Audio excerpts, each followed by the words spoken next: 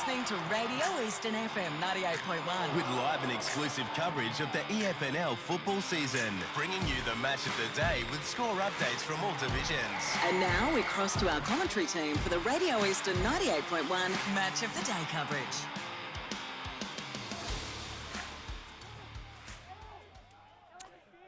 For many years, Scoresby were a powerhouse and a staple in the upper echelons of EFNL divisions. 2022 saw the club relegated to Division 4, probably its darkest moment in club history. That being said, Scoresby took their pennants and made finals in 2023, only to fall at the first hurdle. 2024, though, has been a different story as the Magpies have taken all before them, and their form and consistency has earned them a place in the grand final today.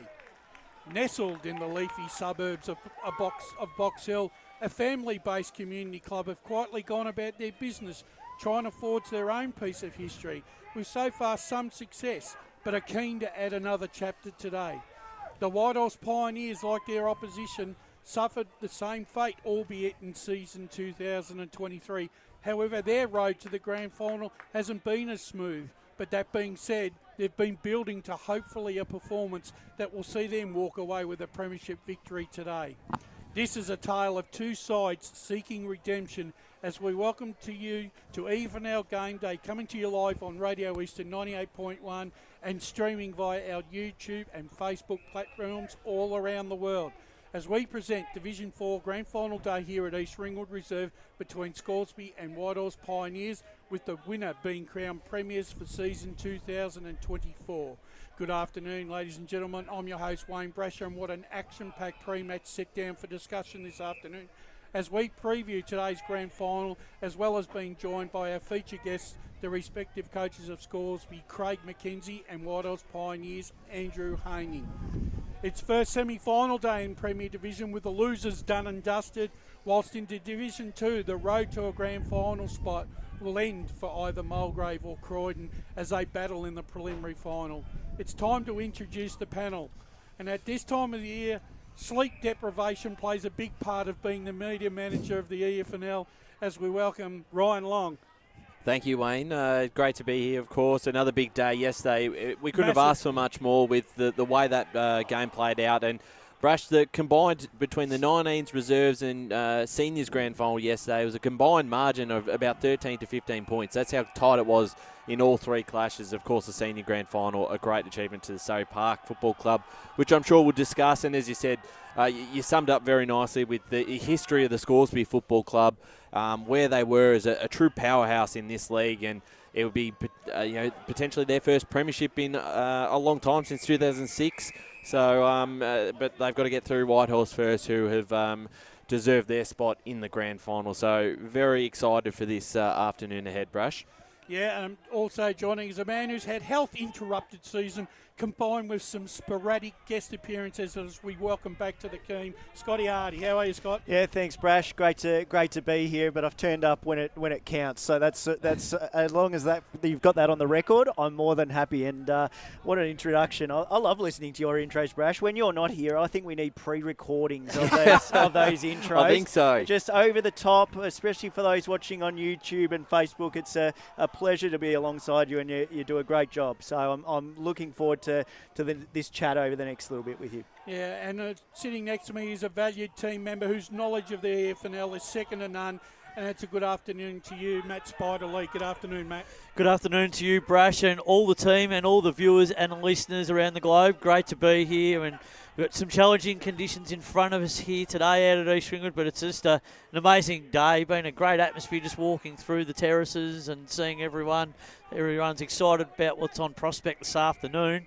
And we had a great game yesterday. Let's hope it can live up to the same expectations. And if it does play out like that, we'll be certainly thoroughly well contributed and will be well nourished by the end of the day. But what a weekend it's been so far, and there's plenty of action to come. It really has been a contrast, gentlemen, so far this season for both these sides. As I said in my opener, Scoresby have had a really consistent season so far. They really haven't put that much wrong. They actually went down to the Pioneers and suffered defeat. However, the Pioneers, on the other hand, their road to the grand final today has been a difficult one. Let's not hide it, because at times, especially in the second half of the season, they looked like they were down and out. It looked like to me that they'd run their race and they didn't have much more to give. But on the flip side, it just seems like it really has galvanised the club, and so much so that they end up becoming the giant killers heading into this grand final. Well, they do, don't they? I mean, during the year, when so much we were talking about on the preview shows, and I know, obviously, on the review shows, there was a lot of us that, and a few people in particular, Ray was very keen on Whitehorse right throughout the course of the year. They'll play in the grand final. You watch, and I still had a few question marks, Ryan, as we always discussed. And I was, because 1 week at Churnside Park would be there, then the next week Hillside would be still putting their hand up.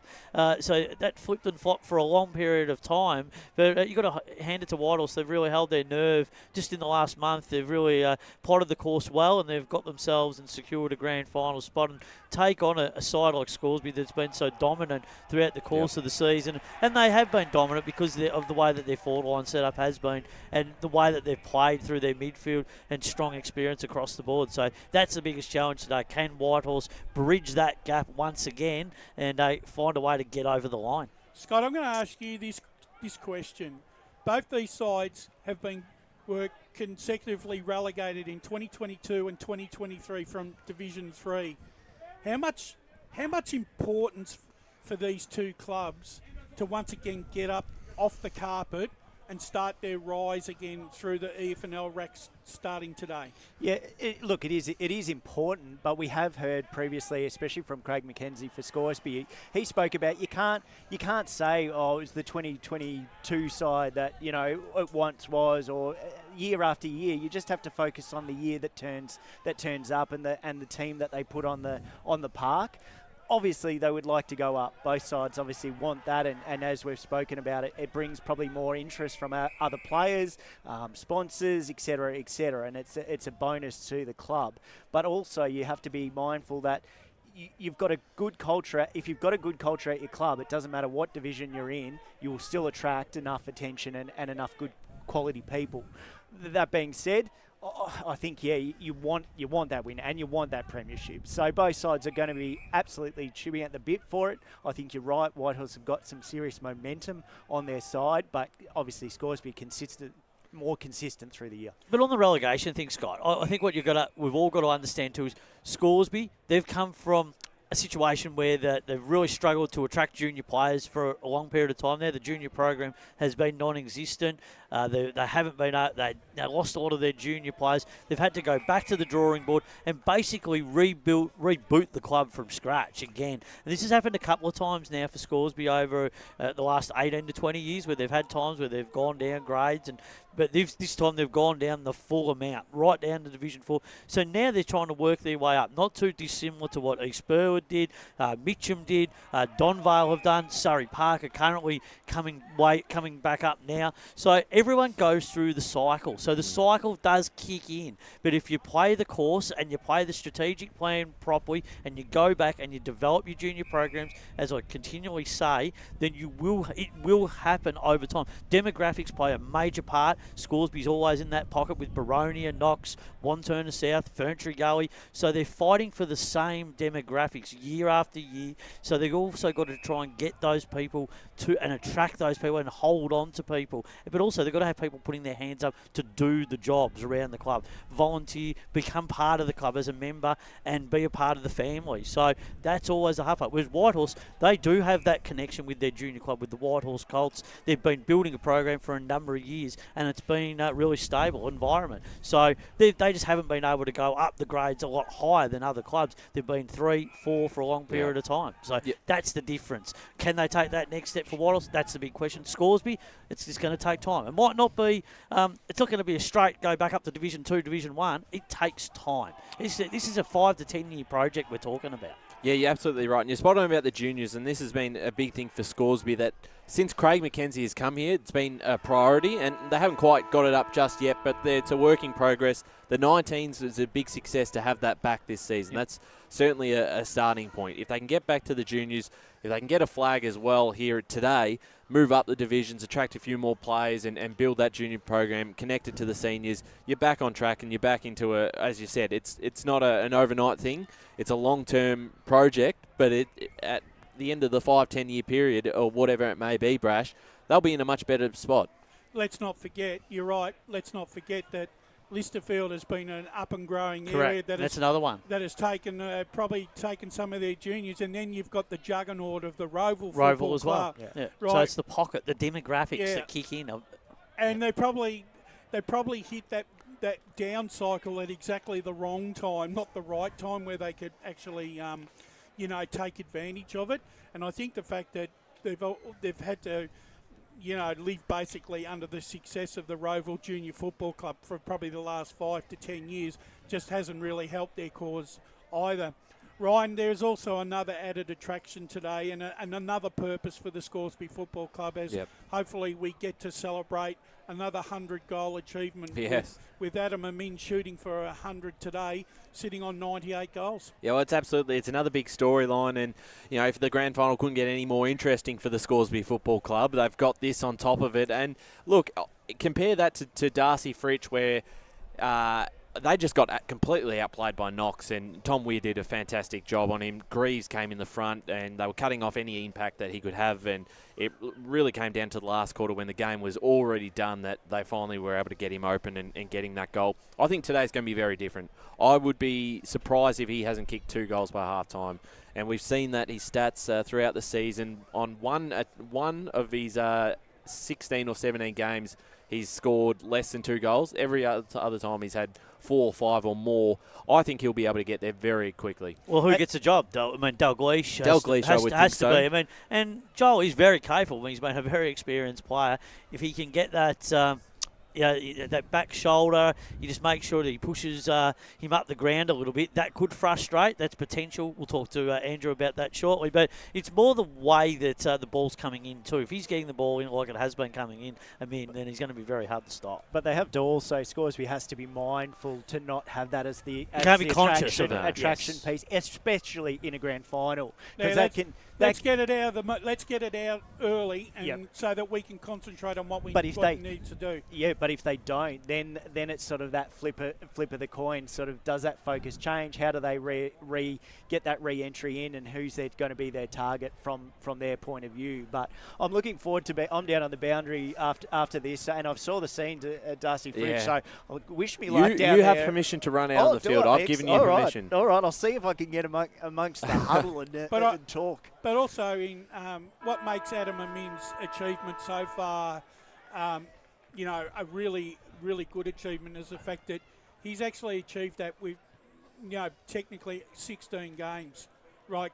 Because they only played 16 games in Div 4. Yep. So, you look at his kick 98, so in essence he's kicking around 5-6 goals a game. Hey, Brashy's kicked 27 goals against Forest Hill this year too, which is quite dramatic against one side. And that's the thing.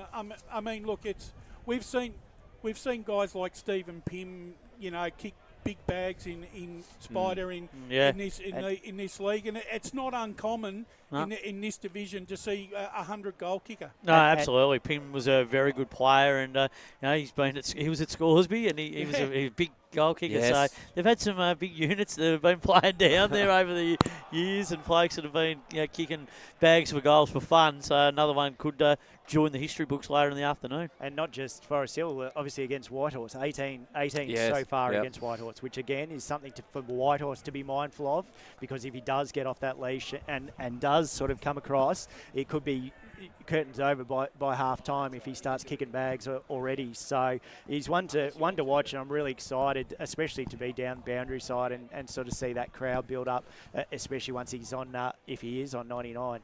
Yeah, well, you can't help but not feel like that, for Scoresby, if he does kick it and they win the flag, for them it's basically the perfect season, really, isn't it? Yeah. You couldn't ask any more, really.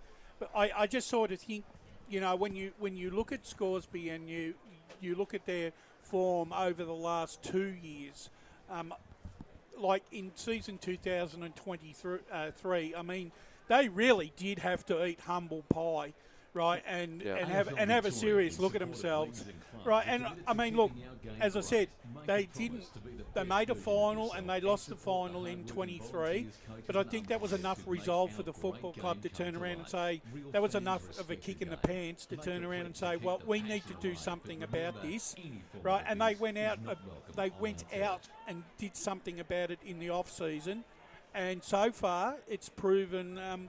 The strategic moves and obviously the training and the way that they're playing their football is working for them. Their standards. I think that's what it comes down to, Rush. You just lift the standard of the team, and you have to get the balance right. And I think, too, sometimes, as we just alluded to before, it takes a couple of seasons. I think sometimes you can, if you just have that 1 year down, you go back up, the prospect that you come back straight away, there's a really good chance of it. Whereas if sometimes you're in for 2 seasons, you get your club in order, both on and off field, then you have a tilt at the flag, and then you go back up, you're ready to go again. And that eliminates all that prospect. So you build your depth, and you build your team culture, you build your strong points across the field, and you've got everything in order, and you're ready to go. Right, we'll get back to talking about today's game, right, when the respective coaches come and join us. But I want to revisit yesterday because there was some not surprising results, but there were some interesting results, to say the least. And before we move to put the exclamation point on the Division 4 Grand Final, I want to go to Premier Division yesterday, where on the scoreboard, it looks like it was a bit of a titanic struggle for 4 quarters. We find Balwyn now moving into the grand final with a 3-point victory, 8-5-53 to East Ringwood 7-8-50. And Matt, you had an opportunity to speak to some people. Yeah, I spoke to some people that attended the game yesterday, and we had some good conversations. And what was their take? Well, the take is that in the end, Balwyn just worked a little bit harder across the 4 quarters and found a way to get over the line. Like East Ringwood had their chances to win the game, and they just didn't capitalise on the scoreboard. The amount of times that they did go inside 50, they certainly gave them and presented some opportunities down forward, similar to when they played earlier in the piece, which we covered earlier in the season down at East Ringwood. But this time around, Balwyn defended a lot stronger across the 4-quarter period, where they only did it for a half the last time. But then also through the midfield part of the battle, Balwyn were a lot stronger over the ball this time around. Their ball movement was a lot better. The contested game was clearly won by them. East Ringwood did come late again and almost got over the line, but they just in the end fell a bit short. If there was a couple more minutes left, they probably could have got over the line because they had a bit of momentum. But if you got to hand it to Balwyn, they were really good again yesterday, giving themselves opportunities to score, particularly on the big ground too. They used the ball a lot better, and that's because of the 3 guys that we've alluded to, Ryan, over the last week or so. God bless and Lever, Lamont coming back in. Guys like Urban played well again yesterday. Bowen Smith, once again showing his class. They do have those players that are doing well, and even Anderson in the ruck yesterday was really important at some key stages in the contest. Yeah, you're absolutely right. We saw that game last week live against Roval, and as good as they were, and they were impressive when they were on top, particularly in that second quarter against the Breeze, and those guys that you mentioned really got on top through the midfield, and Charlie Haley was outstanding up forward. Even then, we still thought it's an extra step to then take on East Ringwood, who are in spectacular form. They had a star-studded lineup. Harry Nolan couldn't even make the side because of points, and obviously that's something they're going to have to look at this weekend with the reserves winning and a few other things going on. They've got a bit to work on, but it was a fantastic performance, and I think probably people forget is because they had that period there where they had a lot of successes, grand final after grand final, premierships galore. It's actually been 8 years since they've actually been to the big dance. So it's been, in retrospect, it's actually been a bit of time that they haven't been there, Brash, for a grand final. So it's a big moment for the club just to be able to get back to this stage and potentially another premiership. I think the thing is, I think Balwyn might have exercised a few little demons yesterday, because normally in their second final, mentally they've been a little bit flaky. But I think they overcame that yesterday, and that was probably a perfect game for them leading into a grand final against an opponent that's sort of mentally a little bit had it over them throughout the season. Well, I think it's the coaching of Brenton Sanderson, really, Rush, when you consider it. I mean, I think Sando's coaching in all this season has been really good. I mean, he has really demonstrated he's been able to adapt right across the season the way they've played. Yeah, sure, they went through a month where they weren't playing as good a footy, but he's acknowledged that because of certain issues. They had some guys out of the team, they had a little bit of change, but once they get those blokes back through depth issues, they're as good as anyone going around, and they just were flat at periods of time, so that could have been a training workload perspective. But I think with that, he really honed in and coached really well yesterday against Ben Osborne, so they've got a little bit of work to do, East Ringwood, but I think if you're East Ringwood, you still have the confidence that their guys like Bello, through that midfield, guys like Preston, etc., all the stars that have been playing well week after week, Kinsella, they still played really well yesterday, but they just couldn't quite get over the line and put the icing on the cake to invite themselves to a grand final. But I still have the belief that they can turn that around. As we always say, after a second semi-final win, you get an invitation to the grand final. It doesn't guarantee you the cup, right? You just get the opportunity to go and play. Next week, East Ringwood get their chance to accept their invitation, whoever they end up playing next week if they're good enough. That's simple right. as that. And they probably, looking at history of this season, they probably prefer Roval out of the two sides in Roval and South Croydon, which I'm sure we might touch on a bit later. Yeah. But for them, Scott, there's actually a bit of pressure on now East Ringwood because they had a very disappointing final series last year. Out first round, weren't very competitive against Doncaster East. This year, they finished on top. They've earned the right to have the week off. They've come into this first final with everyone really backing them in because they have been the red hot side in the competition. So they've got a big task next week because whoever they get, Roval or South Croydon, they'll give them a real run for their money, and it's a very important game for the club because if they waste this opportunity and don't make a grand final from finishing on top, then it's a bit of a wasted year. It is, and in that, like you said, in that position that they are, top of the ladder, it's always going to be that weight on your shoulders that you should continue that to stride into finals. But as you're sort of saying with Spider there, it doesn't guarantee it. It just means that you're allowed to participate, take part, and how you adapt sort of through the finals. And obviously now they still get another chance to look at their structure, what happened yesterday, can they make amends from it, and take that opportunity. And sometimes they're your best opportunities. And obviously if they get that win, to take that confidence back into the final, possibly against the side that's challenged them the most. I think yesterday for Baldwin, it seemed like in their best players, it was players that you wouldn't necessarily, or the regulars that you wouldn't see. Like there was no Turner listed, no Haley listed, no Walker. Like none of those players named in their best. It was just others around and obviously have stood up. But it was collective team yesterday, Correct. and that's what we're trying to establish. I think that's the team balance that Sando has been saying. He doesn't want the reliance just solely on the stars. He wants the prime movers just to be playing their normal roles, but also the players underneath that, giving the solid contribution. And games like that yesterday was a perfect illustration of that. Brash, what do you make of their last 8 rounds of the season then? Because they obviously had that big run at the start, 10-0, and then they looked really poor, Baldwin, going into that final series. Didn't get out of first gear for a few of those games in the back half of the season, knowing they'd locked up one of those top spots? Sometimes it's the old adage, look, you've worked hard, and sometimes it can be a little bit of a mental letdown. I guess it's like they won 10. And technically speaking, they really only needed to win 4 out of their last 8, right, to actually have a top 2 spot signed up. So they could have switched off mentally, but sometimes there's an old adage: familiarity breeds contempt. And if you start lulling yourself into a false security that the season's, just because we've done all the hard work up until round 10, that everything else is going to fall in place, that's when it brings you undone. Yeah, absolutely. I think you couldn't agree more with that. Yep. Yeah. Let's move on to, there was a preliminary final decided yesterday in First Division, and Park Orchards had to survive a late scare from Beaconsfield, and Park Orchards have moved into the grand final against Mitcham, 12-3-75, defeating Beaconsfield 9-13-67. It was very close and tight till about half time. Then all of a sudden it looked like that Park Orchards had kicked 3 or 4 quick ones and were able to maintain the tempo, Spider, for the rest of the afternoon. However, as Beaconsfield has, and Beaconsfield's done in this final series. They didn't lie down, and they outscored Park Orchards in the last quarter, 5-2, and threw a little scare.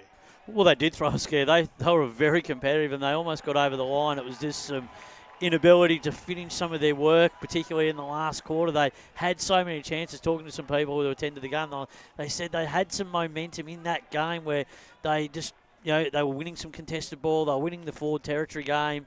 They were getting some inside 50s, and the ball was living in their forward line for the majority of that last quarter. And Park Orchards really was struggling to clear the ball out from the exits. And Beaconsfield just kept coming back in, similar to what they did last week, particularly in that last quarter when they were getting hands on ball and transitioning. And getting those setups, with guys like Ocker, etc. But they just, in the end, they just couldn't quite finish the job, and it's just with some poor kicking, and that was the story of the day for them. But also, there was just some, they felt at the start of the day, they had some opportunities as well. They were a little bit slower out of the blocks than what they were last week. Just probably their defence wasn't as steadfast as what it had been. Park Orchards really applied some pressure up forward and then through the mid part of the ground. So you've got to hand it to the way that Paris coached that game. We know Mick Fogarty's been a master and a genius, which we talk about. But yesterday, the points would have gone to Paris, just the way that he was able to flip the magnets around a little bit, cause a little bit of chaos with the way that they played, and in the end they get their reward, and that's the invitation to take on Mitcham and try and reverse that second semi-final result. Ryan and Scott, is it a little concerning for Park Orchards that 2 weeks in a row, right, they conceded 8 goals in one quarter and then another 5 yesterday, knowing what Mitcham are like, if they're going to play, if they play that type of football next weekend, you can't see you can't see them getting the result that they want. No, you're right. If they put in that sort of last quarter performance as they have in the last 2 weeks, they won't win on the weekend. And I think they're a big chance. And as I said, we talked about this game and the form that Beaconsfield were carrying in. Would it swing into this preliminary final? And I think it did. I think they played as best as they could. And they just came up against a side who has been the best side in this division this season. I know Mitcham have come on top in this final series, and they play a really good finals brand of football. But the home and away season was Park Orchard's year. And without Prosenac, that's the big story for me, if he comes back or not, which I'm hearing he will be back, and they're going to do everything to get him out there for grand final. If he plays, that gives him an extraordinary opportunity to win. Oh, absolutely. I think he. I know we'll go into tips more a bit later, but I'm still tipping Mitcham whether he plays or not. But if he plays, you're absolutely right. I think they're a massive chance. Without him, and then without probably also the conditions, which we assume are going to be pretty wet weather conditions, which I think will put in Mitcham's favour, it's going to be a tough afternoon for them. So they must have him back. And Brash, that game earlier in the year was in wet conditions. Yes, but the other question I'm going to ask you three gentlemen is Michael Prosenac, if he does come back into the side, is he going to play the role that Park Orchards want him to play, or is he going to have to play a more diminished role in a lesser position that may not be advantageous to them? It's a good question. I think he still plays his normal role, But his normal role, Ryan, is in the midfield. Yeah, I think you still have him there. And the fact is that it's known that his shoulder hasn't been right for quite a while. Obviously, this is a punt that Park Orchards will take. So that's what I'm saying. Do they play him in a more diminished role in a forward pocket where he's not going to be involved in the cut and thrust of playing midfield football for the first 100 minutes? Well, you've got to play him. You've got to play him in his position, because if you put him in a forward pocket and diminish the role, you're basically cutting the. You might as well put someone. You might as well have someone else out there. That's what I'm saying. Yeah.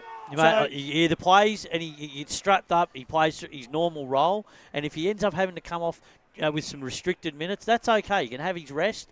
They can assess that. But if he's playing his role, he needs to play in his normal position. He's the best player in that team. He needs to play. I would rather him, like you said, I would rather him be in a rotation playing 7-8 minutes, going through the midfield at what he does best, rather than sitting in a forward pocket waiting for the ball to come down for him to try and weave some magic. Because it may not come down to him to do anything about it. At least he may as well take his deck chair and sit there if that's the case. So he's better off being in the middle of the ground playing, and he needs to play that role.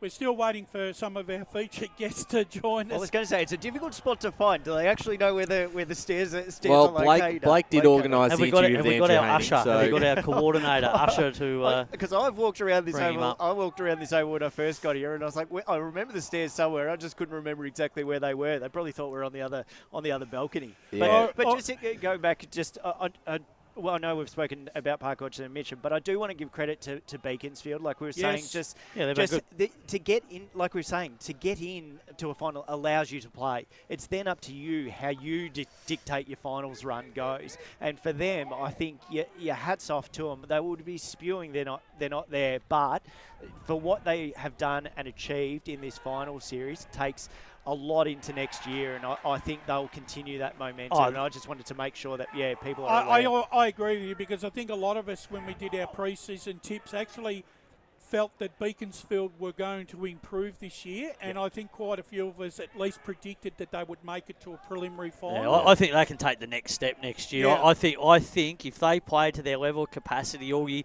and they add a couple of players to that group and have a bit more stability throughout the course of the year with players coming in and out, and sure, they'll have some high quality and some players coming in. Mick Fogarty, he's smart enough to know how he wants that team to operate throughout the course of the year with balance, and I think next year they could easily finish top two.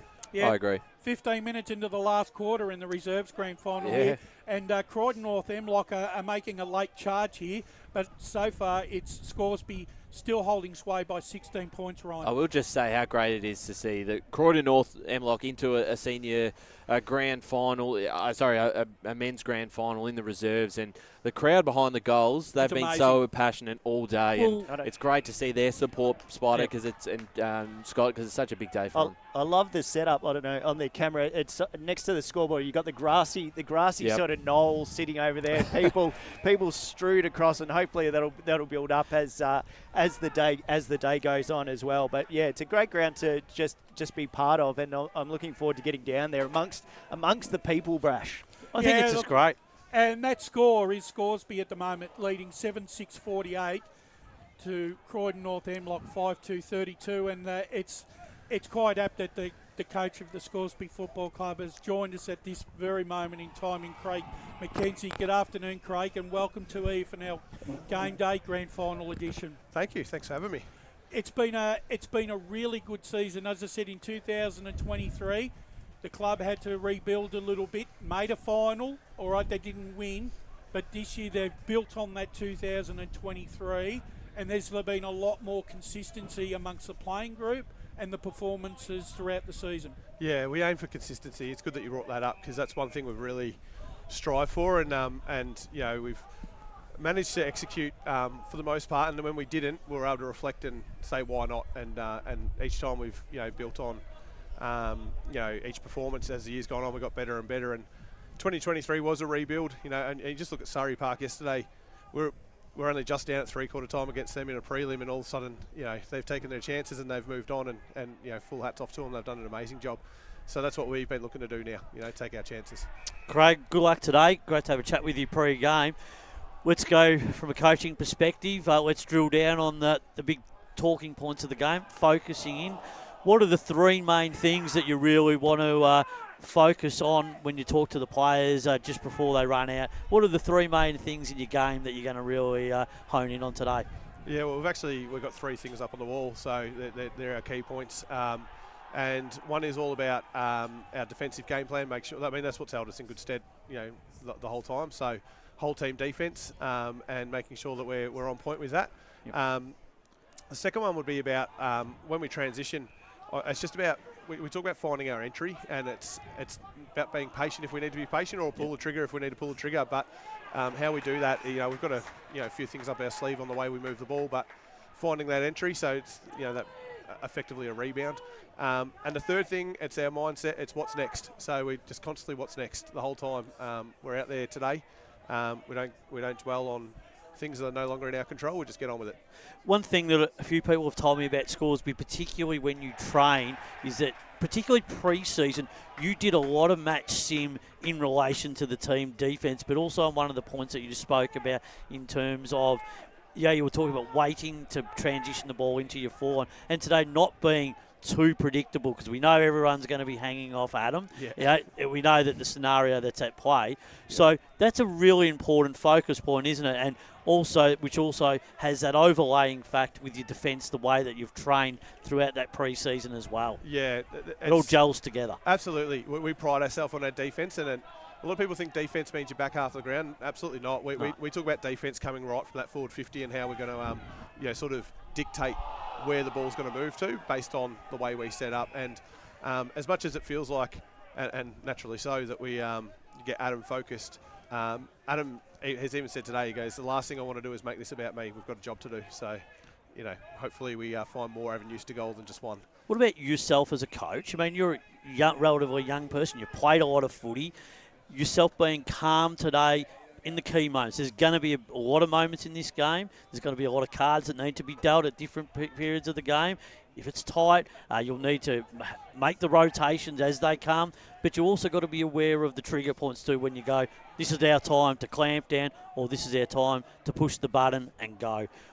It's a really big moment for you too as a coach to hold your nerve and your composure, one as coach, but also as a whole playing group as well. Yeah, I like anyone who knows me as a coach would probably, hopefully, agree with the fact that everything I do is really calculated. I back myself in with the preparation, the research, and all the understanding, and obviously those on-the-spot decisions need to be made. But at the same time, we've got to make sure that the decisions we made are calm. Players are going to feed off how we're acting on the sidelines. So if we're really seemingly in control and on top of things, then that just allows them to sort of feed off that. And then, we can adjust as we need to. And Craig, of course, that this club has a very strong history. They once a powerhouse in the top division, and this is a bit of a new era. But for the boys running out today, how has the week been for them, and have they had a chance just to enjoy the fact that they are playing in a grand final today? Yeah, it's actually been super relaxed this week. I was away last week, so thankfully we didn't play in a prelim because I couldn't control that. And then I've been actually really crook this week, so I've kept my distance as much as I possibly can. But it has been relaxed. We only trained for an hour on Thursday night, and we really just allowed them about 15 minutes to do their own thing afterwards and just sort of get a feel for what it is they want to work on. But it's been really calm. We don't talk about the bigger picture too much. We just it's really process driven at the moment. It's another game for us to go through and just do what we do. And it's we're sitting 24 quarters in a row that we haven't dropped a quarter. So at the moment, that's what we pride ourselves on, quarter after quarter. It's a very impressive record. And obviously, I was going to ask you about the preliminary final and if you saw it, but obviously you've been away. But I was actually here. But you were here? I probably shouldn't have been here, but I was here. So, yeah. The contest between Whitehorse and Churnside, from an outside point of view, for the last probably 6 to 7 weeks of the season, we really thought it was Scoresby and Churnside and Whitehorse Kilsyth maybe a little bit have dropped off, but Whitehorse were really impressive. And again, they get back Horvat and Young in recent weeks, who have been so dangerous up forward. How do you tackle that situation, and what are some of those key points that you really need to stop today if you are to stop their run? Yeah, look, the majority of their scoring comes from those two players, and you could argue same Adam for us today, but sorry, a bit exciting, our two-just one. But we're not just going to be centrally focused on them. It really is what happens up the ground and how we stop that delivery going into the forward line as much as possible. And with that, obviously you can hear the song. And what's it do for the club? We were talking about that rebuild, getting into finals, allowing obviously a more junior sort of side to come in and going forward. Like if the result doesn't come, but you've obviously got one already. So how do you go from there? Yeah, look, I mean, a lot relies on this result today, doesn't it? It's not the be-all and end-all, I guess, but it really is what we've been working towards. We've got such depth. We've got such great, young talent coming through. With no juniors at the club, it's obviously a challenge to bring in young, developing players, but getting the 19s up was massive for us, and they're out there running water today, and they've really bought into the club, and we've embraced that as well. So it's really exciting for the future. We just want to make sure that, we are ready. We are ready to move. We just hopefully can do that. And was that last year, obviously, we talked about the prelim and we spoke to you, and I actually spoke to you. Has that been a message sort of this week, or have you sort of was it more just cross the line through it, 2024 focus, or how do you play it? Completely. This is just I know you wouldn't like to say it's a regular game, but that's how we're treating it. We have to, because you can't control a lot of things, but you can control what's right in front of you and what you do about that. So, honestly, we haven't even talked about any bigger picture stuff at all. It's really just this game. What are we going to do to win it? So, Craig, thanks very much for joining us on Grand Final Day in what is an important day for the Scoresby Football Club. The reserves have done the right thing and set the platform for hopefully a senior victory this afternoon, but thank you for your cooperation through the season, and good luck to the Scoresby Football Club today. You're more than welcome. Thank you so much, and good luck for the call, guys. And thank you very much. Enjoy it. Hopefully not as tight as yesterday. Yeah, for your sake, too. Thanks, guys. Cheers. There we have it. Yeah, well done. Coach of the Scoresby Football Club, Craig and Mackenzie. We're going to take a break, fellas, and then when we come back, hopefully we'll get Andrew Haney. If not, we'll start previewing the big clash today between Scoresby and Whitehorse. This is Radio Eastern 98.1, coming to you live on Facebook and YouTube around the globe. Today at Eastland, Lucy's trying on jeans for a momentous occasion. Coffee with the ex. She needs jeans she can move in, because she's definitely moved on. Jeans that get a second look, but don't give any second chances. Jeans that say, why yes, I have spent the last 8 months in a post-breakup juice cleansing, kickboxing, personal training frenzy. And it looks as though she's just found the perfect pair. Bravo, Lucy. For all of life's little moments, there's Eastland. Eastland. Live real. Sprain your ankle bursting through the banner? For bumps, breaks or bleeds, be seen sooner, close to home, at Knox Private 24/7 Emergency Department. You'll generally experience shorter wait times. Knox Private 24/7 Emergency, 262 Mountain Highway, Wanturna. Do you feel good about your bank? Because there is a bank you can feel good about. They share their profits to fund big community projects, small community clubs, and vital emergency services. They've given $250 million to help Australian communities thrive. They have all the products and tech you expect from a big bank, with service you don't. It's Bendigo Bank. Feel good about who you bank with. Try Bendigo. Search bendigobank.com.au or search Bendigo Bank near me. Tobin Brothers Funerals wear their heart on their sleeve. Their clear and easy-to-use website and Memory Maker app make it easy for families to make an informed decision. Here's James McLeod, Managing Director of Tobin Brothers Funerals. There's no mystery about our pricing. It is clearly displayed on our website and our app. We have staff standing by 24 hours a day, every day of the year to assist you in your absolute time of need. Visit tobinbrothers.com.au. Tobin Brothers Funerals, celebrating lives. There are only 3 things that should be flushed down your toilet. Pee, poo and paper. Some wet wipes and antibacterial wipes say that you can flush them, but you can't. They clog up the toilet and pipes, causing expensive blockages. Save yourself a truckload of trouble. Put your wet wipes in the bin. To learn more, head to the Yarra Valley Water website, yvw.com.au/wet-wipes. Hi, Dylan Dow from the Baroni Football Netball Club here. When I need to grab a quick coffee or a bite to eat, I'm popping into Eastland. Eastland's more than a shopping centre. They support a range of community organisations and have been a major partner of the EFNL since 2018. Cheers, Eastland.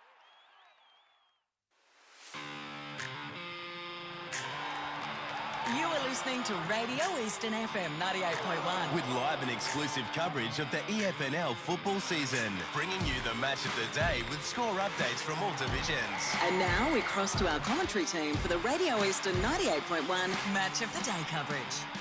Welcome back, ladies and gentlemen. Division 4 Grand Final Day here at East Ringwood between Scoresby and Whitehorse Pioneers, and in the reserve grade, Scoresby have set the platform for the senior side with a 15-point victory in the reserves grand final, 7-7-49, defeating Croydon North Emlock 5-4-34.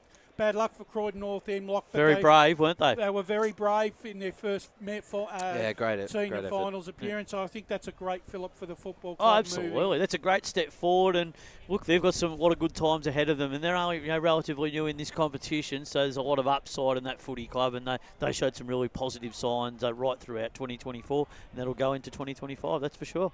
Okay, we've got some games that we need to talk about today. Let's start off at Premier.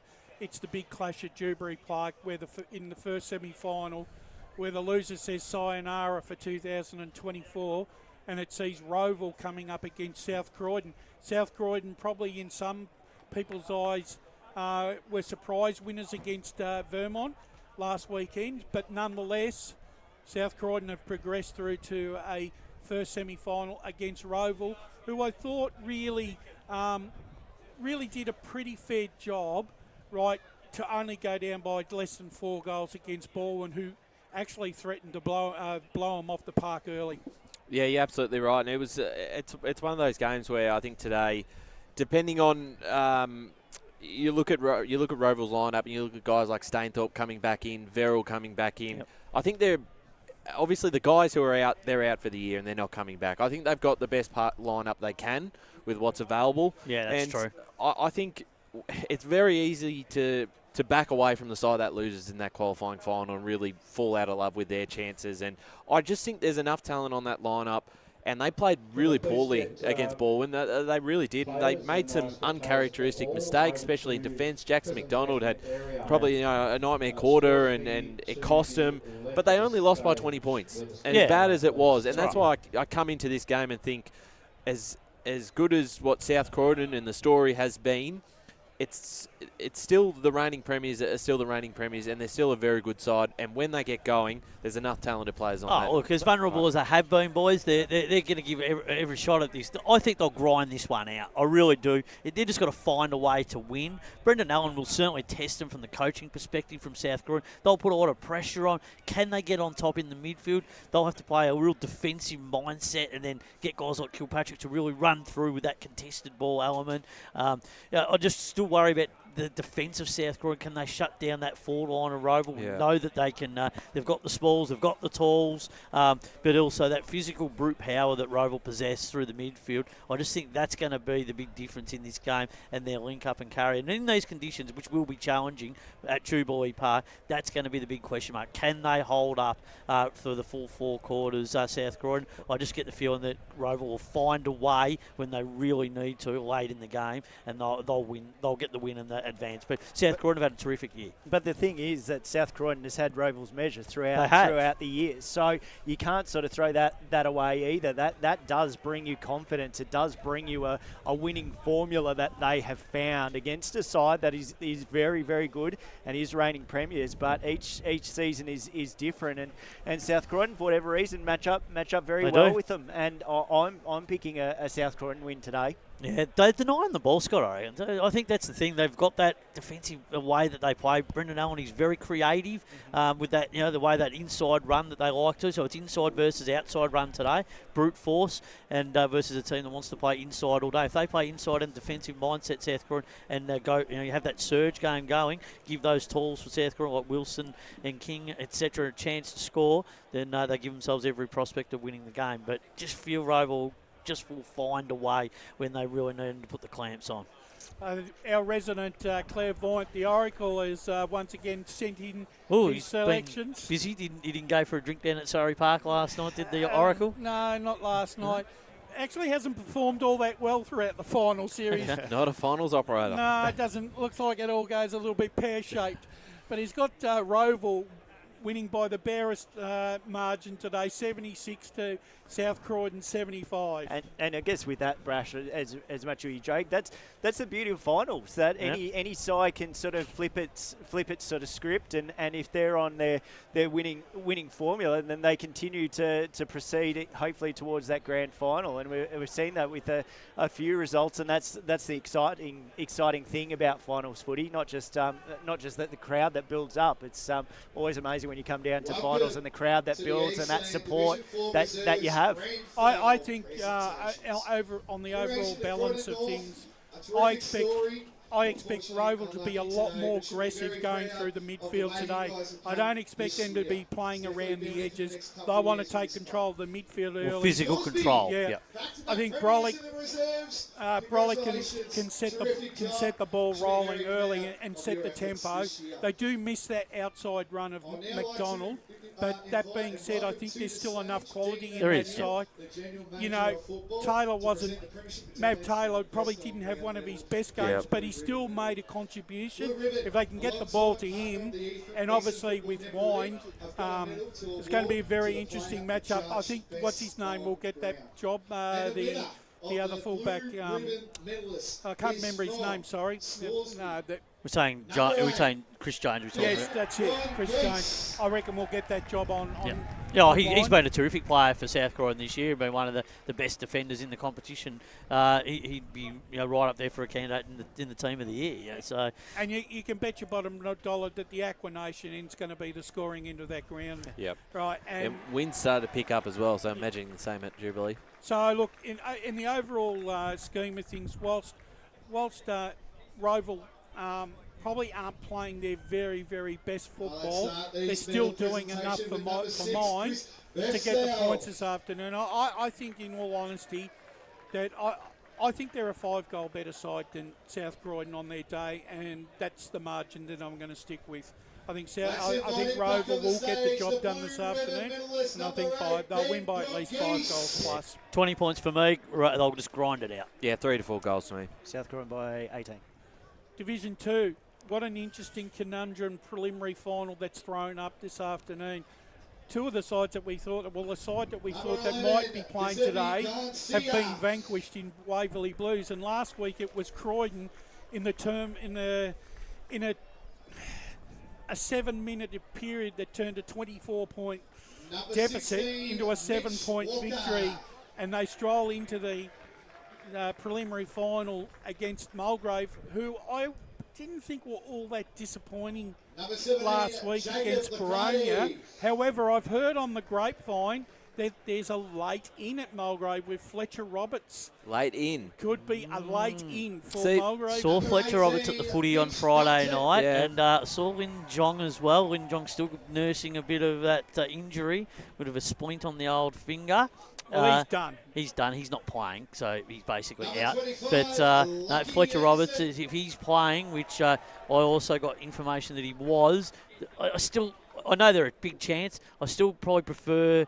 I think Croydon will win. I just think on the small ground, the way that they play with that outside run and the defensive mindset, guys like Fraser Smith, etc. And that's who I think, Spider, is the key to this game. Yeah. Fraser Smith. I think Fraser Smith will have the fitness, because you can almost guarantee, I reckon they'll play him on Roberts. Yeah. Right, and I reckon that he'll be able to exploit Roberts' lack of fitness in this game. Well, it's more just pushing him up the ground. They need to push him up the ground, put the squeeze on the small ground, put the clamps on, and we know what they like at the contested ball game, Croydon. They love running through the middle part of that ground. They do. Gents, the funny thing about Croydon is they're not a high-scoring team. No. They are what you call your true coffee grinders, aren't they? They just grind and grind and grind. Well, that 10 to 11 goal margin is usually enough for them when they win. That's usually what they'll finish up. They're not going to score 100 today. They're going to probably kick 10 to 12 goals if they're to get the job done and keep Mulgrave to a similar score. And in windy conditions a couple of times this year, Mulgrave have struggled. They've just struggled defensively, and then they've been outworked in some of those areas, and they haven't been able to transition and move the ball with the polish that they have on other days. So it's going to be a big challenge for them. Croydon for me, but Mulgrave, they've had a really good campaign. Just think it might come to a halt by the end of the day. Just before the rest of you give your selections, the loss of Gervasoni today has been an important link man in the midfield for them this year. I've got a feeling they're going to feel he's lost at some stage of the contest today. Well, it's huge out, Brush. It's enormous. I mean, to have Jong and him out, you take their two prime movers from your team. You just can't have those sort of players sitting on the sidelines. It's just hard to replace. They don't have that depth they don't have the depth to replace those players. But I think they've managed throughout the year, Mulgrave, quite well, because they have had quite an interrupted season with injuries through those key players. Like John was out through the mid sort of rounds with hamstring. Roberts has been in and out at times as well. They've found ways to cover that, and I think they've got enough depth. It's just the football and what side turns up with Mulgrave that we've seen throughout most of the year. On their best, they're one of the best sides. Yeah. I rate them extremely highly. If they play like they did, Scott, against Waverley, they can trouble Croydon today. But if they don't, second half of that game. in that second half, correct. If they play the second half, like for full 4 quarters, they're well in the game. Just not sure they're going to be able to. I think Croydon's a better defensive team than what the teams like Waverley were in that game. So, I just think that's where they're going to struggle. Well, the Oracle has Croydon winning this game by 8 points, 80 points to 72, and I think that could be that sort of seems like that could be a close result, score-wise. And wind does play a factor at Mitcham too. I'd like to see Mulgrave win, but I think there's going to be a heavy reliance on Roberts to kick at least 3 or maybe 4 goals plus throughout the game to keep them in the contest. And for that reason, I'm going to tip Croydon by 2 points. Ooh, very close. I don't think it will be by much, and as you said, they don't belt sides, so I really think this will be 1 or 2 goals in, maybe 2 to 3. 11 points for me. Yep. I'll go Mulgrave by 8 points. And finally, it'd be remiss of us, gentlemen, if we just didn't cast our mind back on what a fantastic Division 3 grand final we witnessed yesterday. Oh, incredible.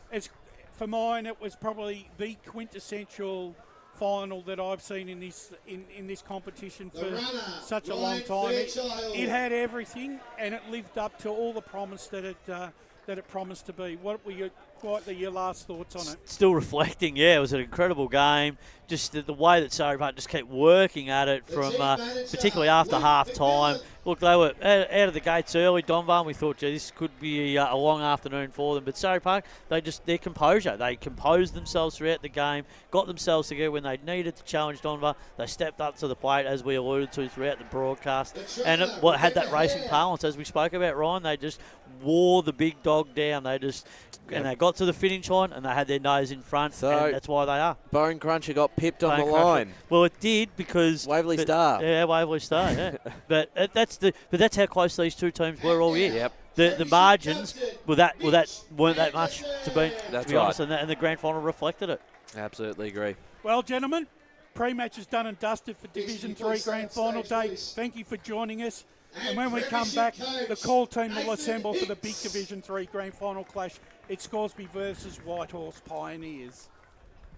As Sarah opened her best friend Jackie's wedding invitation, she was overcome with a wave of emotion.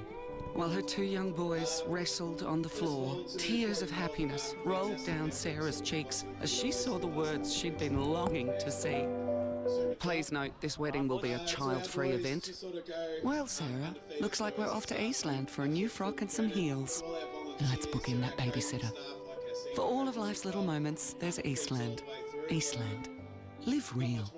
At Yarra Valley Water, we know reducing your shower time, or show time, to 4 minutes can save you an average of $200 a year on water and energy bills. Shower shorter.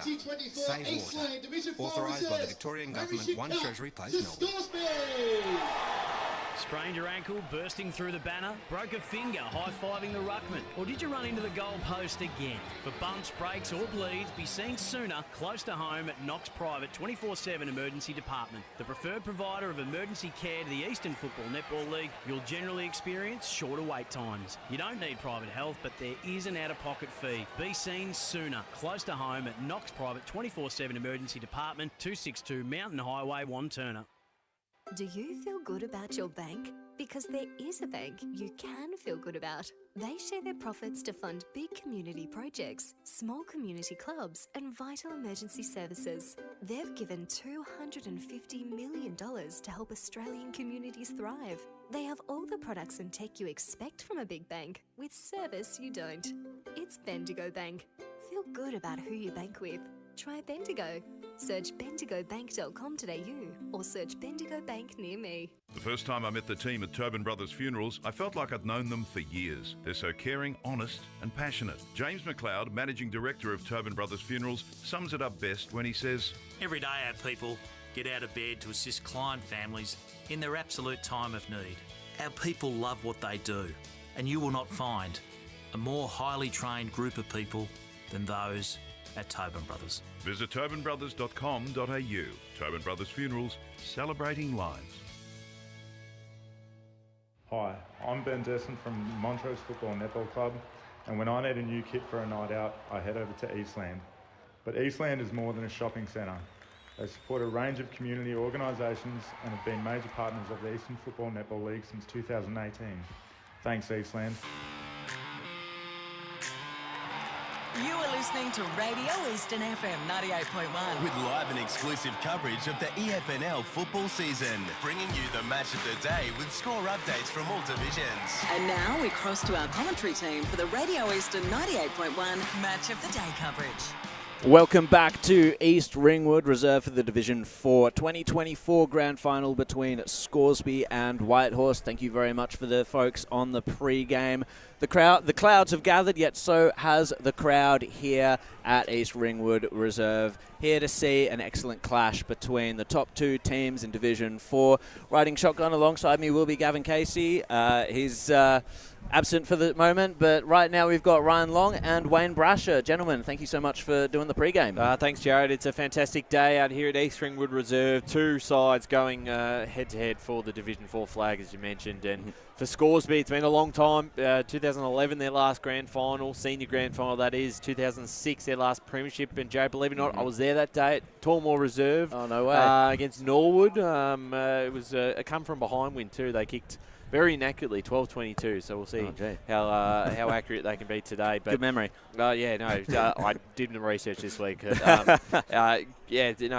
a big day for the club. They've just had the reserves win, and we've seen them as a powerhouse in the league once upon a time. Yep. And it's their first step to getting back to that stage and getting back into the top flight of the Eastern Football League. And they play a Whitehorse side who have really got nothing to lose. They come in as the underdogs. They've just come back into this division after being relegated last year, Brash. And a win today, and suddenly they're back in Div 3. It's a very quick stay. It is, and like I said, both these sides are seeking redemption because they did get relegated in consecutive years, 2022 and 23.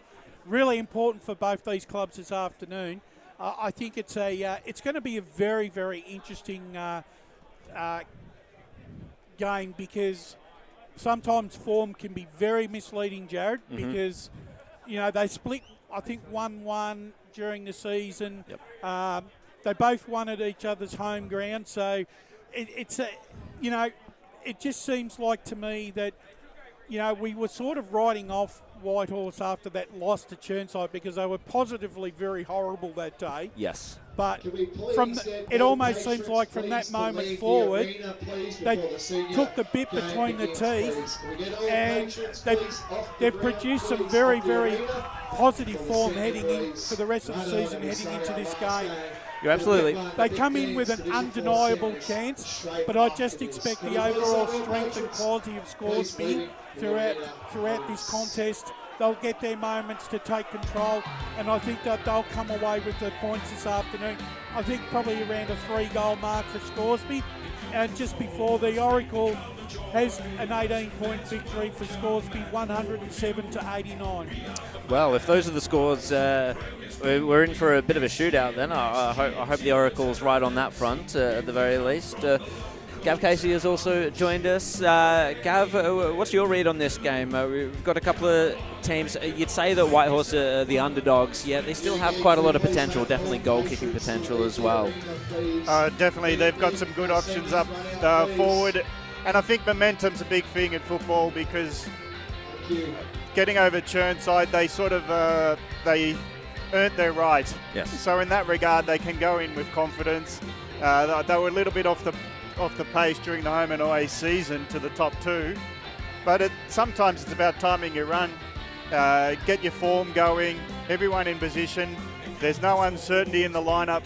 with who plays where and what they do. And they have got proven performers. They have a history in this division of winning grand finals. Not, this is they've got a club that can play at a high level for this division, and I think they know when you know what a grand final's like, almost people around the players could take away a little bit of nerves. Yep. Because there is a knowledge of what goes on. Yeah, absolutely right. And I mean, I was actually watching the highlights of their last grand final in 2018 against Glen Waverley, and it was a very odd game because they didn't score until halfway through the third quarter. So I think they'll be very eager to, and they won the game, Jared. They were incredible. So they'll be very eager to hit the scoreboard quickly, because if they do fall behind against this Scoresby side, who have not lost a quarter in, I don't know, we haven't got Brash. Do you remember how many quarters in a row that was that Scoresby have won? 24, I believe. 24. So it's been a while that they've just lost a quarter, that is. So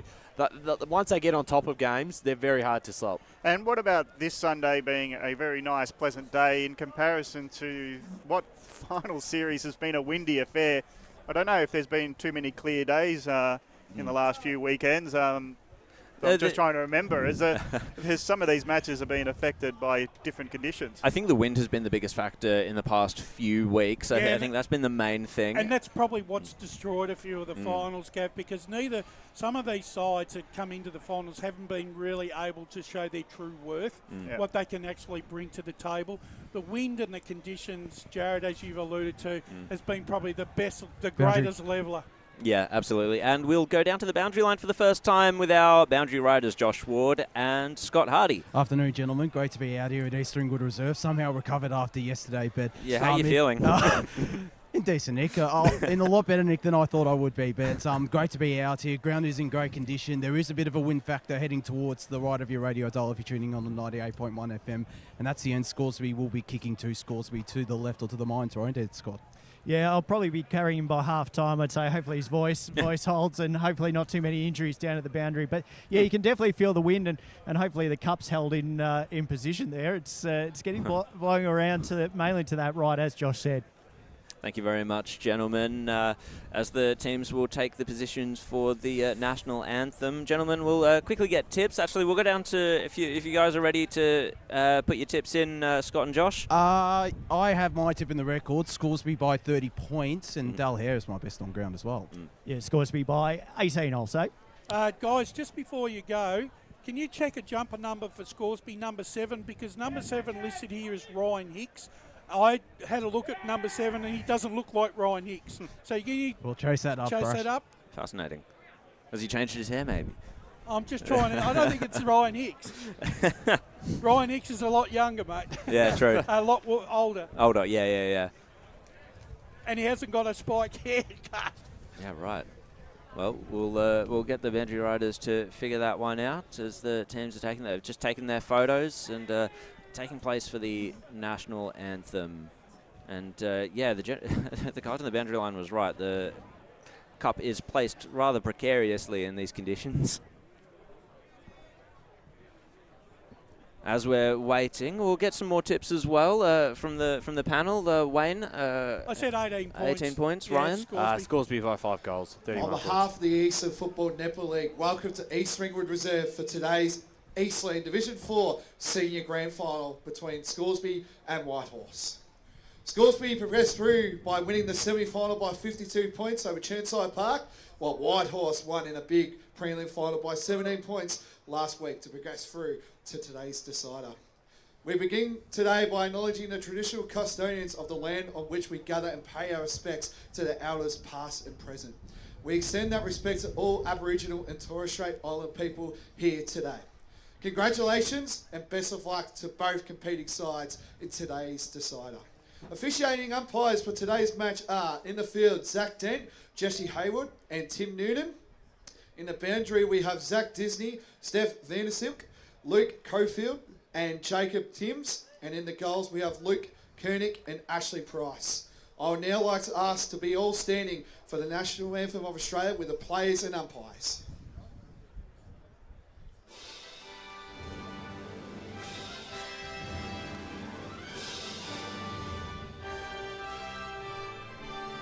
Australians, all let us rejoice, for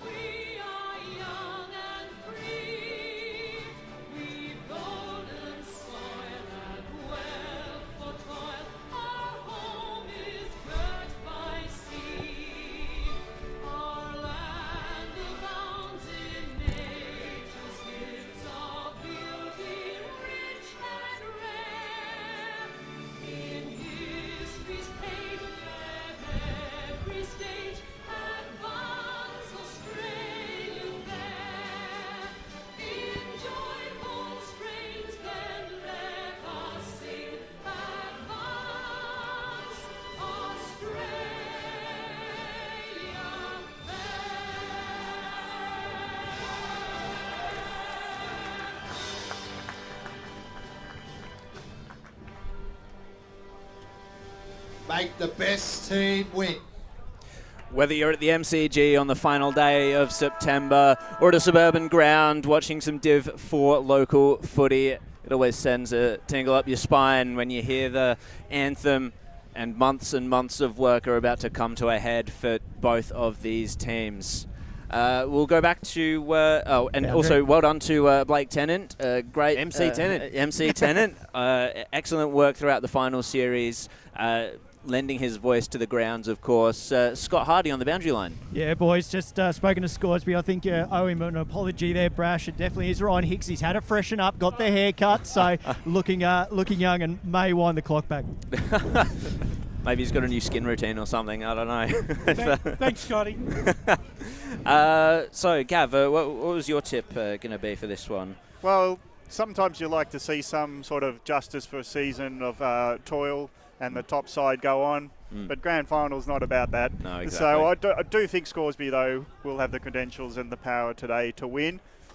But, never be surprised. No, exactly. And for my own prediction, I think it'll be Scoresby. I think Whitehorse will stick with them for about 2.5 quarters, and then Scoresby will put the foot down, and I think it's going to be about 6 goals in the end of it.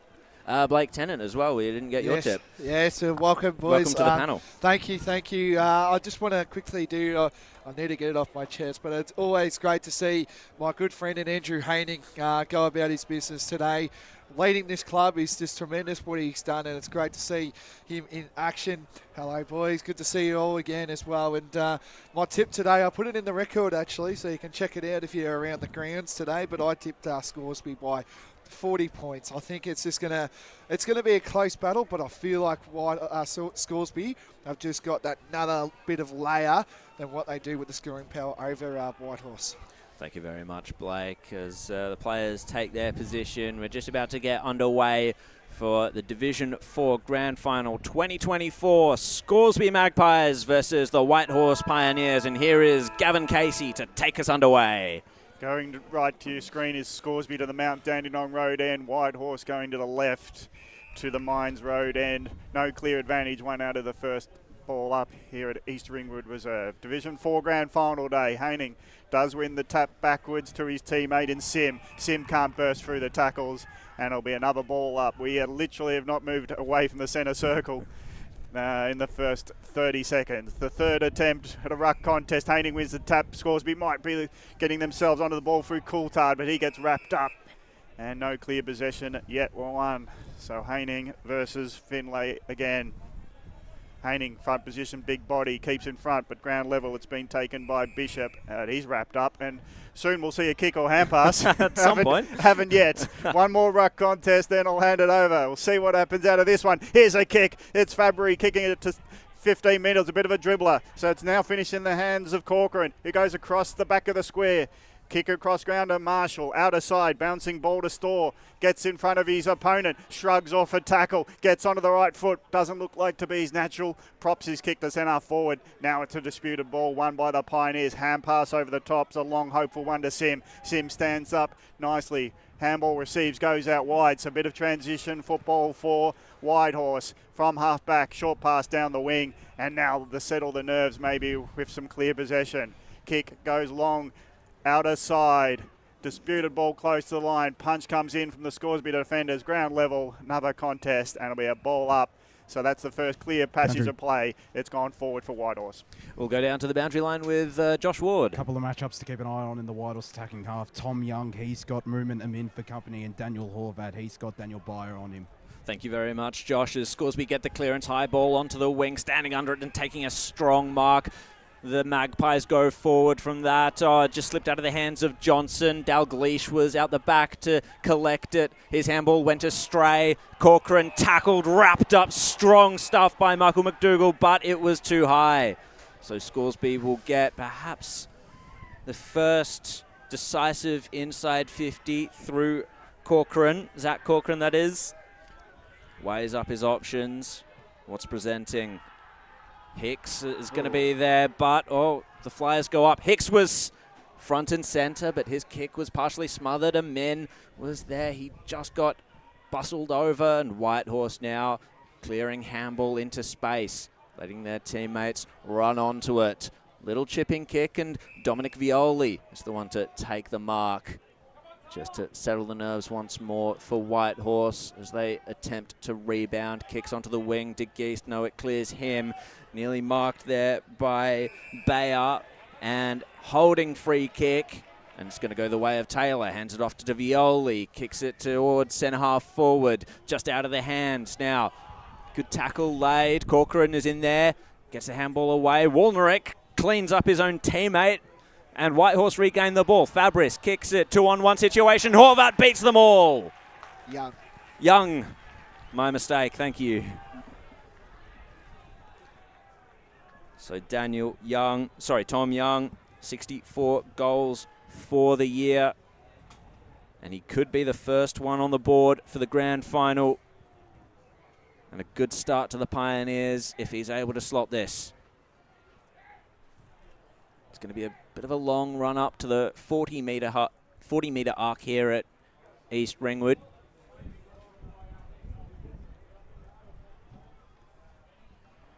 Tom Young comes in. He's going to kick it pretty much dead on the arc. It looks good.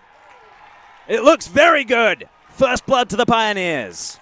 And we've talked about Daniel Horvath as probably the hot hand across the final series with 12 goals, but Tom Young coming back in the side just in time for finals looks actually more the dangerous matchup for Scoresby to handle. A big body and a great mark of the footy, Brash. Yeah. I'll go for Brash. But yeah, he's been tremendous. I said, that game against Churnside the one that we had before that was just get him ready. Kicked 3 last week against Churnside. This guy's primed for a big game, and that's no better than Tom Young to start us off here. 13 minutes into the first quarter at Mitcham, and Croydon are out to a flyer. 4-1-25 leading Mulgrave 1-1-7. Haining took it out of the ruck. Kick was dropped by the forward up there in McDougall. So it's still a chance for Whitehorse. McDougall's trying to push off. This time it was Michael. Gets the kick inside 50. Can't find his teammate there in Horvath, and it'll dribble out of bounds in the left forward pocket. So Haining was very strong, stood up against the ruck contest. Plenty of maroons around the ground, which is great to see on there. There'll be plenty of black and white too. Josh? Another key matchup, Peter Zanaro. Peter Zanaro matching up against Amin, watching on 100.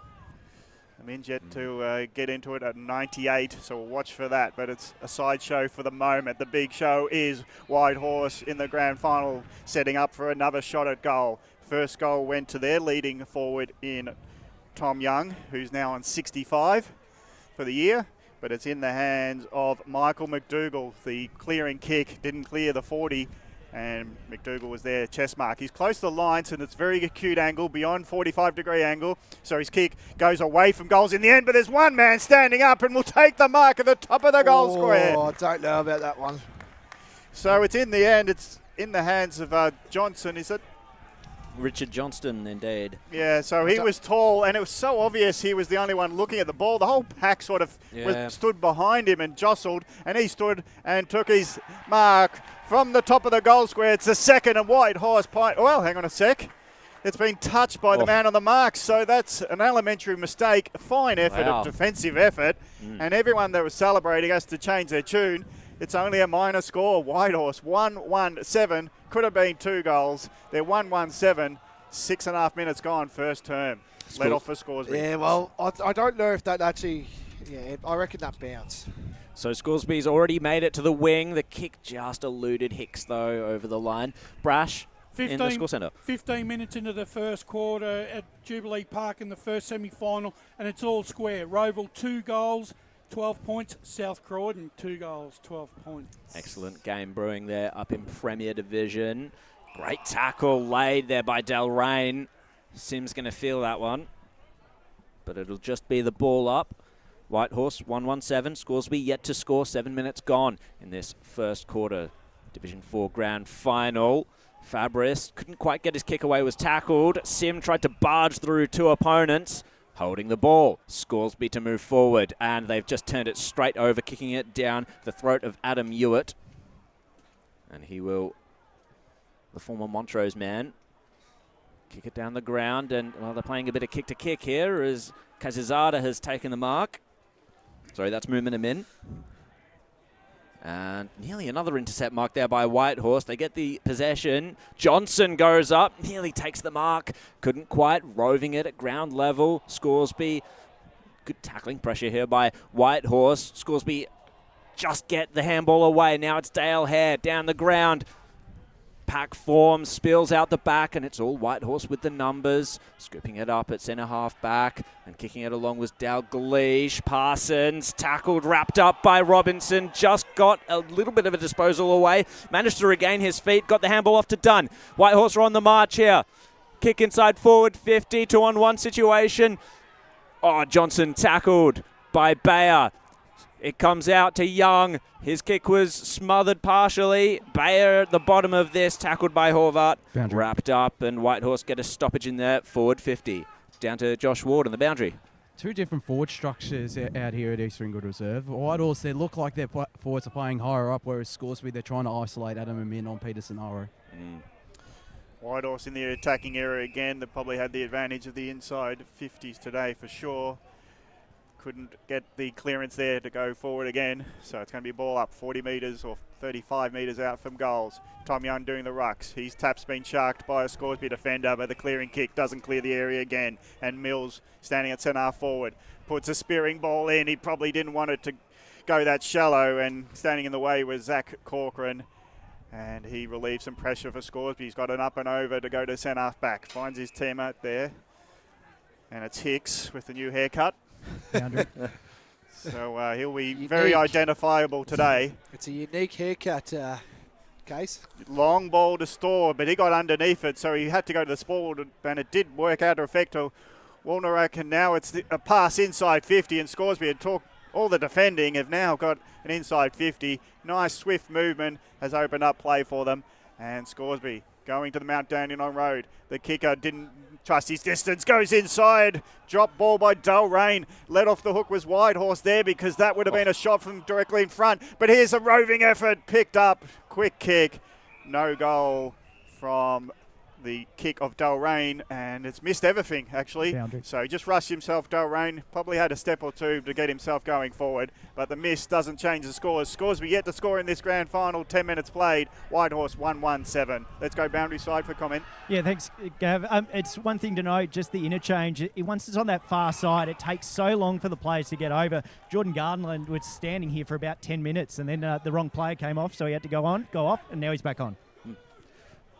Kick down the ground by Whitehorse, and it misses Young. Trickles over the boundary line harmlessly. Josh almost touched the footy there, I saw. Oh, did he fumble it or yeah, clean hands? Fumbled, and the lady behind us spilled That just her shows beer you the because state of I'm in, fellas. Grand final pressure's hitting everyone.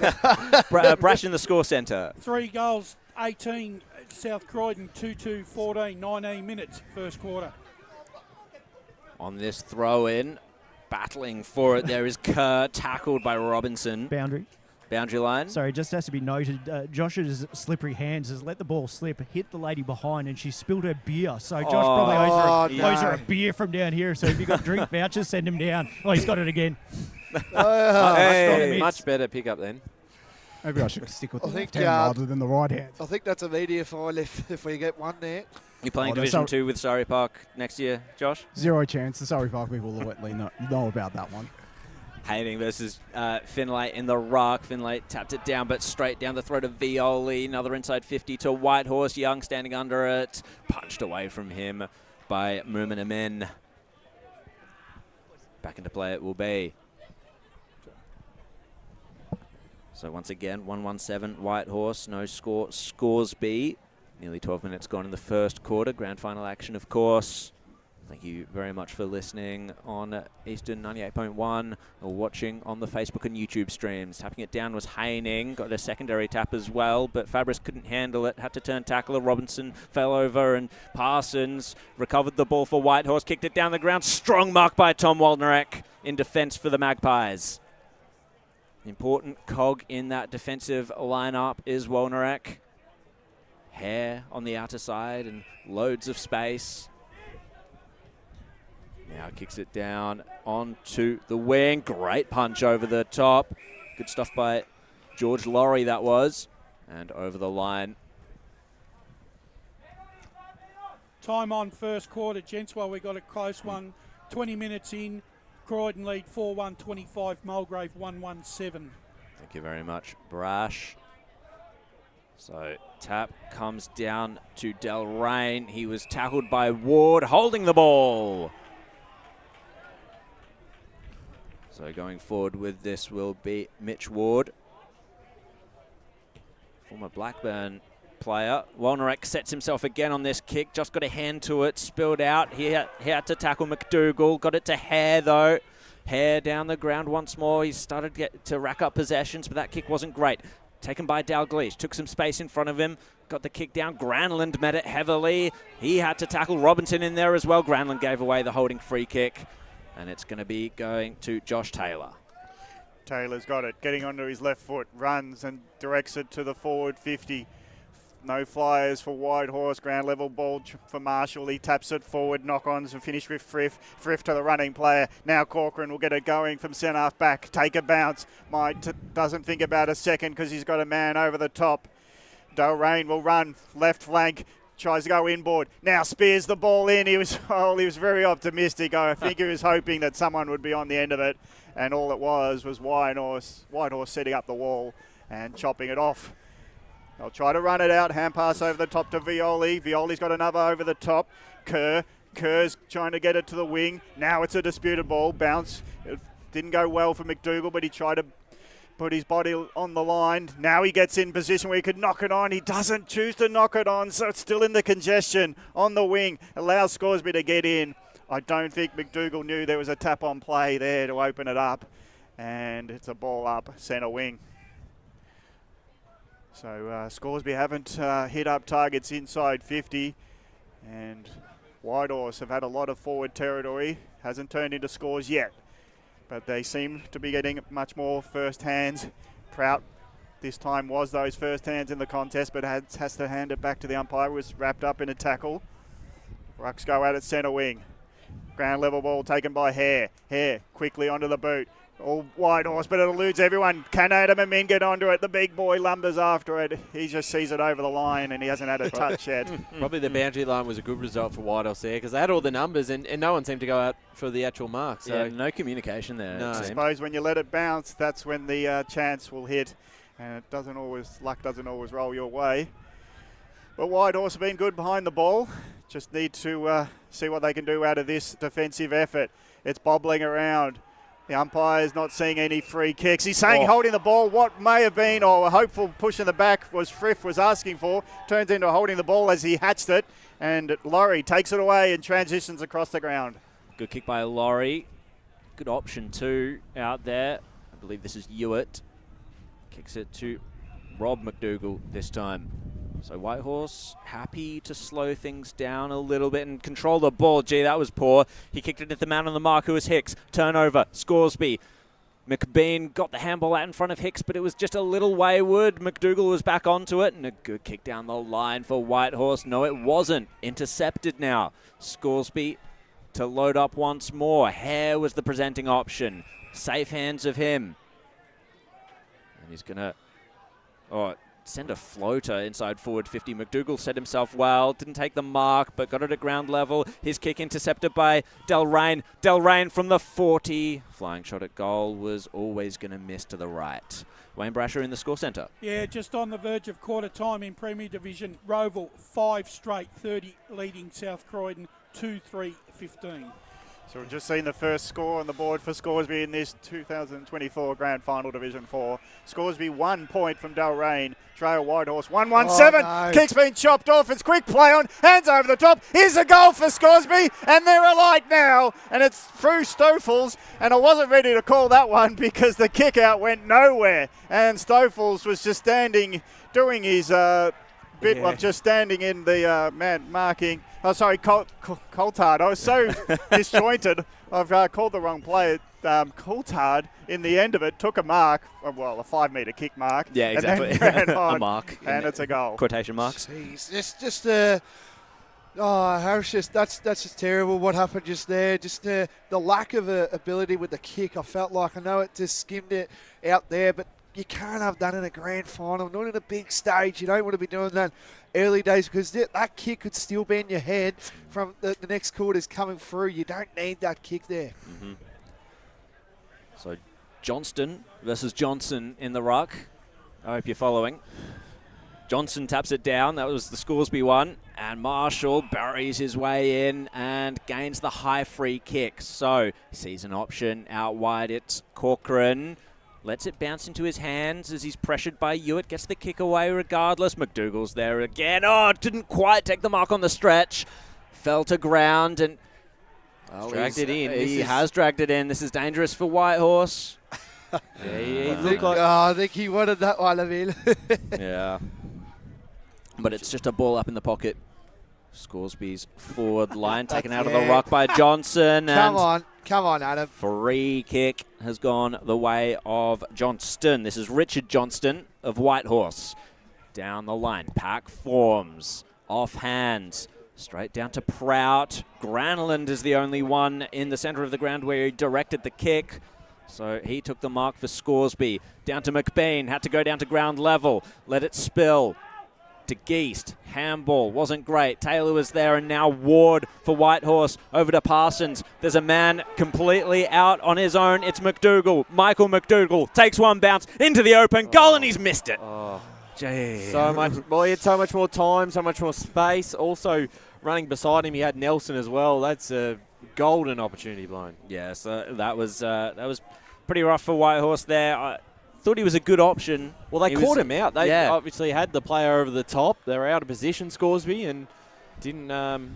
They weren't able to punish. No. Back into play here on the boot of Kazizada. Marshall takes the mark for Scoresby. Safe hands. And now where to? Whitehorse have set up pretty well, and there is the evidence of that as Johnston came across and took the mark. Nearly cleaned up by Johnson of Scoresby.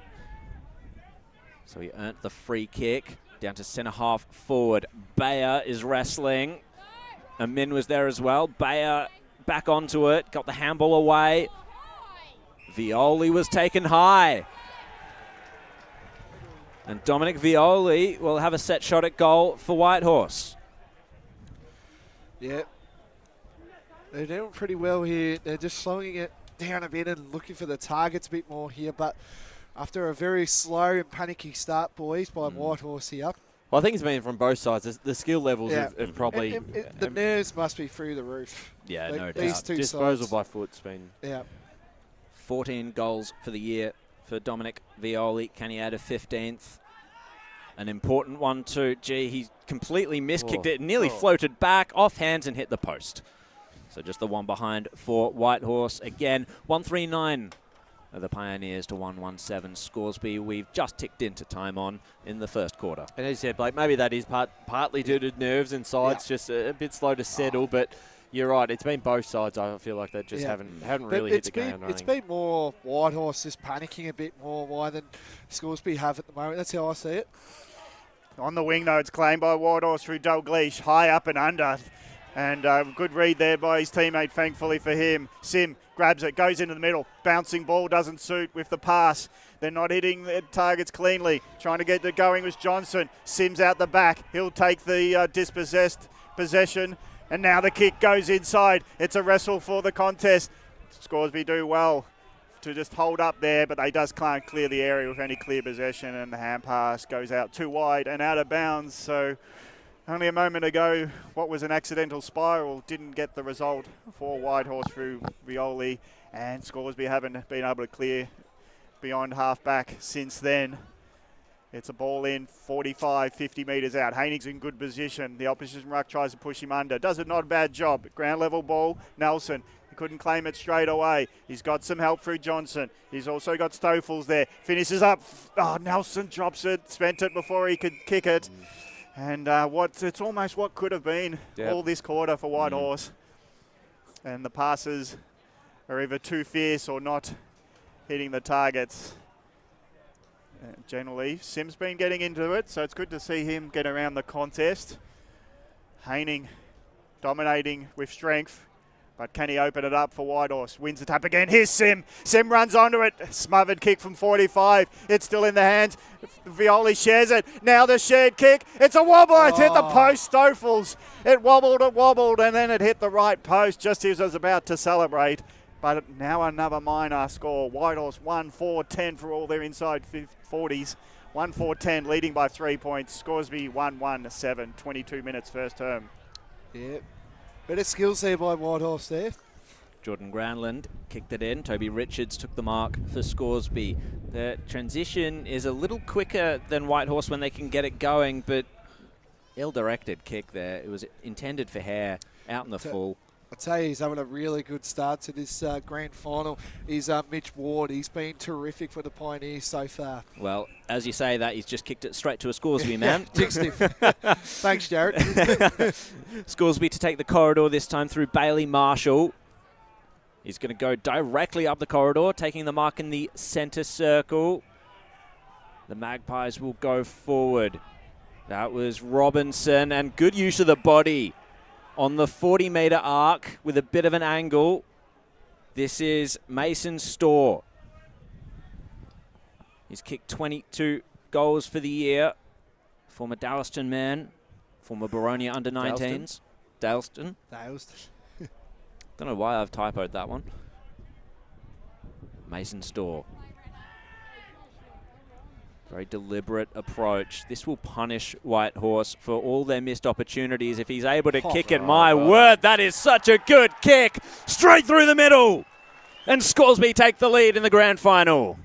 Well, left to right, he just measured it well with the wind, and that was a perfect kick and a great start for him and for Scoresby. Probably not dominating the territory in the early stages, but they've made the most of their opportunities. Whitehorse haven't, and they lead now. That is a Tom Hawkins special there, boys. The left to right.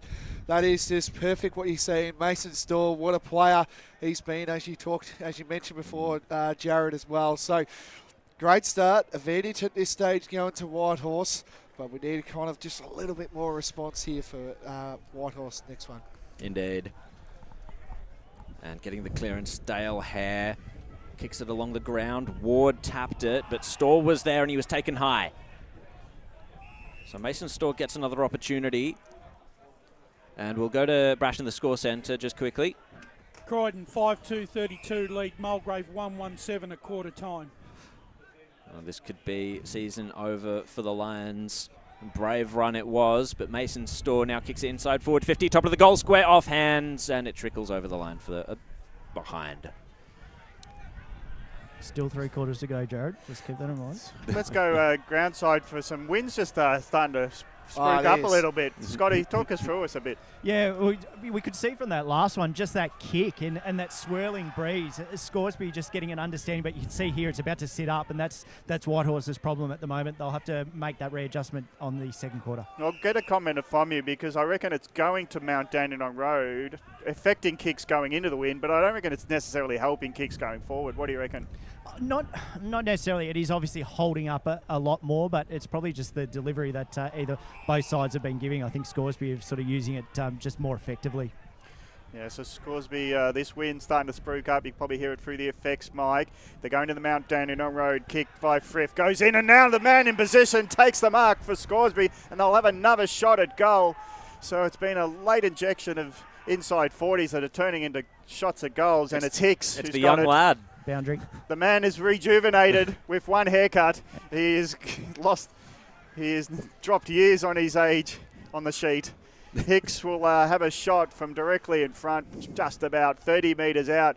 And another unspoiled marking attempt. His kick is left post. Has wind brought it back to the middle of the goals? The goal umpire says yes, it has. And Hicks gets the third on the board for Scoresby. 3-2-20.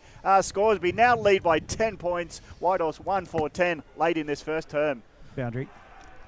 Let's go boundary side with Scott Hutting. We're also starting to get a little bit of rain down here as well, so that may add to it. I don't know how heavy it's going to be. It's just dripping at the moment. But yeah, for Whitehorse, it'll be interesting to see if they've got that same sort of mark and whether they can sort of make that judgment. The 2 kicks from Scoresby, it looks like they've been training for this win, training for it. Wayne Brasher in the score. Thank you, Scott. Wayne Brasher in the score centre. Quarter time, Roval 5 straight 30, leading South Croydon 2-3-15. Thank you very much. Back into the ruck. Haining just took it out, handed it to Sam. Here's an opportunity for Whitehorse to get a late one. Horvath sets himself. It's a 2-on-2 contest. Ball in dispute. Oh, goal from Horvath. He just got it on the boot. Goodness me. The ball was in dispute, and then suddenly Horvath managed to snaffle it, get it on the boot, and from about a metre out, well, he's an opportunist. A goal. And we see he loves the final stage, and it was just right spot, right time. Got a boot to it, and they needed that one as well because for the quarter they've had. Reward for effort. Yeah, that's right. They did need at least a couple of goals this quarter. In particular, they can't give up too much of a lead early, otherwise it'll be very hard to get back. Well, they might have a wind advantage. This time Haining takes it out of the ruck, hands it off to the runner in Fabry. He gets the centre forward. That is the quarter time siren. It's been a close contest, scoreboard as well as on field. It's Scoresby leading 3-2-20 to Whitehorse Pioneers 2-4-16. We'll go to our first break and we'll come back and talk about what was the quarter one in Grand Final 2024 Division 4. As Sarah opened her best friend Jackie's wedding invitation, she was overcome with a wave of emotion. While her two young boys wrestled on the floor, tears of happiness rolled down Sarah's cheeks as she saw the words she'd been longing to see. Please note, this wedding will be a child-free event. Well, Sarah, looks like we're off to Eastland for a new frock and some heels. And let's book in that babysitter. For all of life's little moments, there's Eastland. Eastland. Live real. Sprained your ankle, bursting through the banner, broke a finger high-fiving the ruckman, or did you run into the goal post again? For bumps, breaks or bleeds, be seen sooner, close to home at Knox Private 24/7 Emergency Department. The preferred provider of emergency care to the Eastern Football Netball League, you'll generally experience shorter wait times. You don't need private health, but there is an out-of-pocket fee. Be seen sooner, close to home at Knox Private 24/7 Emergency Department, 262 Mountain Highway, Wanturna. Do you feel good about your bank? Because there is a bank you can feel good about. They share their profits to fund big community projects, small community clubs, and vital emergency services. They've given $250 million to help Australian communities thrive. They have all the products and tech you expect from a big bank, with service you don't. It's Bendigo Bank. Feel good about who you bank with. Try Bendigo. Search bendigobank.com.au or search Bendigo Bank near me. Tobin Brothers Funerals wear their heart on their sleeve. Their clear and easy-to-use website and Memory Maker app make it easy for families to make an informed decision. Here's James McLeod, Managing Director of Tobin Brothers Funerals. We pride ourselves on being the most transparent funeral company. All pricing on goods and services are available on our website. It's all there for you to see and make very informed decisions when planning a loved one's funeral. Visit tobinbrothers.com.au. Tobin Brothers Funerals, celebrating lives. At Yarra Valley Water, we know reducing your shower time, or show time, to 4 minutes can save you an average of $200 a year on water and energy bills. Shower shorter. Save water. Authorised by the Victorian Government, 1 Treasury Place, Melbourne. Sprained your ankle, bursting through the banner? For bumps, breaks or bleeds, be seen sooner, close to home at Knox Private 24/7 Emergency Department. You'll generally experience shorter wait times. Knox Private 24/7 Emergency, 262 Mountain Highway, Wanturna. You are listening to Radio Eastern FM 98.1. With live and exclusive coverage of the EFNL football season, bringing you the match of the day with score updates from all divisions. And now we cross to our commentary team for the Radio Eastern 98.1 Match of the Day coverage. Welcome back to EFNL Game Day. It's Grand Final Day in Division 4. It's turning out it might be an exciting game. It's some skill errors, some wind really playing havoc, but at the quarter time break, it's Scoresby 3-2-20, leading Whitehorse Pioneers 2-4-16. Going through the goal kickers for Scoresby, Coulthard, Hicks and Storr, and for Whitehorse, it's been Young and Horvath. Brash, I know you've been watching from afar, keeping an eye on scores. We'll get some scores in a sec, but what about your opinion on that first quarter from what you saw? Actually, I think what Whitehorse managed to do is they managed to frustrate Scoresby early, not allowing Scoresby to get the game on their terms. And I thought that on the overall balance of the quarter, Whitehorse probably should be 2 or 3 goals in front I think they didn't take they didn't make use of the opportunities that were presented to them. Brendan, let's go boundary side. I think it's Scott first up. It's Josh. Sorry, Josh. Mate. That's okay, Gav. I'm alongside Whitehorse assistant coach Jeff Gallagher. Jeff, must be pretty impressed with the start heading into the breeze. We were pretty happy, actually. Having been here the last couple of weeks, I think it's probably helped us the way we move the footy. What we've sort of found is, though, you got a little more time than you think you do. It's a hot footy, obviously, but I think we just need to communicate around the ball, get our hands on it, and I think we can get away on the outside. What's the message from Andrew heading into this second quarter? Yeah, look, just that. I think just make sure we don't get caught in the dead parts of the ground. Try to open up the game a little bit, and if we can get one-on-ones to our two big fellas, then we can probably make something happen. Thanks, Jeff. Good luck for the rest. Josh, cheers. Is that something actually that we probably didn't discuss? The fact that Scoresby haven't played here this year. They played their first final at Bayswater. Whitehorse have played now 2 finals in a row at East Ringwood. Potential factor. It's not going to decide whether you win or lose, but certainly can play a bit of a factor. Well, let's go down the boundary, Scott Hardy. Well, it is actually me again, but Sorry, I did say that I did speak with Andrew Hanning during the week, and he did say they've made it like a home away from home at East Ringwood Reserve. Yeah, fascinating. Thanks, Scott. Josh with a deep voice after the celebrations. Boundary. Let's go down the boundary, Josh Ward. Yeah, Scott Hardy. Thanks, boys. But just from Scoresby's huddle, look, they were still talking about that quarter, 25 in a row, pushing for the 26 in a row. Also, they're looking at their inside 50s. They want that win they feel is coming towards the commentary side. So they're going to look at trying to switch it across where they can, keep it trapped in from Whitehorse perspective. Back to you. Thank you very much, Scott. Very interesting into that first quarter. We'll go to Brash in the score centre. Yeah, 7 minutes into the second quarter here, and Croydon lead by 24 points. Croydon 6-3-39, leading Mulgrave 2-3-15. Thank you very much, Brash. As we're about to get underway for this second quarter, I felt the Whitehorse was starting to get up in the clearances in the last part of that quarter. Haining is definitely starting to become a bit of a factor, of course. Yep. I think he's always going to be a challenge for anyone who comes up against Whitehorse, and he could really stamp his authority on this grand final if he gets the chance. But here we go for the second quarter. Gav Casey to take us underway. Haining from a standing start. Johnson tries to run at him. They really just fluff their lines there, both ruckmen. Sims tries to get it out. His hand pass has been chopped off, and here goes Frith running through the pack. Long ball to him in. Underneath it, tries to grasp it to his chest. He had players all over him too. Now it's a contested ball where Hicks puts himself in the firing line. He couldn't break a tackle, and Whitehorse just about on their last line. Stand up for now. Yeah, watching Cooper Frith run out of that midfield. He's a scary player when he gets going. Yep. Indeed. One of the best in the division. Yep. He just walked through it like there were cones then, but Amin probably hasn't had many sniffs of the Sharon yet, and he couldn't grasp a mark as well. We've got the Amin tracker today as well. We had the Darcy Fridge tracker on 98 at the moment. Boundary throw in will just go, gets scores around the ground in one moment. Haining in front position, knocks it down to ground level. It evades Fabry and will be out of bounds. Brash with scores around the EFNL. Yeah, 9 minutes into the second quarter at Jubilee Park, and Roval have opened a 28-point lead over South Croydon.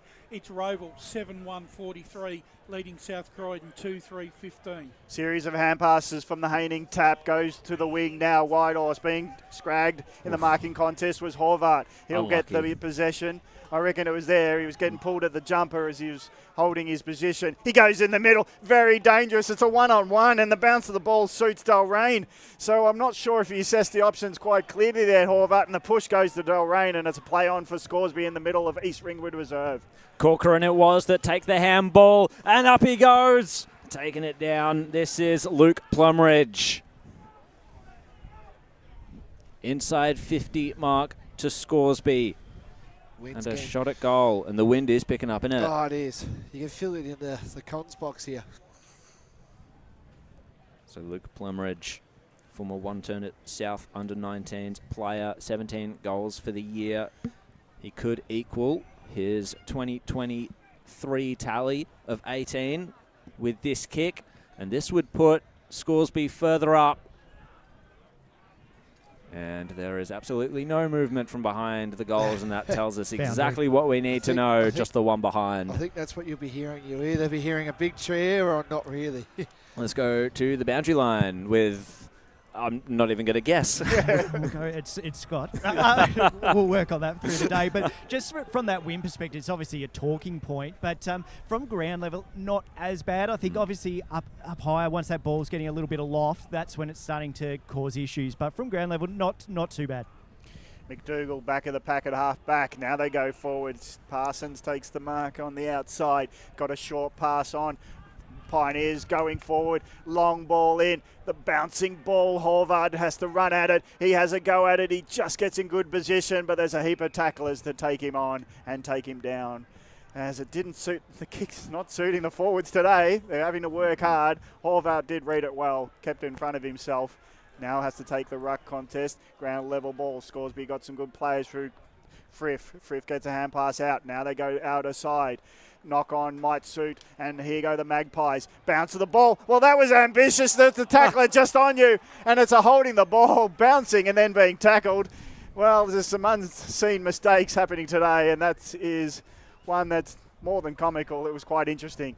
As now the kick being chopped off at centre half back. So, it's kick to kick at the moment, and it's in the hands of Johnson. Johnson hands it off to the runner in Kaz, gets it out wide, and the kick's been chopped off, and it's been punched out of bounds, and it'll be a boundary thrown on the outer side. I'm still getting over some of the kicks being chopped off from the goal square, and then the bounce before you're being tackled is a new one. Yeah, no, it was very interesting.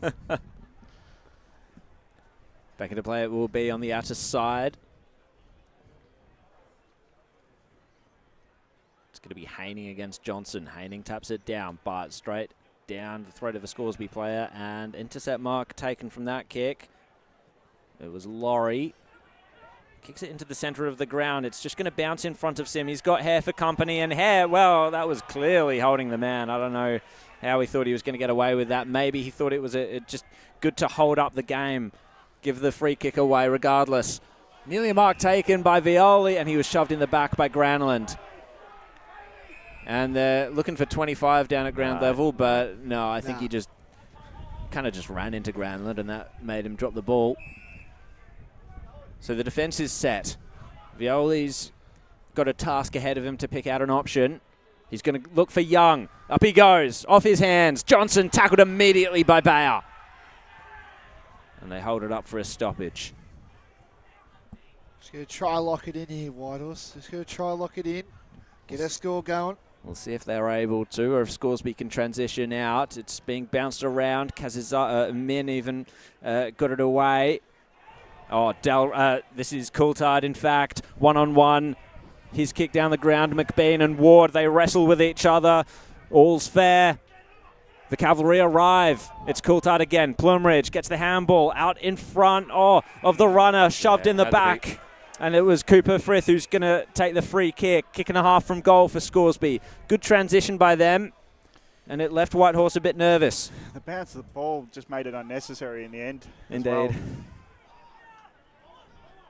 Frith looking for options.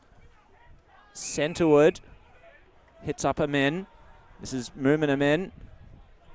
And he's going to kick it into the pocket, but coming out and taking a strong mark. I think this guy's having a pretty good game, is Richard Johnson. He is, and obviously the target there was Adam Amin, but there's about 4 Whitehorse players around him, and they're the options that they don't want to be taking. The man on the mark evaporated, allowed Johnson to run another 10, kicks it to the wing. Got some good numbers, have Whitehorse. Where's next, though, with the kick up around the corner? No one home. There's practically no one forward of the ball apart from Violi. If he gets lucky, he's the only one inside 40. But Scoresby do well. Getting out of defence. Bounce again. Hand pass over the top. Can Scoresby run it?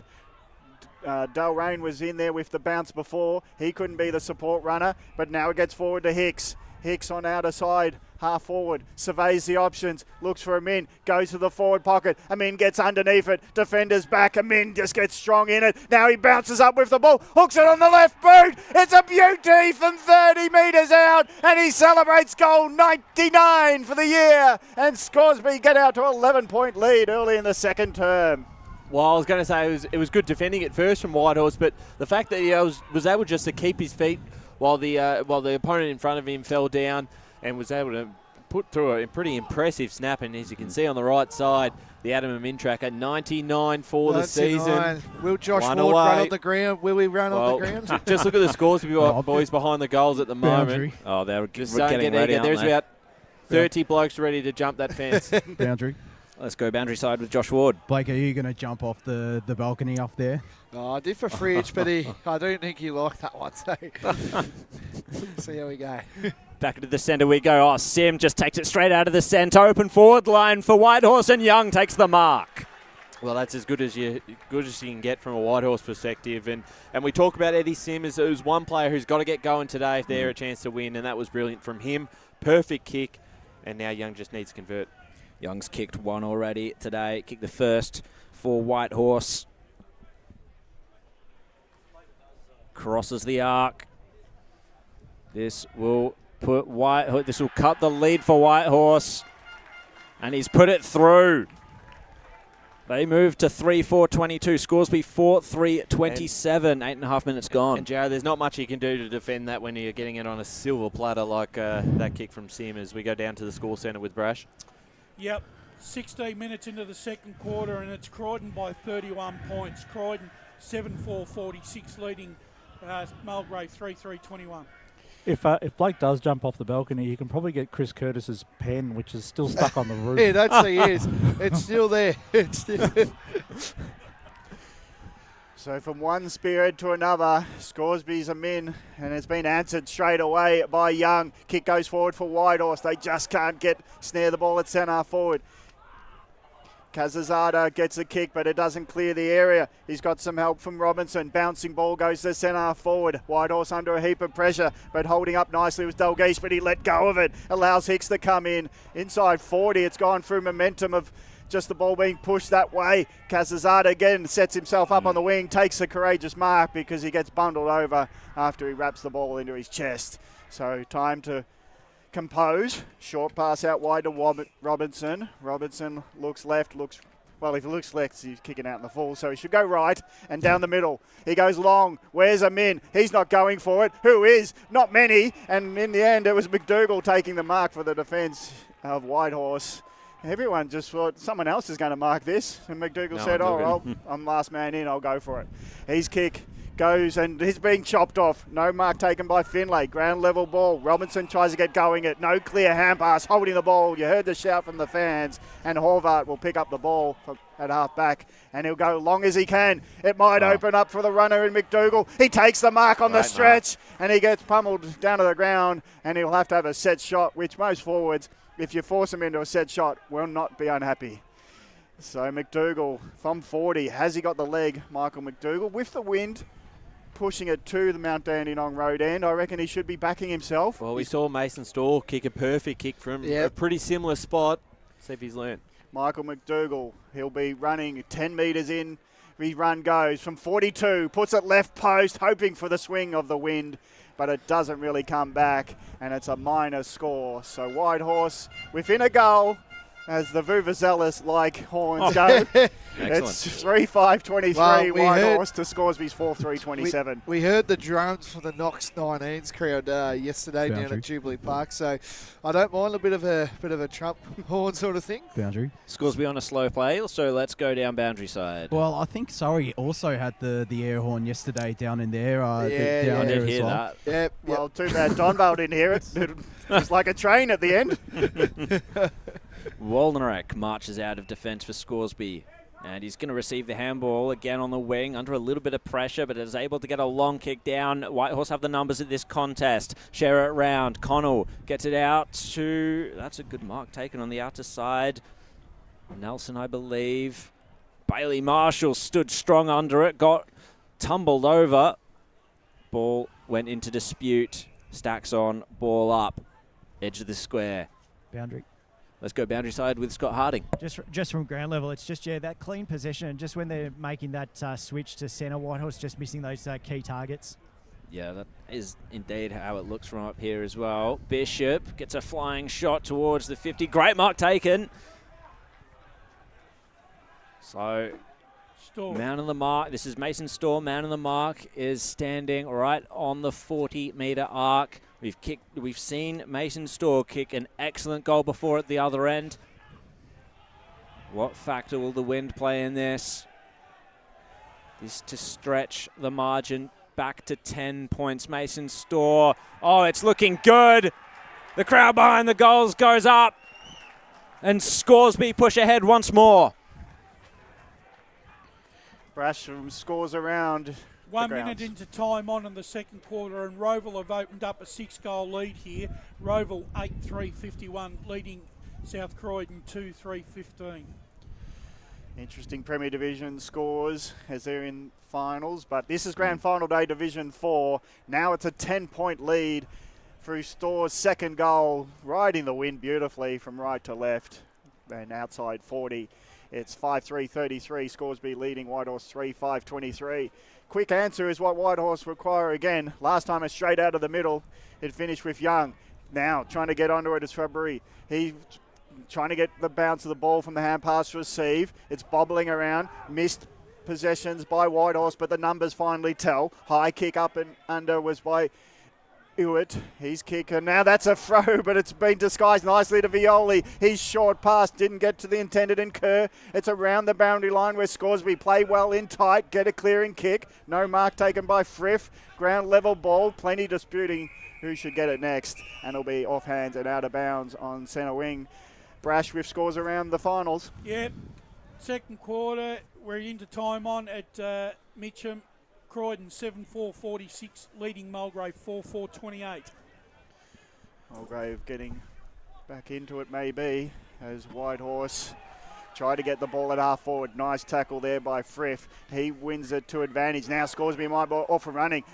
Evades Dalrain shortly, tries to push off the defender, but the defender Dalgleish was saying, "You're going no further," and Dalrain has to pick himself up and hand the ball over to Dalgleish, and he's got a runner. He uses Prout. Prout from the centre. Dalrain tries to do a smother, but it gets inside 50. Can Whitehorse manufacture a kick at goal? No possession for them. One at centre forward. So Scoresby do well to get it out towards Hicks, and Hicks takes the mark on outer wing. So Scoresby under pressure do quite nicely. Hicks goes to centre forward. Late fly comes in from Storr. Takes the mark. Hands it off. Now they get going.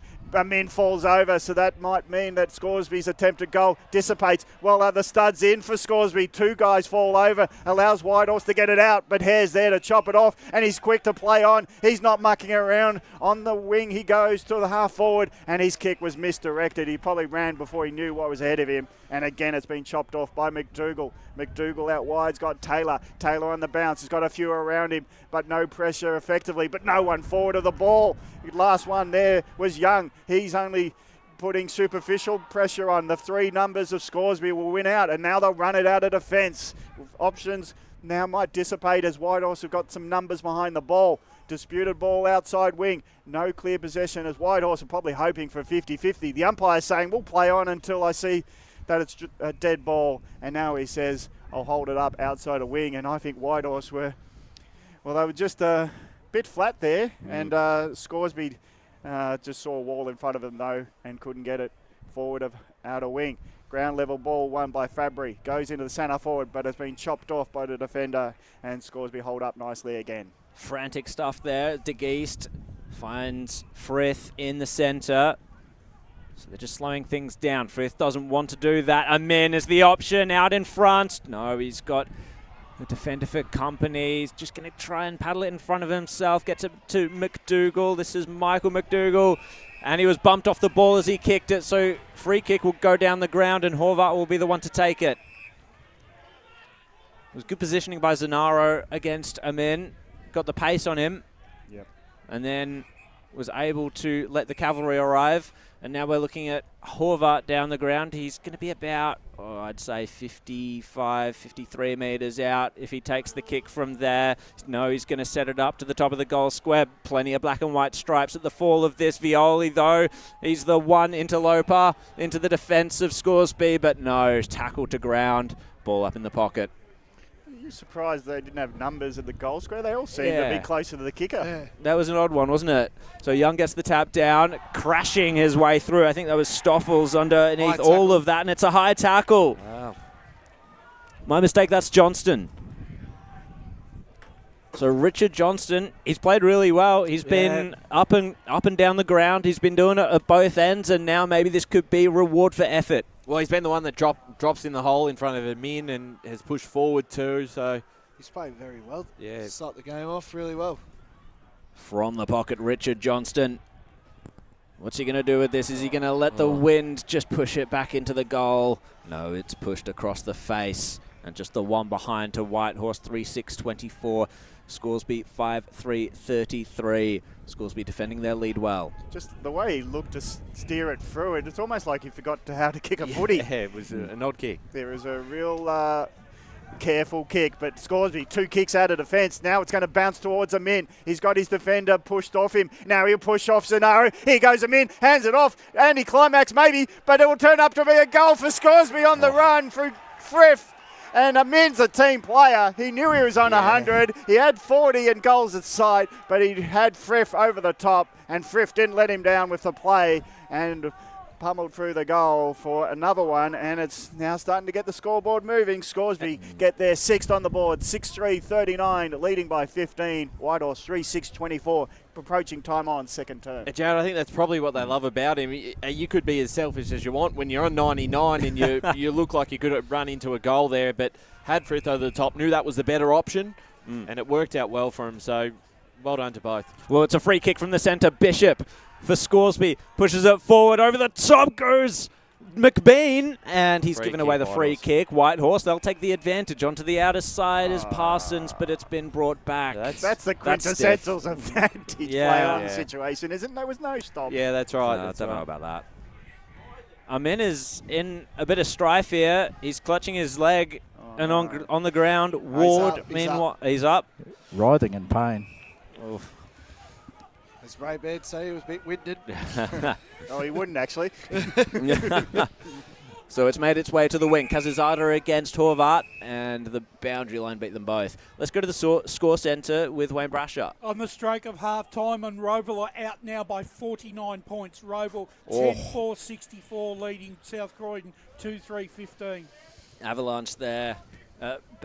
Bayswater reserve, but here it was Hare to get the clearance. Free kick, Scoresby. Will they play onto advantages? It was an absolute mistake to play onto advantage. Coulthard would be regretting that as Sim was right there behind him. And he laid the tackle, holding the ball, and Whitehorse to go forward once again.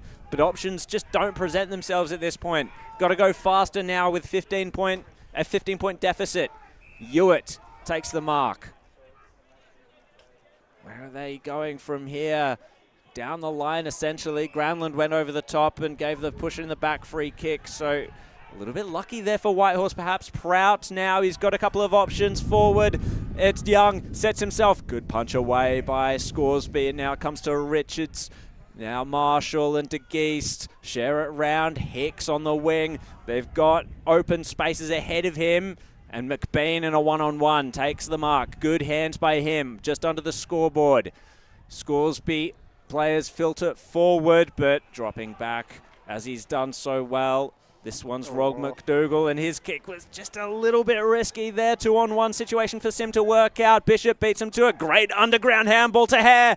Hare spots up an open option, and the mark's been taken again by Storr. It's been very good, Storr, so far. So Mason Storr, we've seen 2 set shots by him, and they have been perfect, essentially. Let's see if you can get the wind on this angle, boys. How accurate will this one be? This will be punishing for Whitehorse. Scoresby to stretch the lead to 21 points. And Mason Storr has just fluffed his lines. Only a narrow miss, yet a miss all the same. Yeah, it's a bit of right to left for him, and he had it on the left post the whole time. So he's always going to miss from the start. Kick out goes long outer side.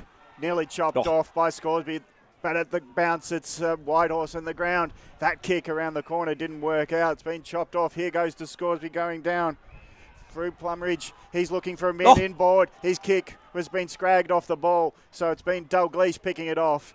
And Whitehorse under a bit of pressure, holding up this time. The kick over the top, goes over the intended's head. Dalrain picks it up, the second attempt. Now looking inboard, props it up for Johnson. Has to stand up, the big boy. Spoil comes in late, allows Whitehorse to get it at ground level. Now they go to centre forward. Numbers for Scoresby with Hare helping out at ground level. He has to kick at it because it fell away from his hand when he was trying for the hand pass. Goes back to Hare. Hare with his left foot, more composed this time, finds his teammate in Granlund. Granlund looks forward at half forward, leading option. Just before the line, couldn't keep it in. The momentum, Frith took him out with the ball, and it's a boundary throw in, 50 around from goals. Whitehorse just had no one in that attacking forward 50 there, boys. That's why they had to slow down, and it was a bit of a chaos footy. Well done there by Scoresby. Well defended there because they had no targets inside their 50. Haining took it out of the ruck but tackled as soon as he did. Now the kick will go forward by Bishop. The wind takes it out because he was close to the line and it's out of bounds, and that'll give us opportunity to go to Brash with scores around the finals of the EFNL. Half time at Walker Park in the preliminary final of second division, and it's Croydon leading by 18 points. Croydon 7-4-46 leading Mulgrave 4-4-28. So Bishop's got it again. That kick didn't find the intended.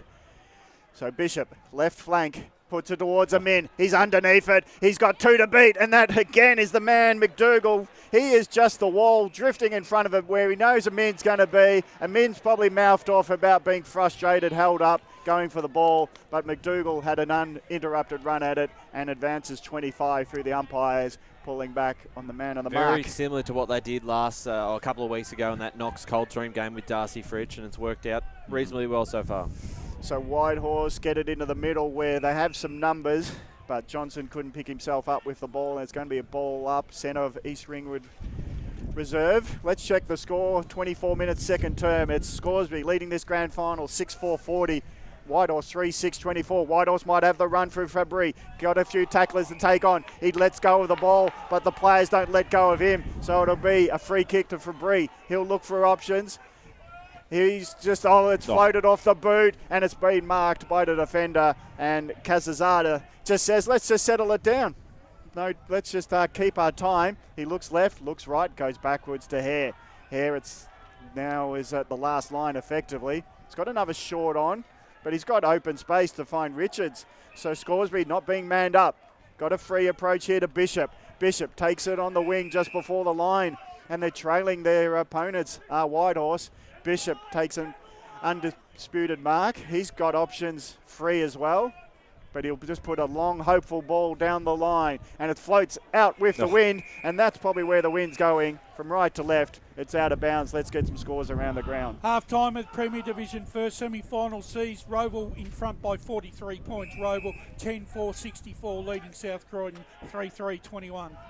Dalglish wanted to go quickly, but the options weren't presenting themselves. Oh, no! That was Kerr. He's just kicked it straight to Adam Amin, and he's just going to go straight for the goal square, and, well, his nemesis has gotten in his way once again. It was Rob McDougall. Now Whitehorse trying to put a little bit more speed on the ball through Sim. Stoffels was the intended target, completely out flummoxed by Richards. He's going to kick it down the throat of McDougall once more. Oh, that was completely untidy by Dalglish. He whacked Plumridge in the face. Umpire didn't see it as Sim got the ball down towards the commentary side, and watching it over the boundary line was Johnston. Back into play.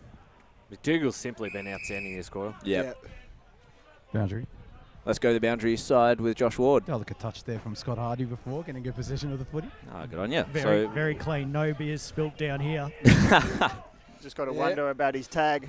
Not a hard tag by Josh there. Just watch out for the fine by Josh. Josh is out here. Brilliant tap behind him by Haining, but it just eluded McDougall, and Scoresby will feast on this one. Going forward is Richards. Got some options. Hicks spilt it. Oh, Coulthard kicking in danger, which is unfortunate because it was a clever little touch with the foot there, but McDougall, Rob McDougall, has been excellent this quarter. He'll take the free kick.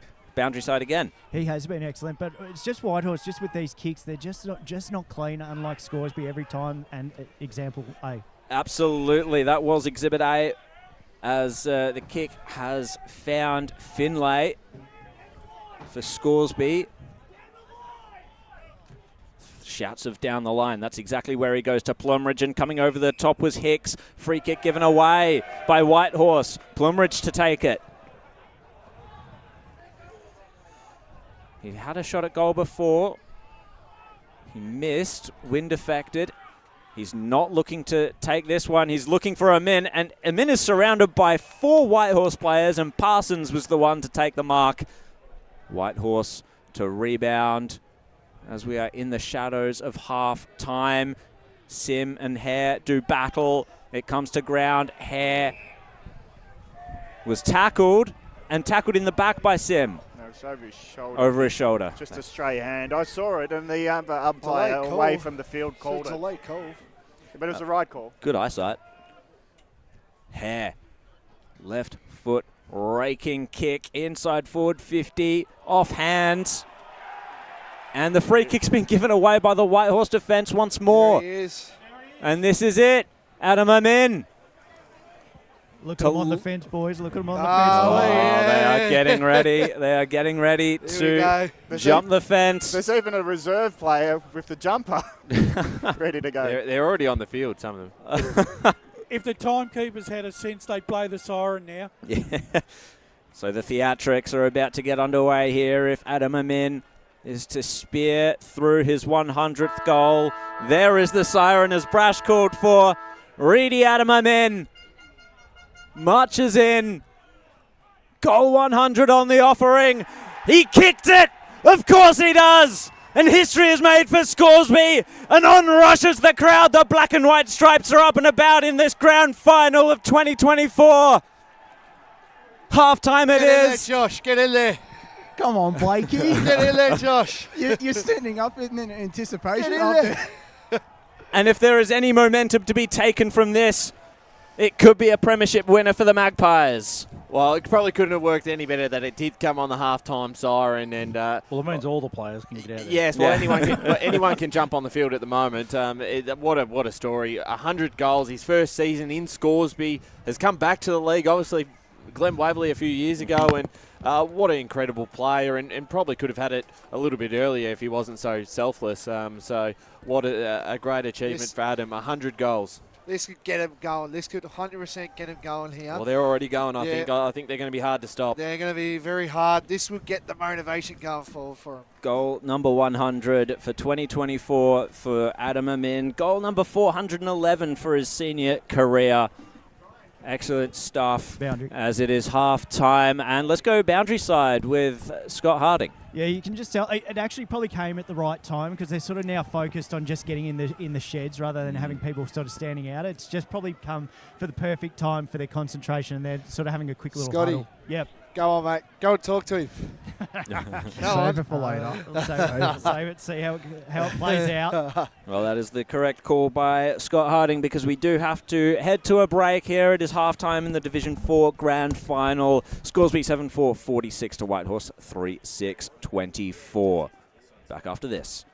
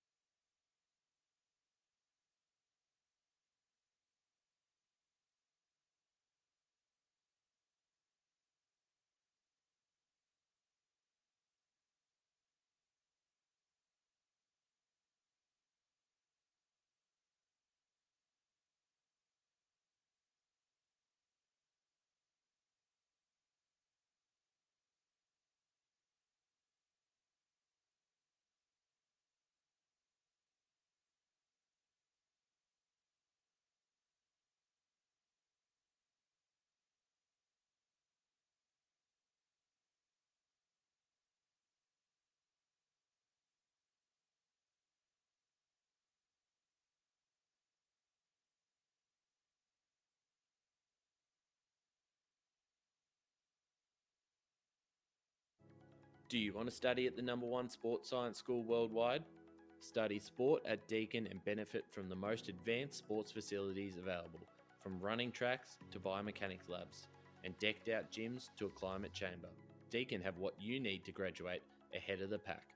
Discover endless opportunities in sports science by visiting deakin.edu.au/sport. Deakin, proud sponsors of the EFNL.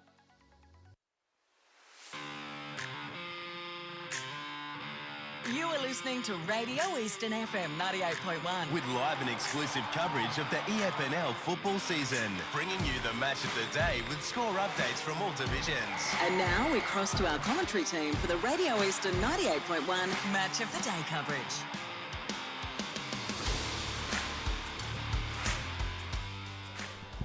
Welcome back. Half time here in the Division 4 Grand Final. And it's a very handy 22-point lead to Scoresby. Scoresby 7-4-46, leading Whitehorse 3-6-24. Leading goal kickers for Scoresby. Adam Amin brings up his 100th goal for the season. He's kicked 2, with Mason Storr also with 2. Whilst the leading goal kicker for Whitehorse Pioneers is Tom Young with 2 goals.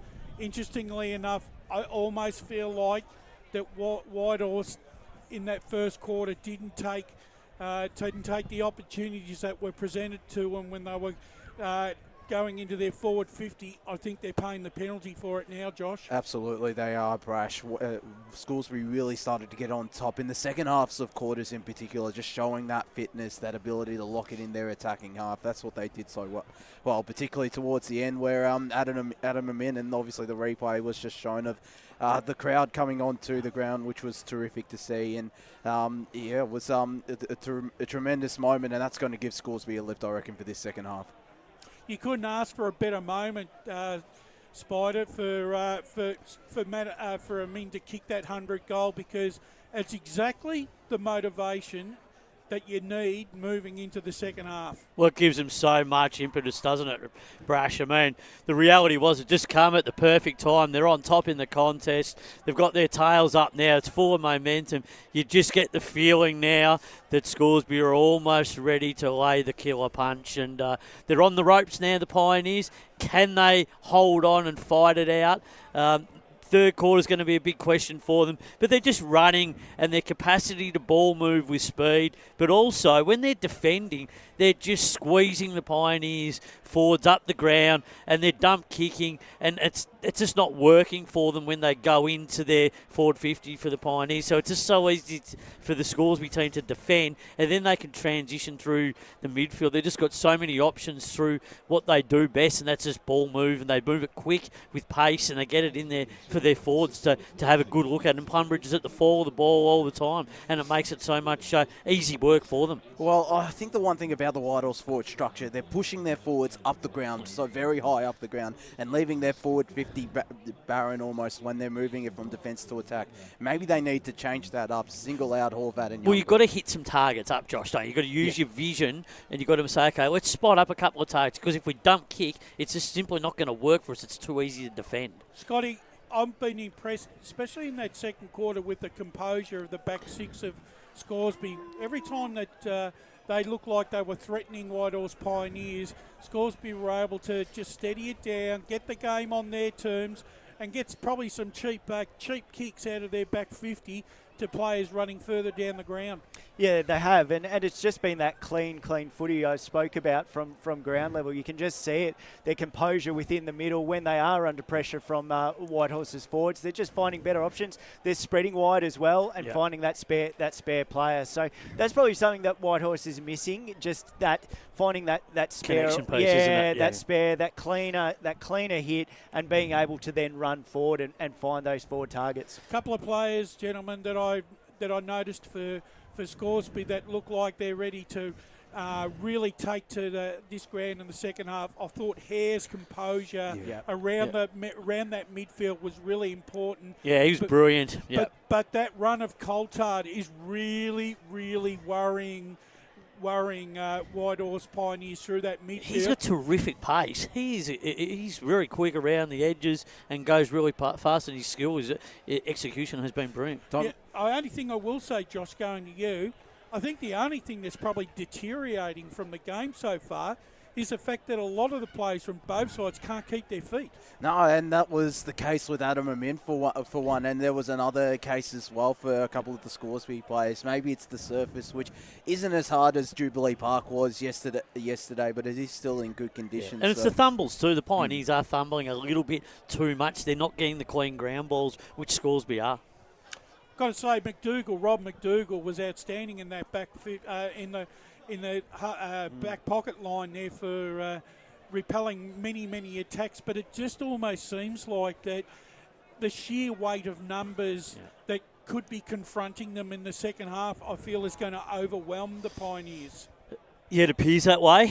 They're just under so much pressure every time the ball goes in. Dalglish and McDougall are doing so much that it can't be all left up to them. They need assistance. They've got to try and get some numbers back. But when they go forward and surge forward, they've just got to get that connection piece right, because the ball is just coming in so much, isn't it, Scott? It just makes it so hard to defend. Eventually, the damn ball seems like it's going to break. It does, and it was such interesting around the huddle, that push to sort of say 25 quarters that we've won, now 26. Yeah. Like that message I was really surprised by. Like, they didn't really talk much about their inside 50s and whatever else. It was more about just leading and making sure they were hitting the scoreboard, Josh. And the one thing that I got from Craig McKenzie as well during the week, speaking with him for an article on the EFNL website, he said that they were just looking quarter by quarter, not focused on the end result. And pre-game as well, he said. It's obviously held them in really good stead. And Scott? No, keep going. No, I didn't have anything. I was just going to say as well that sort of you could pick it up probably from ground level. Just that build up from in, like the crowd was anticipating it and blah blah blah. And I sort of felt like it was sort of sometimes taking Scoresby's focus away, like they were looking for that. Now that that's out of the way, it's done. I reckon they're going to be very dangerous going forward. But the thing is, they still found plenty of different options. Like Mason Storr working out as that centre-half forward. I'm excited about what he can do. And he's been brilliant, giving him that option. And they're not too conscious about it, because we spoke about it before the game with Craig. He was just saying, we can't just be conscious from going to win every time. We've got to have other options, and they're doing that. Well, gentlemen, that's half-time done and dusted. When we come back, umpires are back on the field. Players are making their way back on the field. When we come back, it's all the big second half here between Scoresby and Whitehorse in the Division 4 Grand Final for 2024. Today at Eastland, Lucy's trying on jeans for a momentous occasion. Coffee with the ex. She needs jeans she can move in, because she's definitely moved on. Jeans that get a second look, but don't give any second chances. Jeans that say, why yes, I have spent the last 8 months in a post-breakup juice cleansing kickboxing personal training frenzy. And it looks as though she's just found the perfect pair. Bravo, Lucy. For all of life's little moments, there's Eastland. Eastland. Live real. Sprained your ankle bursting through the banner? For bumps, breaks or bleeds, be seen sooner, close to home, at Knox Private 24/7 Emergency Department. You'll generally experience shorter wait times. Knox Private 24/7 Emergency, 262 Mountain Highway, Wanturna.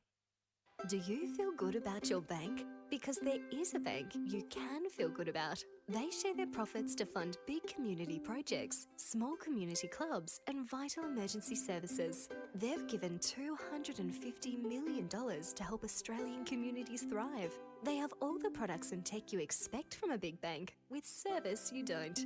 It's Bendigo Bank. Feel good about who you bank with. Try Bendigo. Search bendigobank.com.au or search Bendigo Bank near me. Tobin Brothers Funerals wear their heart on their sleeve. Their clear and easy-to-use website and Memory Maker app make it easy for families to make an informed decision. Here's James McLeod, Managing Director of Tobin Brothers Funerals. There's no mystery about our pricing. It is clearly displayed on our website and our app. We have staff standing by 24 hours a day, every day of the year, to assist you in your absolute time of need. Visit tobinbrothers.com.au. Tobin Brothers Funerals, celebrating lives. There are only 3 things that should be flushed down your toilet: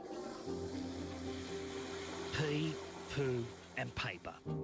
Some wet wipes and antibacterial wipes say that you can flush them, but you can't. They clog up the toilet and pipes, causing expensive blockages. Save yourself a truckload of trouble. Put your wet wipes in the bin. To learn more, head to the Yarra Valley Water website, yvw.com.au/wet-wipes.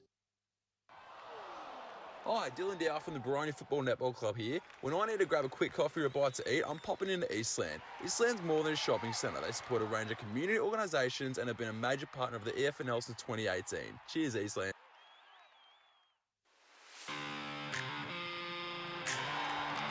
You are listening to Radio Eastern FM 98.1. With live and exclusive coverage of the EFNL football season, bringing you the match of the day with score updates from all divisions. And now we cross to our commentary team for the Radio Eastern 98.1 Match of the Day coverage.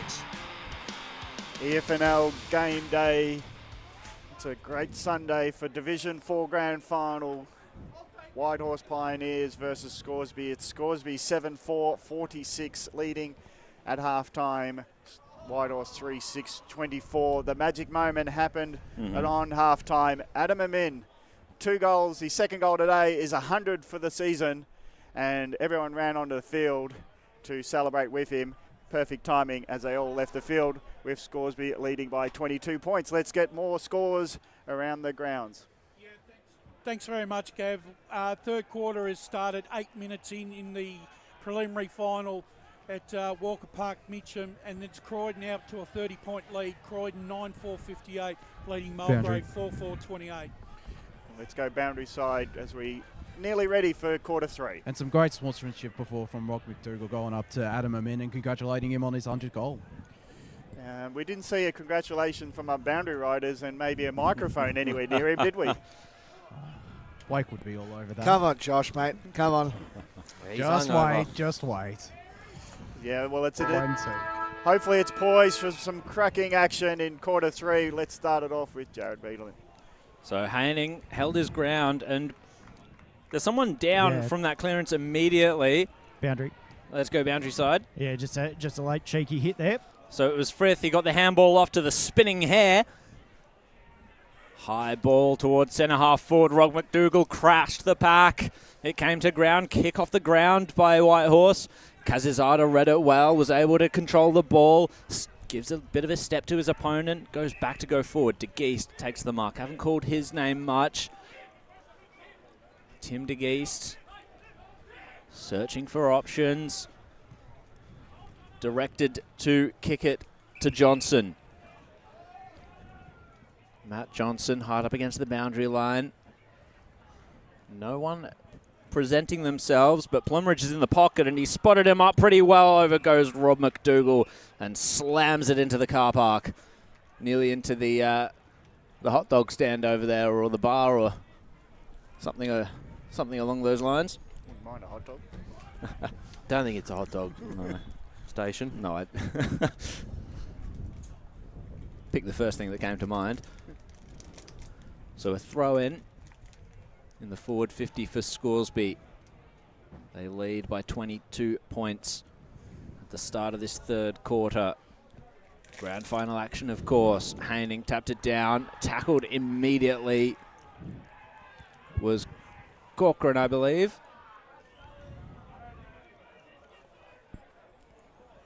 Plumridge, in fact. Up it goes again. Haining tried to tap it behind him, was able to do so, but shoveled over the line. Let's go to Wayne Brasher with some scores. Quiet moment. 10 minutes into the... Caught me out here. 10 minutes into the third quarter, Roval 10-5-65, now leading South Croydon 4-5-29. Got work experience kid on the scores. That's radio. Turn your mic on when you want to speak. That'll be handy. Back to the game. It's Kazasada's got it. Doesn't seem to have an opponent all quarter. Roams on his own. Now kicks it inside 40. Flyers go for it. No mark taken. Amins are there. Kick goes towards goals, but didn't get the distance from 15, and has been punched through from the desperate defence of Whitehorse. They are just holding on. Scoresby going to the Mount Dandenong scoreboard end. If they could break this game open with a couple of quick scores. They lead 7-5-47, Whitehorse 3-6-24 early in the third. Connell kicks it in. Man in the pocket takes it. This is Kerr. Kicks it to right half back, and Johnson, who's played a good game, has Richard Johnston. Seemed to fade out a little bit in that second quarter. Now onto the wing. Pack formed. Boundary line will rush to meet it though. throw in on the wing. Whitehorse just need to start hitting some of those targets coming out of the defensive 50. Otherwise, they're not going to get it down the ground as quickly as they'll need it to their leading options. Johnson for Scoresby takes it. Hicks led up to meet it. Parsons, good little spin there. Evades Hicks once, twice, and thrice. But the kick was just a little bit wayward. Haining was the target at ground level. Fabry took it. And now, oh, gee, it was a completely miscued kick. Just saving it from going out in the full, though, was Michael McDougall. Throw in under the scoreboard.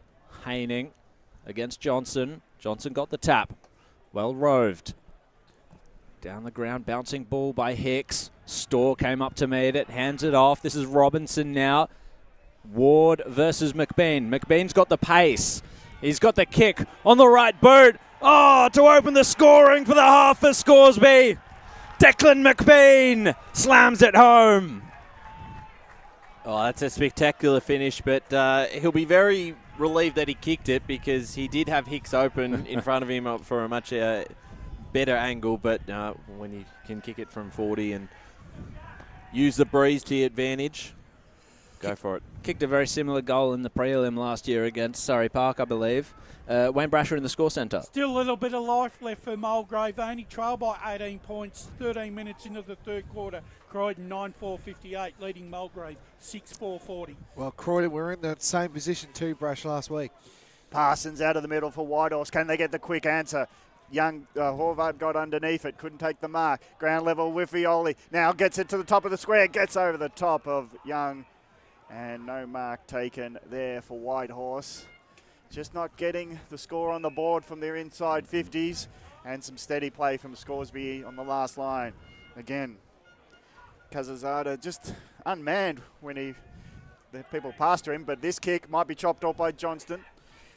No mark taken, ground level ball. Can Whitehorse get it going through Parsons? Parsons picks it up, but he's tackled straight away. Hare's handball received.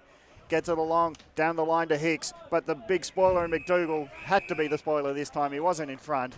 And Rob McDougall stops that forward foray again by knocking it out of bounds. So centre wing at East Ringwood Reserve. And I'll just say, take exception to your comment about Ryan. I reckon McBean was so confident that it never looked in doubt when he hooked it around. It just looked like inspired and it was never going to miss. Oh, well, yeah, I guess so. In retrospect, yep. Maybe in retrospect, yes. If he had missed. Yeah, well, then we can criticise him. Johnston takes the mark at half forward, but a wobbling kick again. But a hand pass received, running onto it, Prout. He's been rushed in his kick. Young's only being able to try to push off his opponent, and he tried to get McDougall's passage into the play in the pocket, but he was bundled over, and it's out of bounds. Forward pocket for Whitehorse. Can they inspire a shot at goal? It's haphazard delivery to the forwards, not getting them into the game for the Pioneers. From this boundary throw in, Hare gets his ball smothered. Whitehorse still trying to get a kick to it. Another smother. Prout gets onto it, kicks it towards the goals. Bouncing ball will evade everyone and it'll be a minor score. So it's all rushed, haphazard stuff going forward for Whitehorse. And another minor score for them is 3-7-25, trailing by 28. Scoresby 8-5-53. Seems that every time Whitehorse have the ball, time is running out in terms of pressure. The target for that kick-in was Bishop, but beating them to it was Hewitt. His flying shot at goal was marked on the line. Good intercept defending by Moomin Amen. So let's see if they can do that a little bit more cleanly, Scoresby. This kick-in. Walnerek, the target down the ground. Up goes Storr, out the back. Ball is in dispute. Hicks first to it, wrapped up by Johnson, taken to ground. Ball up.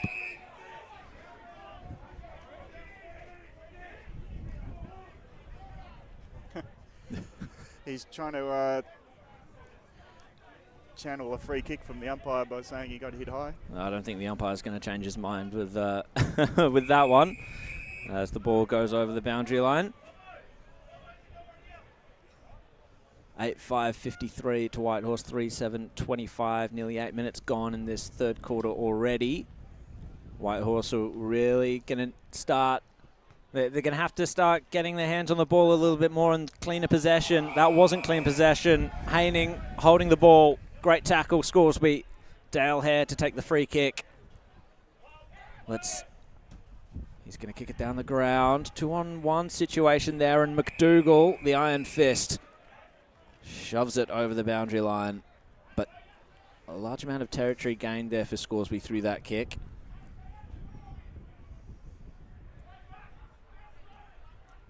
Back into play it will come. Haining sets himself against Storr in this ruck contest. Haining, double fister, but straight down to Robinson. Flying shot is going to go out on the full. Into the crowd. Bounces off a car.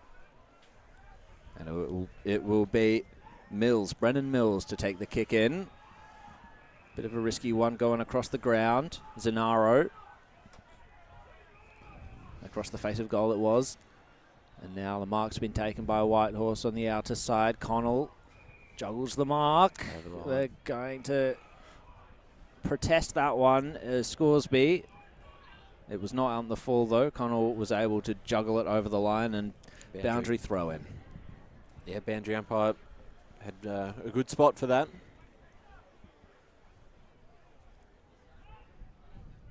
Storr goes the fist. Couldn't quite knock it to any of his teammates. Sim with the clearance, spearing ball onto the wing. Can this be the transition that Whitehorse needs? Quick hands by Horvath, but Stoffels was held up. Walnerek now upended in the tackle. No clean possession at the moment. Absolute hand-to-hand combat there. Quite messy. Boundary. And let's go boundary side with Josh Ward. And I think that's one thing Whitehorse need to do. Maybe get someone like a Horvath or Young, push them up the ground and isolate the other forward. Well, they've got to try something because they've certainly lost the spark in this game. It's hard to see where it's going to come from. Dale Rain takes it. A lot of players around the pack. Nice possession there. Clearing kick goes the way of Scoresby, goes forward. Bounce of it. McBean again. Long ball. Amin wrestling with his opponent. Might beat him all. And the bounce of the ball, spectacular! And I don't think he thought he would ever claim the goal. But McBean. No, Luke Pumridge. Luke Pumridge, sorry. He kicked the long ball. And it seemed ages ago when he kicked it from 50. It was going to Amin at the top of the square. Went over his head. And then took a Shane Moore leg break into the goals. And then I have to look back and go, hang on, who was that who kicked it again? That's the beauty of our game and the shape of the ball. It's an incredible bounce. But just also with that, with just use of body there and just to keep that pressure and keep that defensive player away from the ball. Credit to him, playing exceptional last quarter. 2024 slipping away out of the fingers of Whitehorse now. Scoresby running on top of the ground, but the clearance goes to the Pioneers this time inside forward 50, but putting himself in the way of that, using great body position there against Horvath was Walnerek. Well, Jared, it's basically the skill errors from Whitehorse that are costing them. They're costing them in their own right. And it's starting to spit a little bit, I think. Boundary Riders, am I correct in saying that? No, pretty clear. Nothing. Okay, sorry. I'm imagining things, apparently. I'd love to tell you yes. I'm sorry, I'm spraying you with my words. Say it, don't spray it, Gav. As Corcoran takes the mark. Josh? Maybe the fans behind me are spraying me with their beer. Well, you spilled They don't have any. Yeah, mate, you spilt the beer on them. Sim, important smother on Hare's kick. Granlund was there to clean things up for Scoresby, though. He turned it over to Stoffels. Downfield. Yeah. And downfield it will be.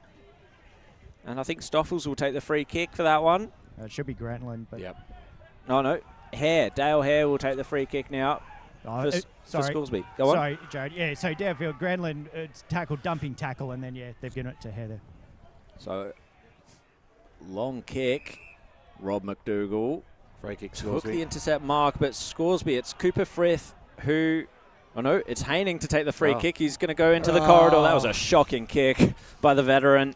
Unfortunate. Richards scooped it up, got the handball onto the outer side. Scoresby now with the play again. They're a little bit flat-footed, though. Corcoran kicks it. Marshall.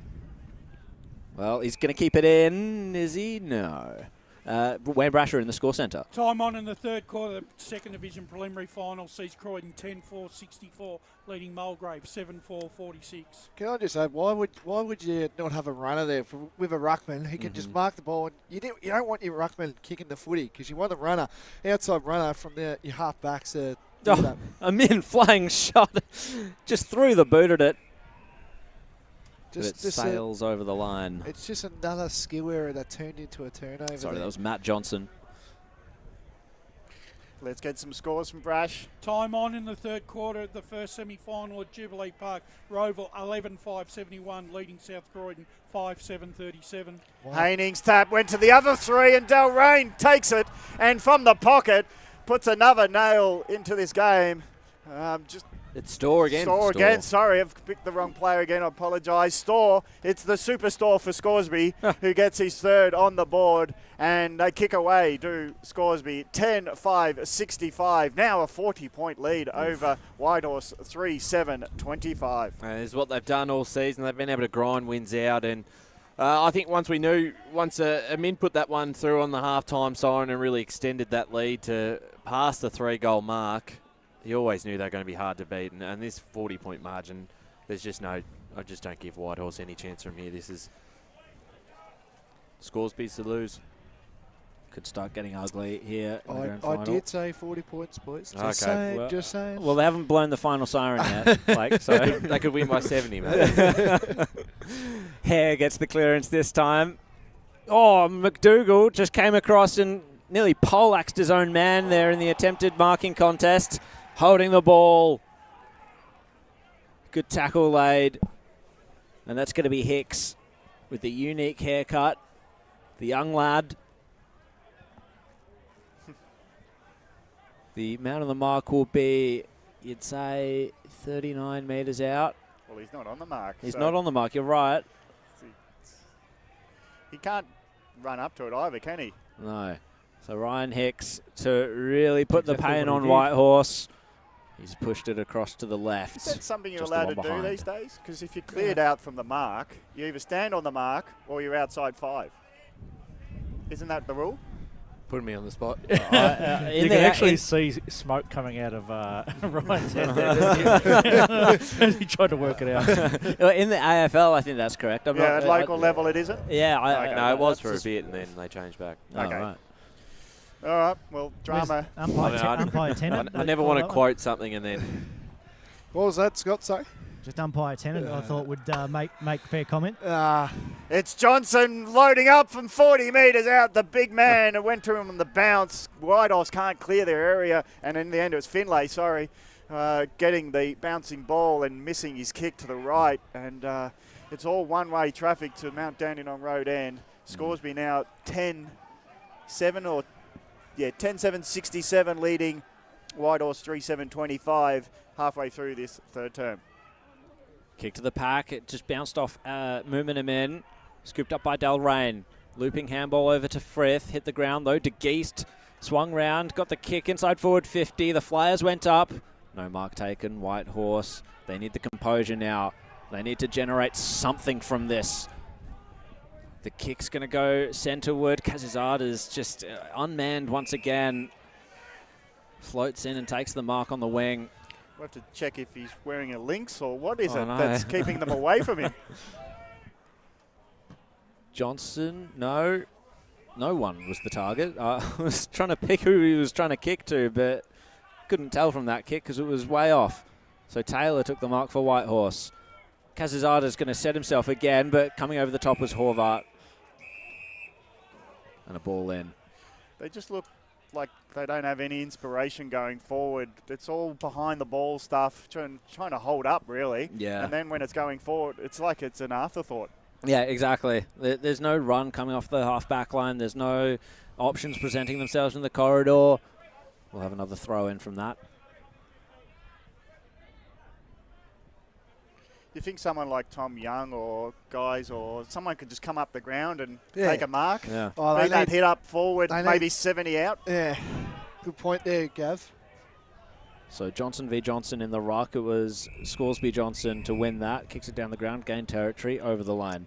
Wayne Brasher in the score centre. Stroke of three-quarter time at Walker Park sees Croydon 11-4-70 leading Mulgrave 8-5-53. Do Mulgrave have yet another comeback in them to save season 2024? Back at East Ringwood Reserve, Dale Rain got the clearance out to Frith. Left foot snap, high ball. It's not going to be a score, but taking the mark was Hicks. Store, in fact. Store. Super. No, you were right the first time.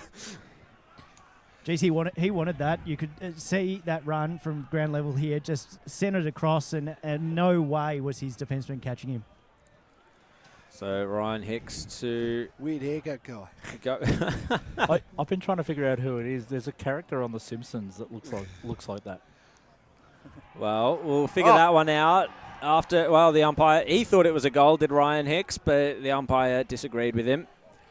And just the one behind. They've just been absolutely slaughtered through the midfield this quarter. And yeah, I mean, we haven't got Paul doing the stats today, but the inside 50 count this term, very one-sided. Very interesting umpiring position there. He didn't move. He just sort of looked and got everyone off, including the kicker, going, well, if he didn't move, must have went straight through. But not to be for Hicks. I reckon they've had it in their forward 50 only about 4 or 5 times, Pioneers, in this quarter. And marks inside 50s would be very stark as well statistically. And another mark here for Scoresby. Frith being one of the dominant players on the field. And we're almost getting the category of talking about who's going to win best on ground because the result seems, well, it's 43 points at the moment. Loading up from centre half back. Long kick by Walnarak. Gets on the bounce to Store. Store hands it off. And now the passing ball doesn't get to the intended. And in Plumridge just was a bit haplessly caught behind from the kick. Now the short pass finds Violi. He's looking for a runner. The runner gets past him. So now he has to stop, prop, look at a short pass. Gets that short pass to hit Taylor. Taylor had Violi running past for the hand pass received, but he gets another option. Now the high up and under kick doesn't suit because it's 1v3. So Scoresby with the numbers. Corcoran getting it to Kazazada. Kazazada balks. Didn't have to because no one's coming near him. Corcoran now hand pass received, loads it up, and players on their own in the middle. East Ringwood Reserve is an open space for Marshall to give it to the runner being Amin, and it's not that of Amin, it's his brother that this time gets the goal. Loads up from 45, and it's the Amin party as Scoresby get it going. This time it was Moomin who gets the goal, and it's a highlight reel for the Amin family and Scoresby. Oh, it was easy as you like. They had all the numbers through the corridor. Once they seem to be toying with Whitehorse at this stage, and this could definitely get ugly. So Adam Amin kicked his 100th goal for Scoresby. Moomin Amin kicked his first just then. So is that goal number one? That was goal number one for Scoresby for him. Wayne Brasher in the score centre. Three-quarter time at the first semi-final in Premier Division sees Roval 27 points up, 11-5-71, leading South Croydon 6-8-44. And now we're getting some raindrops, Jared. There we go, all right. Yeah, a couple of years ago, it was Matt Fodia having someone spit on his laptop, and he's this time it's the rain. Have we had an update on Matt Fodia? No one's checked his socials. He's probably starring for Canterbury in their final this afternoon. Yeah, be a happy man with Adam kicking his 100th. So Whitehorse has gained a little bit of territory. Sim swung round in the tackle as he kicked it. Intercepted by Scoresby, and they'll go forward once again. They are inexorable at this point, the Magpies. And McBean, well, he kept it in front of himself, but only to the advantage of his defender. Richards nearly took the intercept mark, but Haining came across to spoil that. Scoresby now kind of messing around with it a little bit. Ward came in to break it up. And, that's got to be in the back to Sim, right? No, over the line. Scoresby 11-8-74. Whitehorse 3-7-25. We're into time on in the third quarter. Division 4 grand final. Should we check with boundary riders if it's raining? Yeah, I was going to say, you might need to throw out umbrellas shortly. You get it quite heavy down here. So, great smother there by Taylor. Ricocheted it into his forward line, but Scoresby, it was all Magpies. And bouncing out of defence was Corcoran. Got it onto the wing. Clever little kick off the ground. Oh, Parsons completely upended his opponent there. Went down like a tree, did Corcoran, and holding the ball. Parsons won that free kick. And he's kicked it straight to Cooper Frith. Goodness me, this is the execution that's just been absolutely woeful by Whitehorse at certain times of this game. Hicks has just taken all the space in front of him, and he's going to take some more. Oh, McBean nearly took the mark in the goal square. And just the one behind for Scoresby. Whitehorse under siege. Did I hear the boundary riders asking for umbrellas? Because I reckon I could peg them from here. I know Josh Wall will be complaining about the rain soon. So Taylor took a kick out receive, gets it short to Fabry. Now he goes inboard, finds his teammate in Violi. But this is where generally they stop for ideas. Another short pass those, hit the target in Sim. Sim looks out wide, wants to get it going quick, but maybe too quick, and the kick didn't reach the target. In the way was Marshall, and I think Whitehorse are about to hollow for one. Gee, you saw the thinking there, and it's the thinking that has just not been there for the whole day, but the execution let them down anyway. So Hare was the kick receive at centre-half back. He's got time to survey options. Granlund goes with the kicker. Now he's got men all on his own. Johnson being one. He's got a hand pass to do, but he kicks it inside 40. No mark taken. Defence get there through Sim. It was the spoiler, then the tackler. And Scoresby are doing all the attacking. And they have got a lot of men on their own just when they go forward. Not as many inside 40 on their own, but that's because the numbers are very deep. And that might be an accidental on the full from Whitehorse, so it's very disjointed, very hapless, and they've not even intending some of these mistakes, and it's coming off the boot by accident out of bounds, and Adam Amin will line up for his third on a very acute angle, as acute as it could possibly be. He will run around probably on his left. Only 2 steps, pulls it around. It's too narrow, and it's a miss to the near side. Another minor score, 11-10-76. Scoresby now leading by 51. It's about to get ugly here. Boundary. Whitehorse 3-7-25, 25 minutes, third quarter. Let's go boundary side. And Lee Green has kindly come down and given us the umbrellas. But you know it's bad because he wants to protect. He wants to protect. Lee wants to protect his equipment, not so much us. I'm not that bad at the moment, am I? Well, you had a voice break there, Joshy.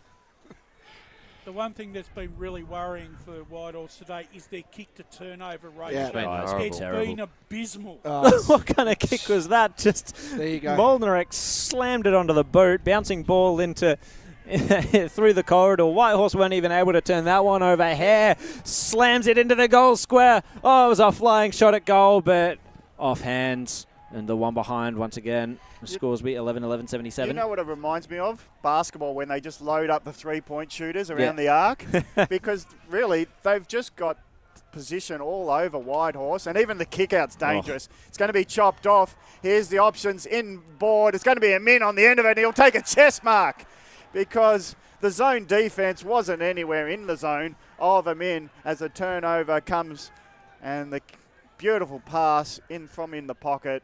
Found him in, standing all on his own, top of the goal square, and he'll line up for his third and float this score out to a 58-point margin. Well, he kicked it long and close to the goal line, and he's getting a shoe shine polish. Pantomime stuff now as the early celebrations, not even three-quarter time, and I think Scoresby, no, they're on their way to a premiership. But let's just compose ourselves just before three-quarter time. Another goal to a min. Now the score reads 12-11-83. Whitehorse stuck on 3-7-25. Well, it is time to start to celebrate this side and this club who have been starved for success. It's been a long, long time. 2006 last premiership. They're home. It's been a long time in the making. It has. You know, they've struggled so much. You know, they were in first division, 6 or 7 years ago, and now they've seen this great club. The reserves back-to-back premiers, and now they're about to do something special. So, Blake, 20 years ago, they were in a grand final in the top division, and now that we're in 5 divisions, for a team that made a double drop and have been really since 2006, their Division 2 premiership, they probably haven't had many wins. and they've had to drop down as far as the bottom division to finally get some triumph. Well, same as East Burwood too. They were in that same boat too. Well, they're in Division 2, so... So if the play goes on, and Whitehorse will have a shot at it, but it seems the consolation coming up as it's in the hands of Johnson. And Horvat. Sorry. Yeah. We're just catching up with the play here. Horvat was the kick receive and taking the mark 30 metres out, but he's on the boundary side. So for a mark that they did take inside 50, Blake, it's as wide as they could possibly get it. Yeah, I think you don't want to be kicking on the pocket, I reckon. Whether it's a right to left breeze from the right pocket, if he puts it on right post, he might be able to engineer the right post come into it because he slapped it straight into it. Can I just ask you, Gav, you a forwards coach or something? You explaining that perfectly well there, Gav. Well, he needed to sort of put it up a bit higher so it could drift because he smashed the ball and it smashed into the post. So there you go. If any coaches looking here for a forwards coach, Gav Casey's he's one for you. Love a goal like a sausage. Gazazade kicked it in. Hare took the mark. He loves these high raking balls to Hare. He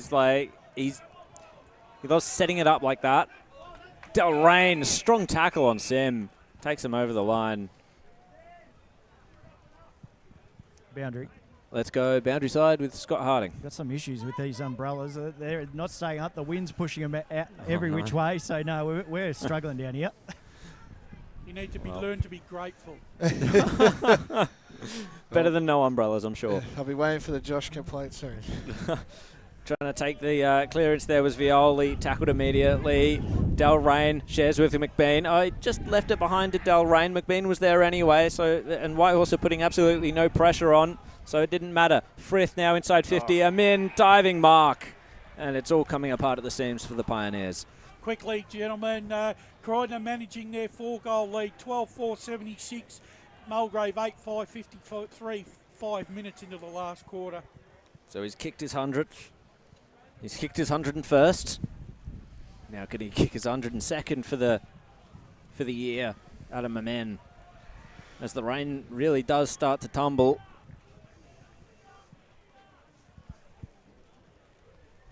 Deliberate walk in. What kind of celebration are we going to get from him now as he slots it through? Let's have a look.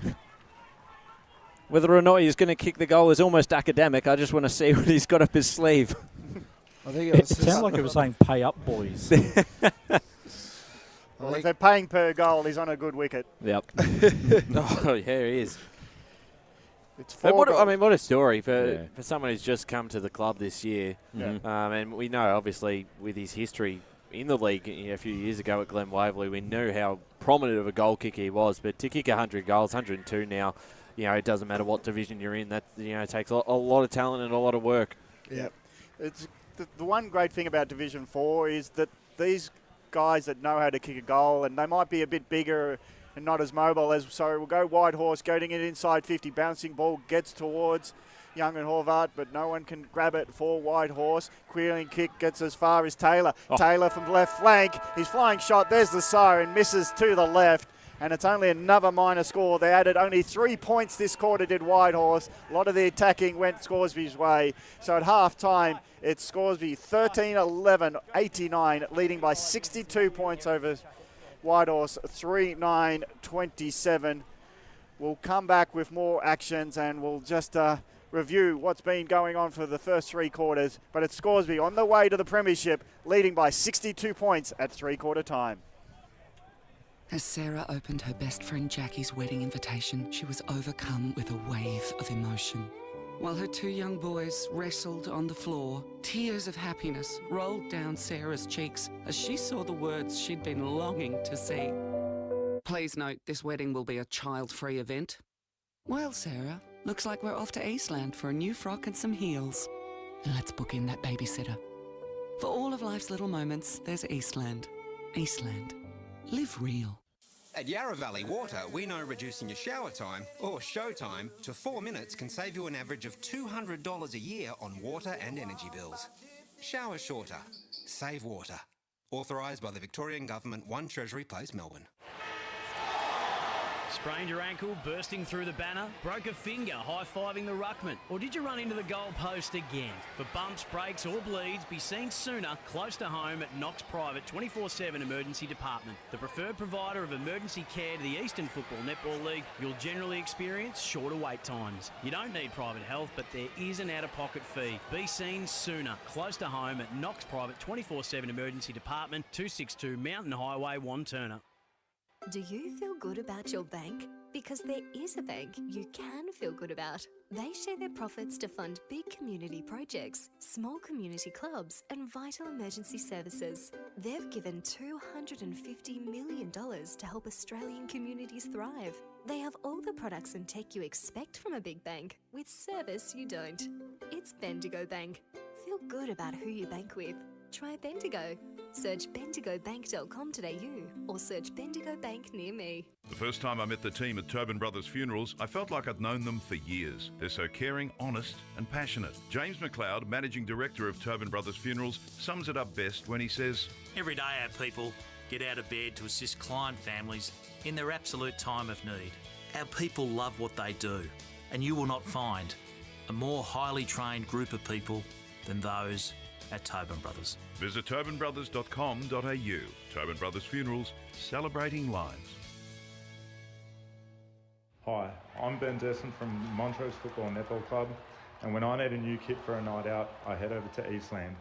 But Eastland is more than a shopping centre. They support a range of community organisations and have been major partners of the Eastern Football Netball League since 2018. Thanks, Eastland. You are listening to Radio Eastern FM 98.1. With live and exclusive coverage of the EFNL football season, bringing you the match of the day with score updates from all divisions. And now we cross to our commentary team for the Radio Eastern 98.1 Match of the Day coverage. Welcome back to the Eastland Match of the Round. It's Division 4 Grand Final day here at East Ringwood Reserve, and Scoresby have got one hand and four fingers on the cup, 13-11-89 to 3-9-27. That's Whitehorse Pioneers, and it is pelting down with rain now, so it's quite a dreary affair if you're a Whitehorse fan, but the rain won't matter if you're Scoresby. Let's go boundary side. Thanks, boys. Got Craig McKenzie here. Craig, we were talking about whether you're going to keep your voice. That was a fair pump up for the boys. What'd you have to say to them? Funnily enough, I usually don't fire up, but I fired up then. Basically, we've just got to take their game out of them now. So we're not trying to score more than them right now. We're just trying to stop their score. And obviously a very, very big third quarter there. What was the message at halftime for that change? Yeah, we said pull the trigger now. Now's the time to pounce, because we knew that we had the breeze, so we were really trying to aim to release the ball fast and get those fast entries. And it wasn't just about bombing it long. It was finding the option when we went forward, but it was like, put them under the pump. Let's just go roll the ball forward as much as possible. Now, we'll roll it forward, but we'll roll it forward a bit more calculated. Thanks, mate. We'll let you get undercover and let me as well. Thank you very much, Scott Hardy, running for the umbrella. Wayne Brasher has got some scores around the grounds. Yeah, looks like Roval have set a date with East Ringwood next Saturday. At the moment, Roval are up by 40 points. It's Roval 13-6, 84 leading South Croydon 6-8, 44, 12 minutes into the last quarter. Josh Ward, boundary side. The one main message from Andrew Haining in that final address for the season for the Pioneers was just to go straight through the middle, not look to go on any of the wings, just straight through the middle. It'll be very interesting to see how that works out for them. They've got a long way to claw back if they are at all any hope, but I think it might just be done and dusted. So we'll focus perhaps more on Scoresby and how good this has been for them. An excellent day. And the celebrations will continue in this final quarter with Gav Casey. Haining punches forward, trying to inspire something here, but it's again Hare running back with the ball. Gets the hand pass to Kazazada. He quickly kicks it to centre forward, but Prout's there to repel it for Whitehorse. A long ball down the line. At the end of it, Richards got tackled as he tried to one at Ray, and that wasn't the wisest decision because the tackle came in, and it's going to be a free kick to Young, who hasn't seen much of the ball today. From 50, he's looking sideways for runners, but he if he can get onto this, the wind might help him. He puts it to the longest he can. It's 3 metres short. Punch comes from Scoresby. Ground level ball claimed by Robinson. He tries to share it, but at the end it's off hands and out of bounds as we'll go boundary side for comment. Lee, if you want to protect your gear, do you have another umbrella up there? Because this one's broken. Yeah, I've got another one. I'll see if I can find. Just covering all the rest of the stuff at the moment. The lights are on, by the way. They are. Well, they'll be very bright because with this rain it's very dark. A lot of supporters have run for cover, and Whitehorse Pioneer supporters probably not in a happy state anyway. But I think the Scoresby supporters are willing to dance in the rain. You'd think so. You would absolutely think so. I don't think this is going to dampen their spirits whatsoever. Does that mean we have to down here as well? Every time I'm on the boundary, I swear. Get dancing, Scott. Welcome back, Scott. Thank you. I'm Great to be back. I'm definitely not complaining, Blake, by the way. So Whitehorse attempting to get the clearance. A little volleyball tap there by Haining into the centre of the ground. De Geest, however, was the first to it. Snaffled it. His kick is out into open space. The only man there was Hewitt until Hicks got there. Hewitt just held him in the tackle, and the ball was nowhere near Hicks. So Hicks will take the free kick down the line. This is Coulthard. Just challenged there by Connell and held again. Another holding free kick given away by Whitehorse. So a little over enthusiastic perhaps, or maybe desperate are the Pioneers. So inside 50 for Scoresby. Uzi picking out. Oh, Hicks had just made himself completely free. Whitehorse weren't checking him, but Prout ended up taking him to ground. So ball up in the pocket of Scoresby's forward 40. No clear possession from this stoppage. Plumridge. Boundary. Let's go boundary side with Scott. One thing I did want to say on the board, we were talking earlier in the third quarter how many inside 50s they had, or inside 40s. 16, I believe, from their stats in the third quarter for Scoresby. That is, that is an absolute pile on by the Magpies. Plumridge tackled. Haining got a handball out, and the kicks come out from the defensive line for Whitehorse. Intercept mark taken by Kazizada, who's played very well today, as the rain just abates for a little bit. But Scoresby are not abating at all. And the mark's been taken by Finlay. He's only kicked the 2 goals for the year, Aaron Finlay. We'll back him in for this one. Yeah, you'd think so. No pressure on this kick at all as well. This to extend the lead to a solid 68 points.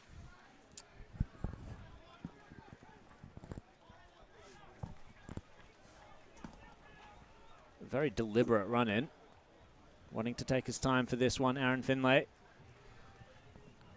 And it's straight. And they're celebrating of the Magpies. Scoresby get around their big ruckman. Yeah, fantastic to see. It's a great moment for him, and I think we've got some more scores around the grounds, Brash. Yeah, 16 minutes in the last quarter at Jubilee Park, and Roval are 52 points in front of South Croydon. Roval 15. Note that 58 points. Roval 16-6, 102, leading South Croydon 6-8-44. Through to a prelim against East Ringwood next week. The lights are on, boys. But is anyone home? Yep. Stole that out of. The answer would be no for Whitehorse. Correct. Hare goes in again. He was trying to he bent the knees, trying to get over the shoulder, and he did win that free kick. So smart play from Hare. Centre of the circle. He gets on the left foot as expected because it's a long lever he's got. He puts it towards a min. He has to push off before he can go for the mark. Ground level ball taken by the Whitehorse Pioneer defender, who's taken over the shoulder. So it'll be Dalgleish sharing it out. They'll go transition. Outer side now. Go Whitehorse Pioneers.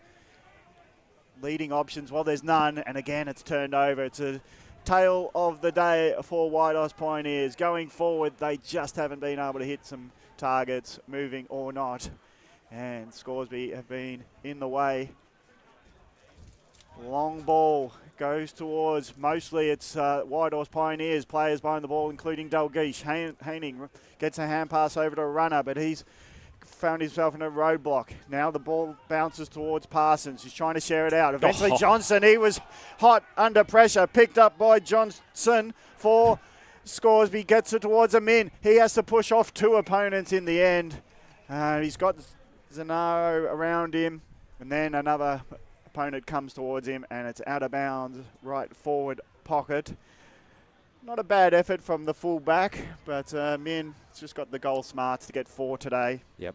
And that's just finds a way, doesn't he? Yeah, he's averaging 6. Obviously, it's inflated by a few blowout games. But to get to 102 goals. Here's a quick kick, and it's Hicks again. He's been pretty inspired today.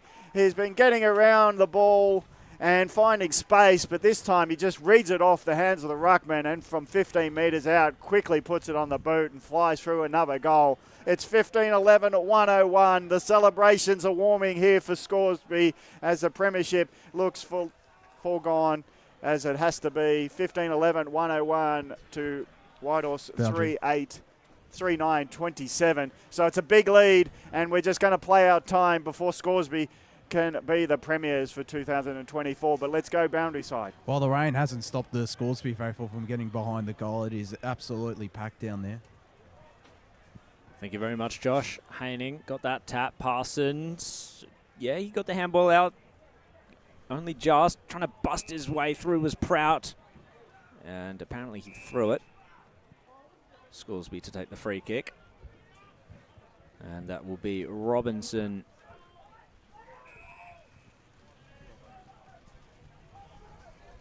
Tom Robinson.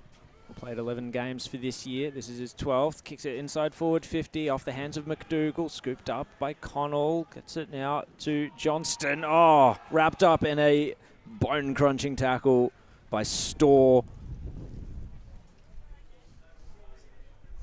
Ball up in the pocket. 7 minutes 40 gone in the final quarter. Whitehorse able to get this clearance again. Sim spears it down the ground. They're just trying to go long and fast, Whitehorse. Scooped up now by, that was Young, out to Fabry. And a high ball towards centre half forward. Scoresby just trying to get in the way. That was well done by Wolnerek. Bounced to ground and got back up. And now Stoffels took the intercept mark.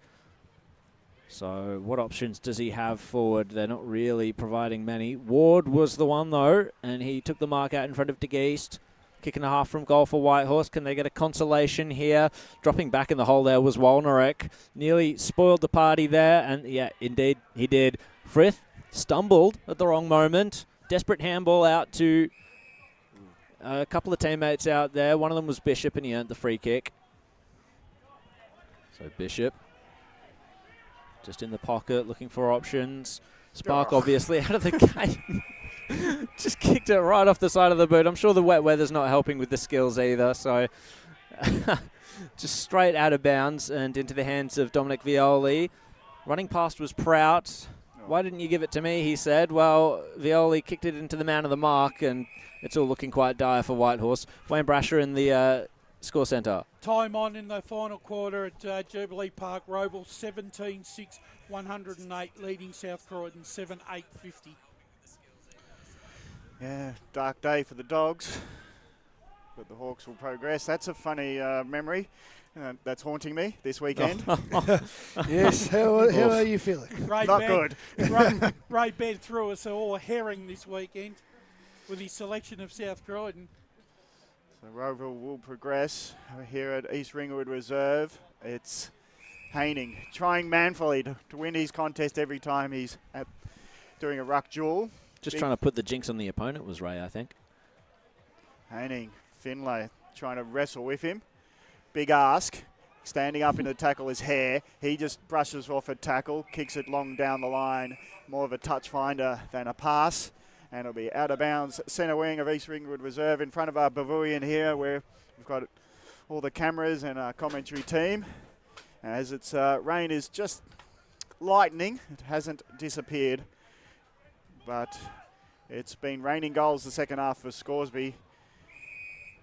And a push-off free kick. It's got everyone wondering. Hare's playing his own game and he's playing on, but the umpire says, I'll bring it back if you don't mind. And Hare's like, well, I didn't mind if you would keep it going. but it's going to be a free kick at centre half back, and it gives us time to look at scores around the grounds. Finals football, EFNL. Yeah, time on in the preliminary final at Walker Park. Croydon 12-7-79, leading Mulgrave 8-6-54. I think they're doing enough, Croydon, to make it into a grand final. Great. So it's Scoresby sharing it around in the hands of De Geest. Goes out wider. He's got some runners.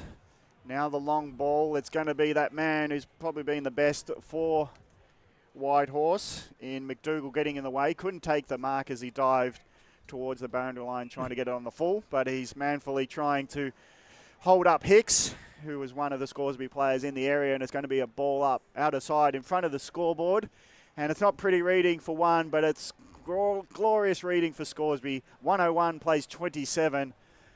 They lead by 74 points. Most majors to Adam Amin, 4. And Storr has been super. He's got 3 goals. Another chopped off kick. Marshall on the receive. Gets it for Scoresby. They've got a lot of space and a lot of time, even when it doesn't get onto the full. Handing it off was Storr. Gets it to his teammate in Hare. Hare's kick not getting to the intended, but Richards gets a hand pass received. He's bumbling and fumbling his way. He couldn't pick it up. As soon as he did, he's been tackled. McDougall there gets it on the foot rather than the hand because he's rushed in doing so, and it's out of bounds. And the slippery ball not helping all players, but Scoresby got plenty of times to work out a way forward. Tell you what, Dale Hare has had leather poisoning all afternoon. No one's got near him. Is it a late surge for best on ground, or has he let others probably win the game? I think over the 4 quarters he's. You're saying he's the best? Oh, I reckon he is at the moment. Well, there's a few contenders. We've got Storr in the as an option, and who was the other one, Ryan? We were chatting about Frith. Blake? Cooper Frith, definitely. Playing with Mike. Scoresby to go forward once again. Oh, sorry. Scoresby to go forward once again, but Dale Hare just fluffed his lines in that moment. And Whitehorse now, rare thrust forward. Young kicks it wider because he didn't have any options forward. So Mills picks out Stoffels on the lead. Inside forward 50 for Whitehorse, and only consolations on offer here for the Pioneers to make the scoreboard look a little less painful. Stoffels comes in and he's pushed it left, and that's 3-10 as well. So I mean, we were talking in the first quarter about how they weren't taking their opportunities there. I feel like maybe that becomes a little bit redundant given the performance that Scoresby has put on all over the ground regardless, but it's still true that they may have made a bit more of a fist of it had the quarter time score been a little more justified for Whitehorse. It certainly doesn't change the result either way, but it would maybe potentially, this game's a bit more competitive for a little bit longer, but really, realistically, by half-time, I think we knew it was all Scoresby's. Yeah. De Geest on the bounce, took the kick out receive, gets it down the line, tackled it. Oh, holding the ball, not tackled without it, and it's going to be a Scoresby free kick on the outer side. I think it's going to be one of those grand finals they've just got to put behind them very quickly and move on to next year because, I mean, really, this second half, they haven't been here. Granlund went long down to Hicks, but it's ground level support that he's got. Heaps of numbers. Now they go towards the inside 40. Bounce of the ball eludes a Magpie, but the kick out, just all it finds is that man again. And Hicks is... had a very good afternoon himself too. He's roaming around the field and finding himself open a lot, but his composure with the ball's been quite good. The kick doesn't serve him well, and it's Sims finding himself in the way. His kick found Violi on the full, so that's nice. Another short inboard maybe. Violi's looking at options. He's directing from the stand as he kicks now long. Goes towards dropping the market, just as he seemed to have it was Young. Young might get the hand pass received, but he allows the opposition in, and they run through the middle. Long ball, fly at it, it's Storr again. He's kicked 3, and he's lining up for 1 in each term. And if he puts 4 on the board, he's definitely a top 3 player of the day, in my opinion. This is an important man when they get to Division 3.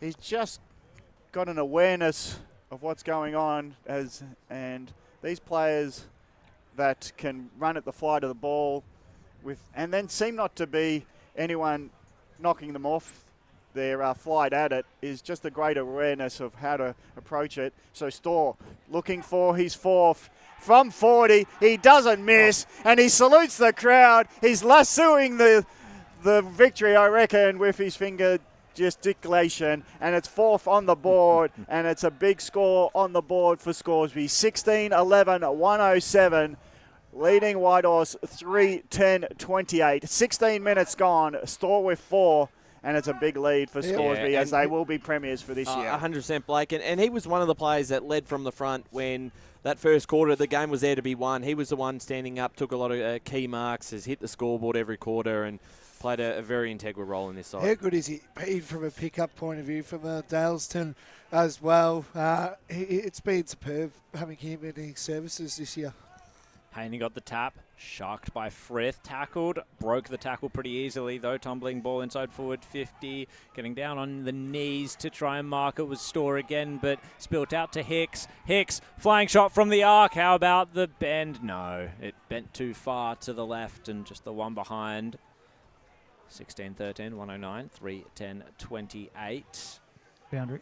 Let's go boundary side with Scott Harding. Hicks will be happy with that haircut. Probably had the camera on him fair bit of the day and possessions-wise. So, yeah, thank you to his hairdresser. Oh. Big fly from Frith over Haining. Ground level ball mopped up by the Magpies. Kick will be chopped off, though. And in position, it's Mills. Looking at options. Goes out wide, but it's 2v1.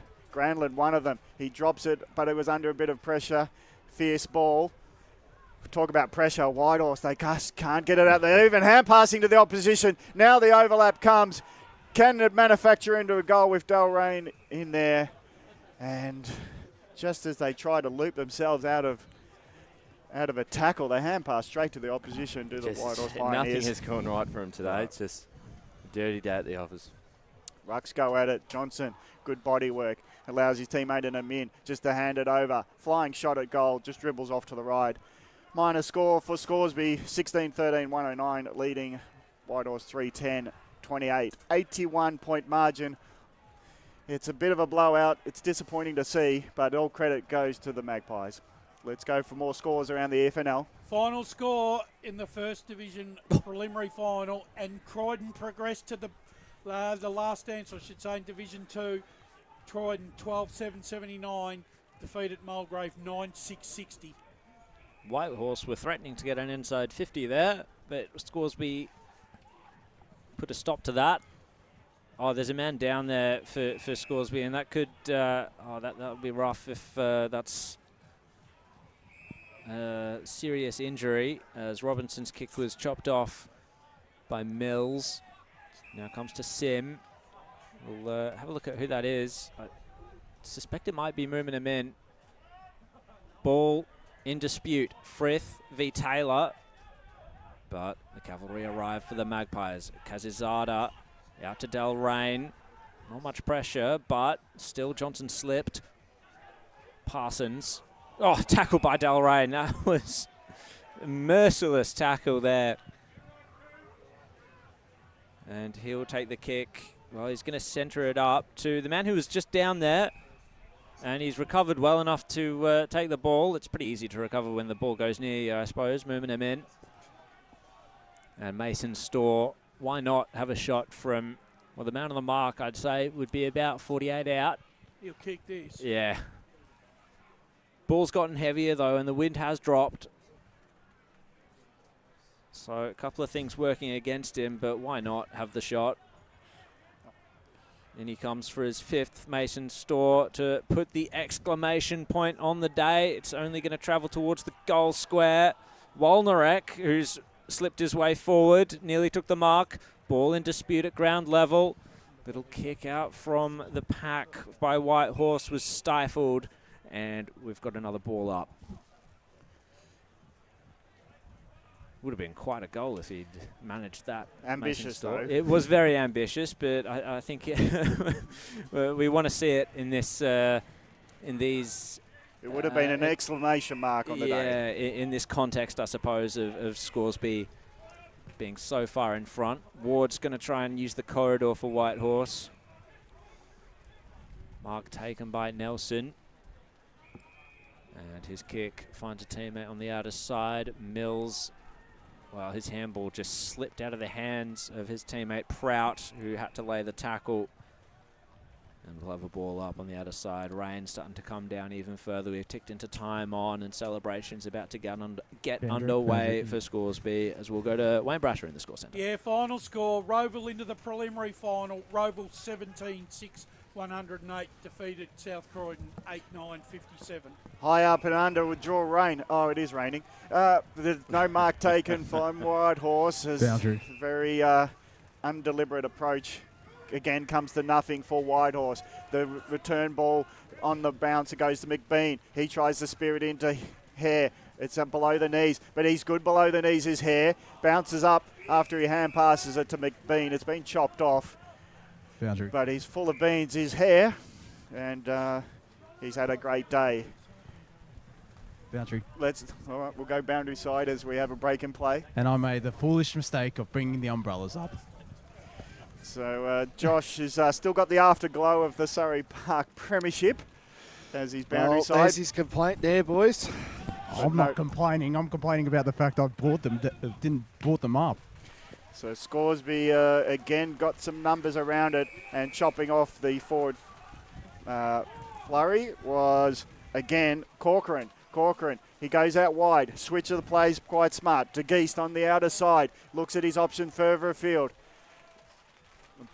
Trying to mark it was Plumridge. He gets spoiled late. Ground level ball just bounces out of Plumridge's hand, but he's good enough to bounce back onto it. Hand passes over the top. Get the hand pass received from De Geest. Now he spears it in on the bounce. Just eludes Marshall for now. Plumridge again goes for it. He'll be tackled to the ground. Maybe pushed. The umpire doesn't see that way. We're just trying to get the tempo up a little bit there. Plumridge was trying, but the wet weather is just hampering them, I reckon, from some clean open play. It has, but it's not going to have any effect on the celebrations, which are about to happen very soon. Indeed. Smothered ball. Whitehorse chasing it. Scoresby. Delrain slipped over. Corcoran. Handball from hands and knees. Whitehorse actually recover it this time. No, until Parsons was tackled by Frith. No. Whitehorse have a runner now. Inside forward 50. Oh, trying to go the one-hander was Young. He had a men to contend with, and now Waldnerek steadies Scoresby. They've really slammed the door shut in the face of Whitehorse every time they've gone forward. Kazizada looks like he's out of legs a little bit.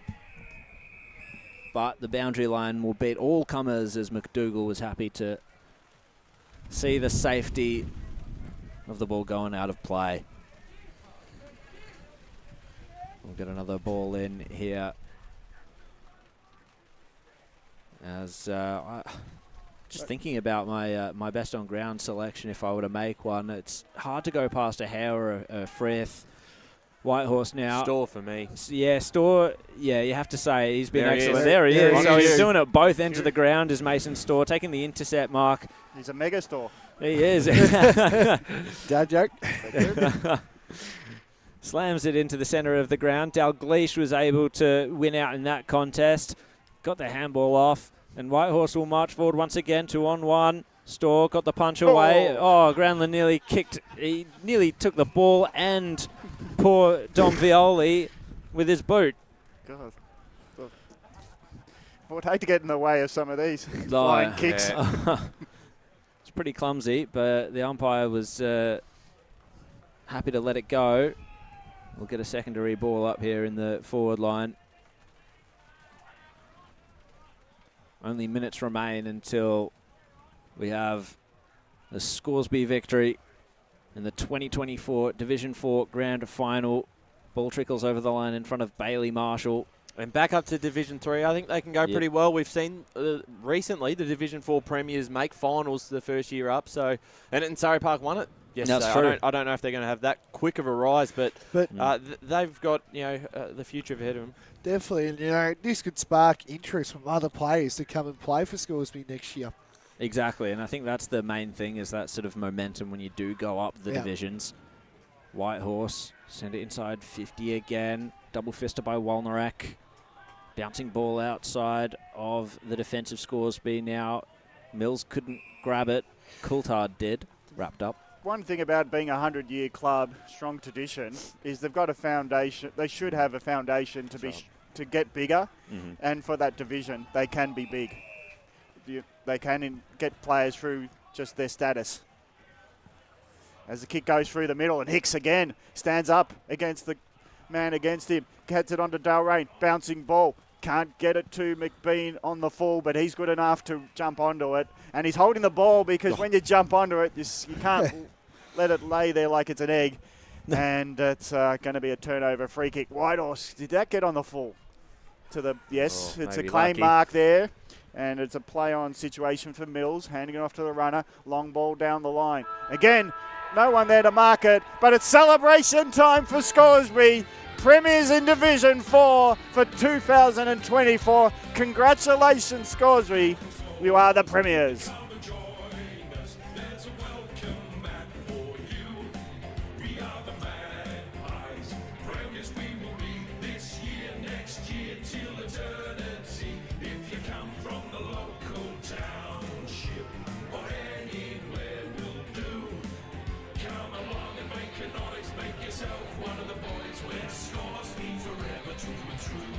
Scoresby Premiers for 2024, 16-13, 109, defeated Whitehorse 3-10-28. Let's get ground level for some interviews from Scott and Josh because it's party time for Scoresby and they are the Premiers for Division 4. I'm with Scoresby coach Craig McKenzie. Craig, must be a nice feeling, Division 4 Premiers this year. Oh, it's amazing. I told you, Blakes, that I didn't want a close one. Thank goodness for that. Sorry that it wasn't as much fun for you, but it was great for me.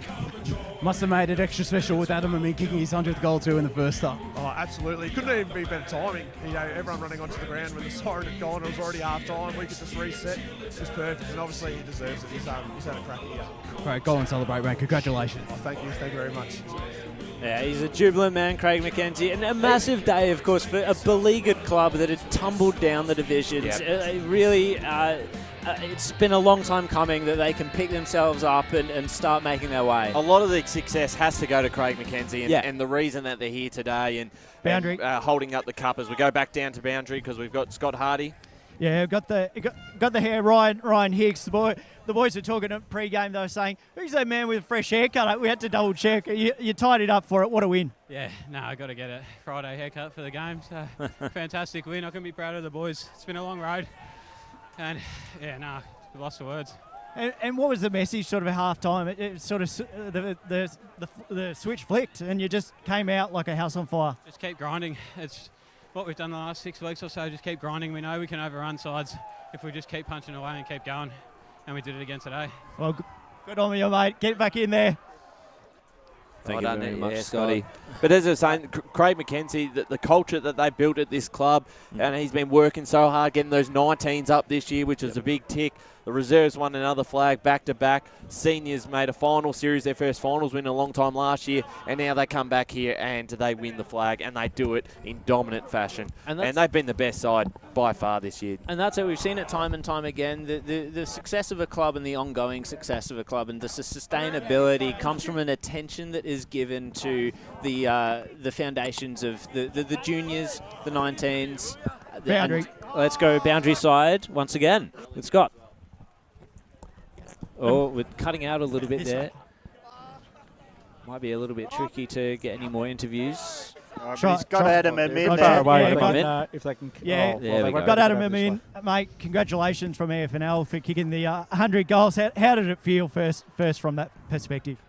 Obviously, as a personal perspective, it felt fucking amazing. Pardon my language, but it felt amazing. But again, I've always said from the start of the day, start of the week, it's not about personal accolades, it's about team stuff. So lucky that I was out of the way early, so we just focused on footy afterwards. And did it come at the perfect time, scoring on the half? What was sort of said going into the sheds after that, and then obviously that change in perspective and what you've achieved? Well, obviously everyone, you guys witnessed, everyone got around me, but as a collective, we always said what's next. And obviously that moment in the game, they were still in it, and we obviously came out after half time, and it was a big thing for us to start well and probably better the game there. So. And you offloaded a few, so you could have had a few extra more. But what's the win mean for the club and going forward into the next season? Well, hopefully it's the momentum. It's momentum. You look at Surrey Park, you look at Donvale, they went back-to-back. Why can't we? At the end of the day, we're a club that came in definitely wanting to get better and definitely wanted to win the flag. And now look where we are. So next year will be a big year. Hopefully go back to back. Should be a big night. Enjoy, mate. Thank you. Now, there's players like Amin and Store and such that will be huge when they get to Division 3. These players that are going to be match winners. And Brash. Yeah, look, and don't forget, they paid their penance last year. They made a finals last year after coming back down. Right, they lost their first final, as we spoke about. Yeah, this is reward now for all that hard work that they put in last year. Absolutely. Boundary if you can. Yes, go for it, Josh. I'm with Dal Hare. I'm alongside Scoresby midfielder Dal Hare. Dal, must be a nice feeling to be a premiership player. No, yeah, it certainly is. It's been a long wait. We've had back-to-back relegations through there, some tough years. But no, it's a credit to the boys.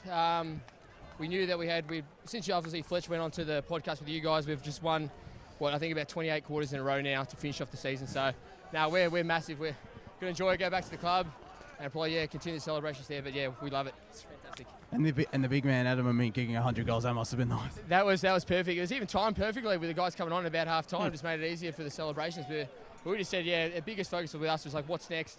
After he kicks it, we just got to keep piling the goals on, which we did. So we're wrapped with that. Well done. Go and celebrate, mate. Congratulations. Thank you very much, guys. Cheers, guys.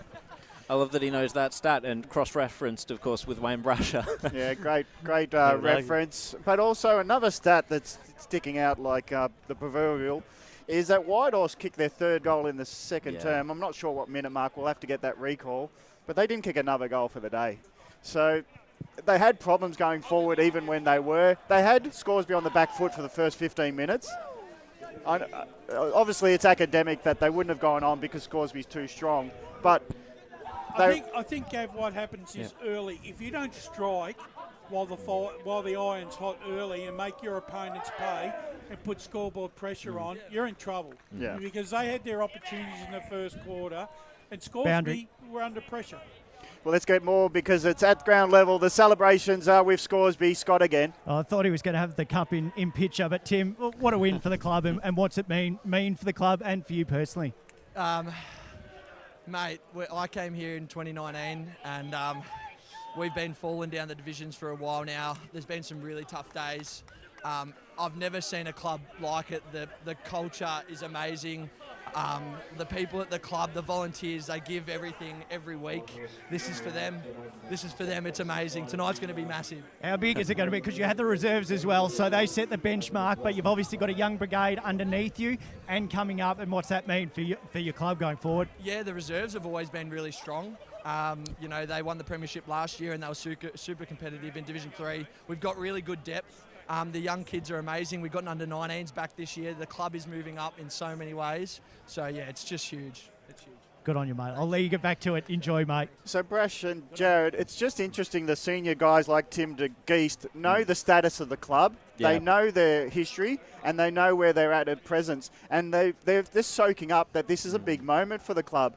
A club with a strong, long history, pride of being a top division club, has had woeful dropping down, double drops, and they've found themselves in the lowest division of nearly 50 clubs. But finally, this might be the start of their rebuild of a club that has been so proud of their own history. Yeah, they know the meaning of it. They know the meaning of today and why this can be sort of like, the start of, starting to, the future's bright for them. And I just want to introduce, also joining us up in the box is Matt Spider-Lee as well. Matt, what are your thoughts on this day for Scoresby and what it means to the Magpies? Yeah, I've just been listening to both Tim and the players and also just you guys talking about it. And I think it's what we talked about before the game. There's that step-by-step realistic approach. They put the strategy in place for things going forward. And it's going to be small steps. You get the opportunity to go back up to Division 3 as the presentations commence. Grand final presentations. Congratulations to Whitehorse, Andrew and team. Unlucky today. I'm sure you guys will be here next year. And to Scoresby, congratulations. First time since 2006. Well done, premiers in 2024. I'd like now to invite up onto the stage EFNL CEO Jai Bond to present the Best on Ground medal and also the Premiership medals. And now, the Best on Ground medal, also known as the Stephen Jones medal. the Stephen Jones Medal for 2024 from Scoresby. Number 2, Mason Storr. Now, Matt, this guy reminds me of a Scoresby legend champion player many, many years ago, captain of a club, Andrew Heap. Yeah, true. His mannerisms, the way All right, he let's plays, start the way these he kicks the premiership ball. battalions with number 1, He's a Toby Andrew Heap. Richards. Yeah, it does. Does remind me of him. Absolutely. And I never thought I'd say that until today. But he's just got all the right mannerisms, the way that he plays. Yeah, brilliant player he was, and identity is very similar. No, it's a great Let's invite him observation, back onto the Brad. stage. Number 2, the best on ground medal, Mason Storr. He's got the build, he's got the kick, he's got all the markings of being a 100. Got all the tricks, doesn't he? And all these players that are going to come up, they've just had all impact all year. They've had a tremendous spread. They've had contributors week after week. It's just been a solid team effort collectively across the board from all their players. Delwayne was really good. Number 7, today. Brilliant. Ryan Hicks. This guy, Hicks was terrific. He was everywhere this He has set them afternoon. alight, particularly in the first quarter. Just right from the outset, got the ball moving their way, got hands on footy, and he's very clean with his skills. 2 goals, 4 for him today. Number 9, Declan McBean. This guy, what a pickup. This guy's been from Noble Park a couple of years ago and just been so prominent in their rise, particularly this season. He kicked a goal in the third Oh, quarter. that was brilliant. That got them Number going. 10, Dale Hare. Well, Dale Hare, what a player he's been for this footy club.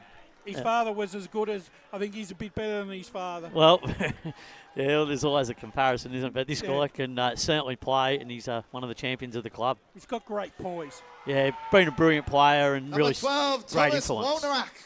Had a year away from the club, Thomas Wolnarak, after the 2022 season, came back, and now he's been rewarded as a premiership player. Got a cult following too. He has a bit, hasn't he? Yeah, looks like he'll be a crowd Number favourite 13, tonight. Dan Coulthard. This guy brilliant all year, just always doing things, looking busy when he's got the footy, and he always has a smile on his face when he's around the ball. Number 15, Bailey Marshall. Very good today. Didn't do much wrong. There wasn't many of them. All played their part. They all I played reckon, the part, yeah. At times. Number 22, Brad Bishop. Yeah, Bishop was very good. Yeah, for a young up-and-coming winger, I reckon. And that's what you like about these guys. They're all up and coming, and they've got lots of potential at this young age in their careers. Nice size Number about 30, him too. Zach Corcoran. So I reckon he was important early, Corcoran. Yeah, very, very impressive, and he's got a promising future.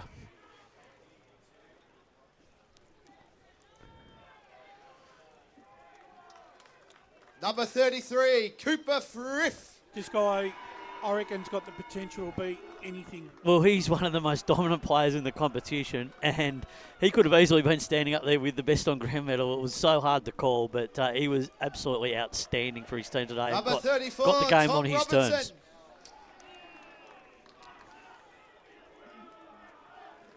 Yeah, good performance today. Yeah, he was really important early and solid four-quarter performer.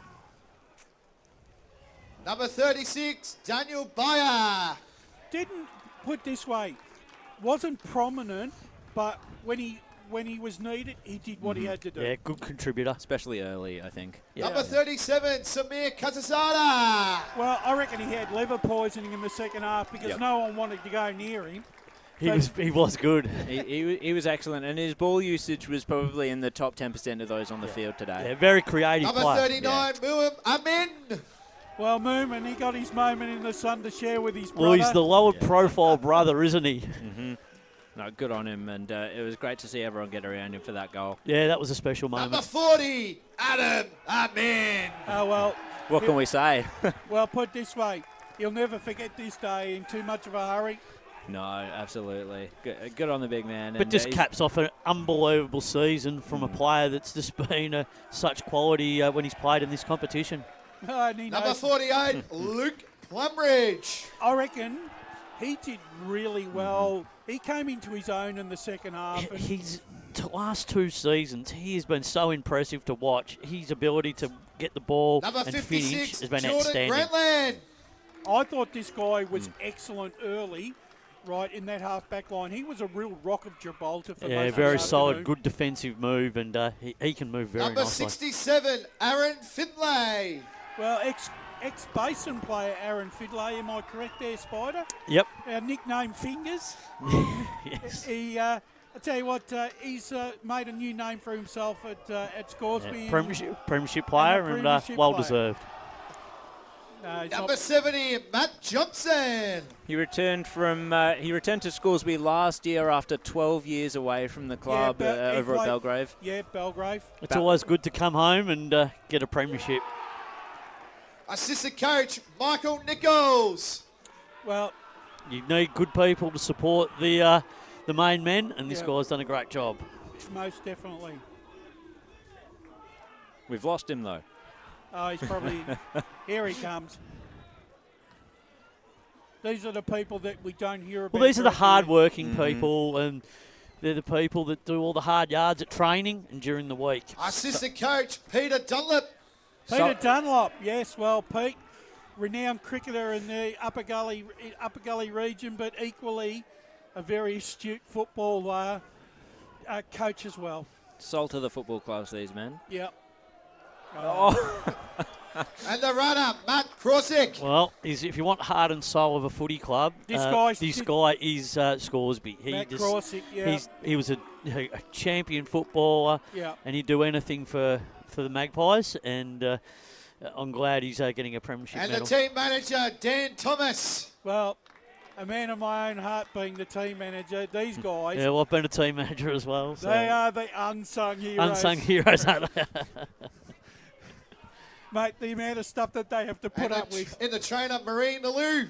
Well, behind every great football team is Marie. a great training setup. That's it. Without these people, You don't have a team. no. Trainer, Stacey Van Roy. And you need your aides as well. Yeah, and the trainers do a wonderful job, Yeah. keeping the players medically sound and on track and get them ready to play. A lot of knowledge required there, and I think that goes underestimated. And trainer, Elise Pretty. And sometimes they play a bit of agony art too. Yeah. The old trainers. And especially in the times of what we've dealt with concussions and things like that, they've got to make the actual assessments and the That's right. medical And the calls, hard calls. and the hard calls. Yeah. And now, Premiership captain, number 26, Tim DeGeese. Really good game from him. I think he led from. He was the solid Tim, man. please stay Yeah, on the he's stage, led. please, He's led Tim. from the front right through this whole campaign. Yeah. And now, Premiership coach, Craig McKenzie. This guy's been a revelation, I reckon, for Scoresby. He's put in a fresh set of ideas and a new Craig, way. can I please get you up? And he's Say a such few words. And he's such a very, very affable coach and graceful coach. Yeah, and very well spoken. Yep.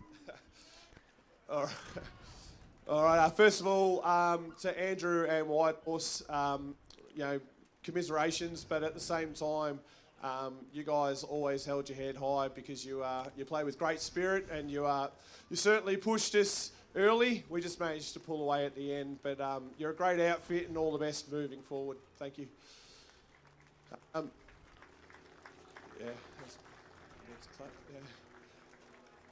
To the Scoresby boys, it's been 2006 since our last flag, and obviously a long time coming, but Just can you believe it? Being cut off. No, you're right. No, a long time coming, 18 years, that's massive. But to get 2 premierships in one day, we worked hard for this. To the faithful, the supporters, the volunteers, the life members, the committee, all of you out there, this is for you. Thank you very much. And now, could I please invite CEO Jai Bond to present the 2024 Eastland Division 4 Premiers, Scoresby! There they go. Flag Pies 2024. And for Jai too, what a moment to hand over the cup to a club that he had a lot to do with as well, as a player. Yeah, I wasn't aware of that Matt. So, I mean, yeah, it must be a special moment. But also from the league perspective too, being the CEO. Yep. I just think, look, when you look at the overall season, really, gentlemen, Scoresby were the dominant side, and I think they really did come and prove that this afternoon. They did. They just showed their pure class all over the field. Dominant year, and we wish them all the best for 2025 as they continue on the steps going forward, as we've alluded to. Good junior setup is required for the future. They need to build those blocks. They've got the under-19s in place. If they get the junior from the under-9s, under-10s, all that in place, the future can be bright for them. But as we said, it takes time between that 5 to 10 year mark, and then you can set your benchmarks to make a run up the divisions. But it's all the expectations. Don't overestimate it. Just do it at your own speed, and it'll happen if you're dreaming hard enough. And once again, for those who may have joined us late, final score here was in the Division 4 Grand Final was Scoresby 16-13, 109, defeating Whitehorse 3-10-28. A massive 81-point victory. Some other results this afternoon, gentlemen. Croydon move into the Second Division Grand Final against Baronia next Sunday afternoon with a 19-point victory over Mulgrave. Croydon 12-7-79, defeating Mulgrave 9-6-60. So a hard-fought win there for Croydon after they jumped Mulgrave very early. Yeah, look, Croydon, they're working a light performance, and they've just done what they've had to do, and they've got the job done. They get another crack at playing Baronia, who they beat earlier in the season, and it'll be interesting to see how that all unfolds this time next week. Brash, I was just going to say, Declan McBean, very emotional out there, just out the back. I don't know if we've got cameras out there, but obviously means a lot to that individual. It mean a lot to many, but yeah, you can see he's very, very emotional on this win. Yeah, and finally, Rove will move into a preliminary final next weekend, gentlemen, with a convincing 51-point victory over South Croydon this afternoon. Rove 17-6, 108, defeated South Croydon 8-9-57. So Rove will atone for their loss against Balwyn next week, and it sets up a mouth-watering clash next Saturday, Bayswater Oval against East Ringwood. Oh, unbelievable clash. Looking forward to that one. That's going to just be an absolute belter, and whoever gets the right to take on Balwyn's going to thoroughly deserve it. So all was in readiness for what will be a massive preliminary final, and very hard to pick at this stage, but Roval, well done on their performance today. They really bounced back and have given themselves that opportunity. And with that being said, our media manager, Ryan Long, joins us back upstairs to put the finishing touches on what has been, Ryan, a fantastic Division 4 Grand Final day. Oh, it has, and it's great to see the Scoresby side finally getting some success in the senior competition. It's been a long time, as Craig mentioned. 2006, that's a long wait, and of course, going back up the divisions, it might take a little bit longer than what Surrey Park have done, but there's no reason, as Adam said, there's no reason why they can't achieve the ultimate next year again. They'll be, I think, a final side in Division 3. I think still need to pick up a few. They do, and that's what happens when you do go up a grade. You do attract new players. So, look, it's a great achievement for the club, Josh. Yeah, it absolutely is, and to see the scenes down there on ground level, it's great to see the Scoresby faithful get around their players because it is a significant moment. It could be the start of something for the Magpies heading into the future. They might be able to attract some former juniors to the club as well. That's what Surrey Park were able to do, and it obviously paid dividends. So it'll certainly be interesting to see how they go in Div 3 next year. I'm with you, though. It's interesting because they do have Surrey Park almost as a template to try and follow, especially since both teams are coming from, I know Scoresby had prior success in their history, but both teams are coming from a long way back. And, I think no one would blame them for copying a page or two out of Surrey Park's notebook. And also the Mitcham template as well, because that's been a really interesting one, what they've done too. There's so many examples, and every example is different in some scenarios, but Scoresby, they've plotted the first part of their course. Now they've got to create their own identity and get that culture back and that history, and also get that opportunity for people to come and join their club. Yeah, I think once again it's been a successful day, Ryan, and look, it's things just don't happen. It's been a fantastic weekend. We've got First Division and Second Division grand finals now ready and set for next Saturday. Well, we're all set to go, as you said. I mean, you've already, I'm sure, talked about it with the two Mitcham Park Orchards on Saturday out at Tormall. Could be conditions like this at the moment with the rain. And then Saturday, the only side to defeat Baronia this year in Croydon, get a crack at him on grand final day. But looking forward to it, Brash. It's again a very exciting time. Yeah, well, it's time to wrap up the broadcast this afternoon, gentlemen. And look, it's been a fantastic day. A big thank you to Rowan. That's not the right person I was thinking of. Gav Casey and there will be a Rowan listening. Rowan Conley does listen to the FNL broadcast. Does he really? He does. He tells me about it. Gav Casey and Jared Beanland on comms this afternoon. Thank you very much, Brash. It was a fun day to call, and congratulations to Scoresby. Blake and Ryan on specials this afternoon, and all the other duties that went with it. Absolutely, thanks, Brash, and a great job again from you, MC Tennant. Josh and Matt Hardy on the Matt Hardy. Scott Hardy. He's a comedian. I worked with him. We're inventing people. Lee Green and LKM Media, fantastic job on the weekend by the team.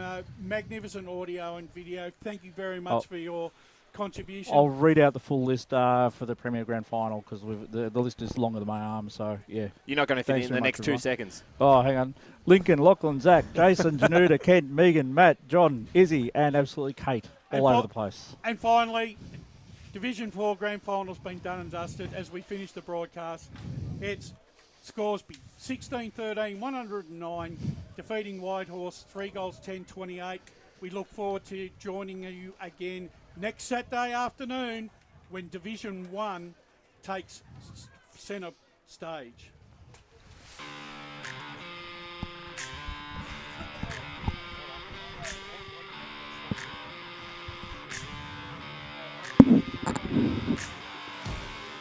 Yep.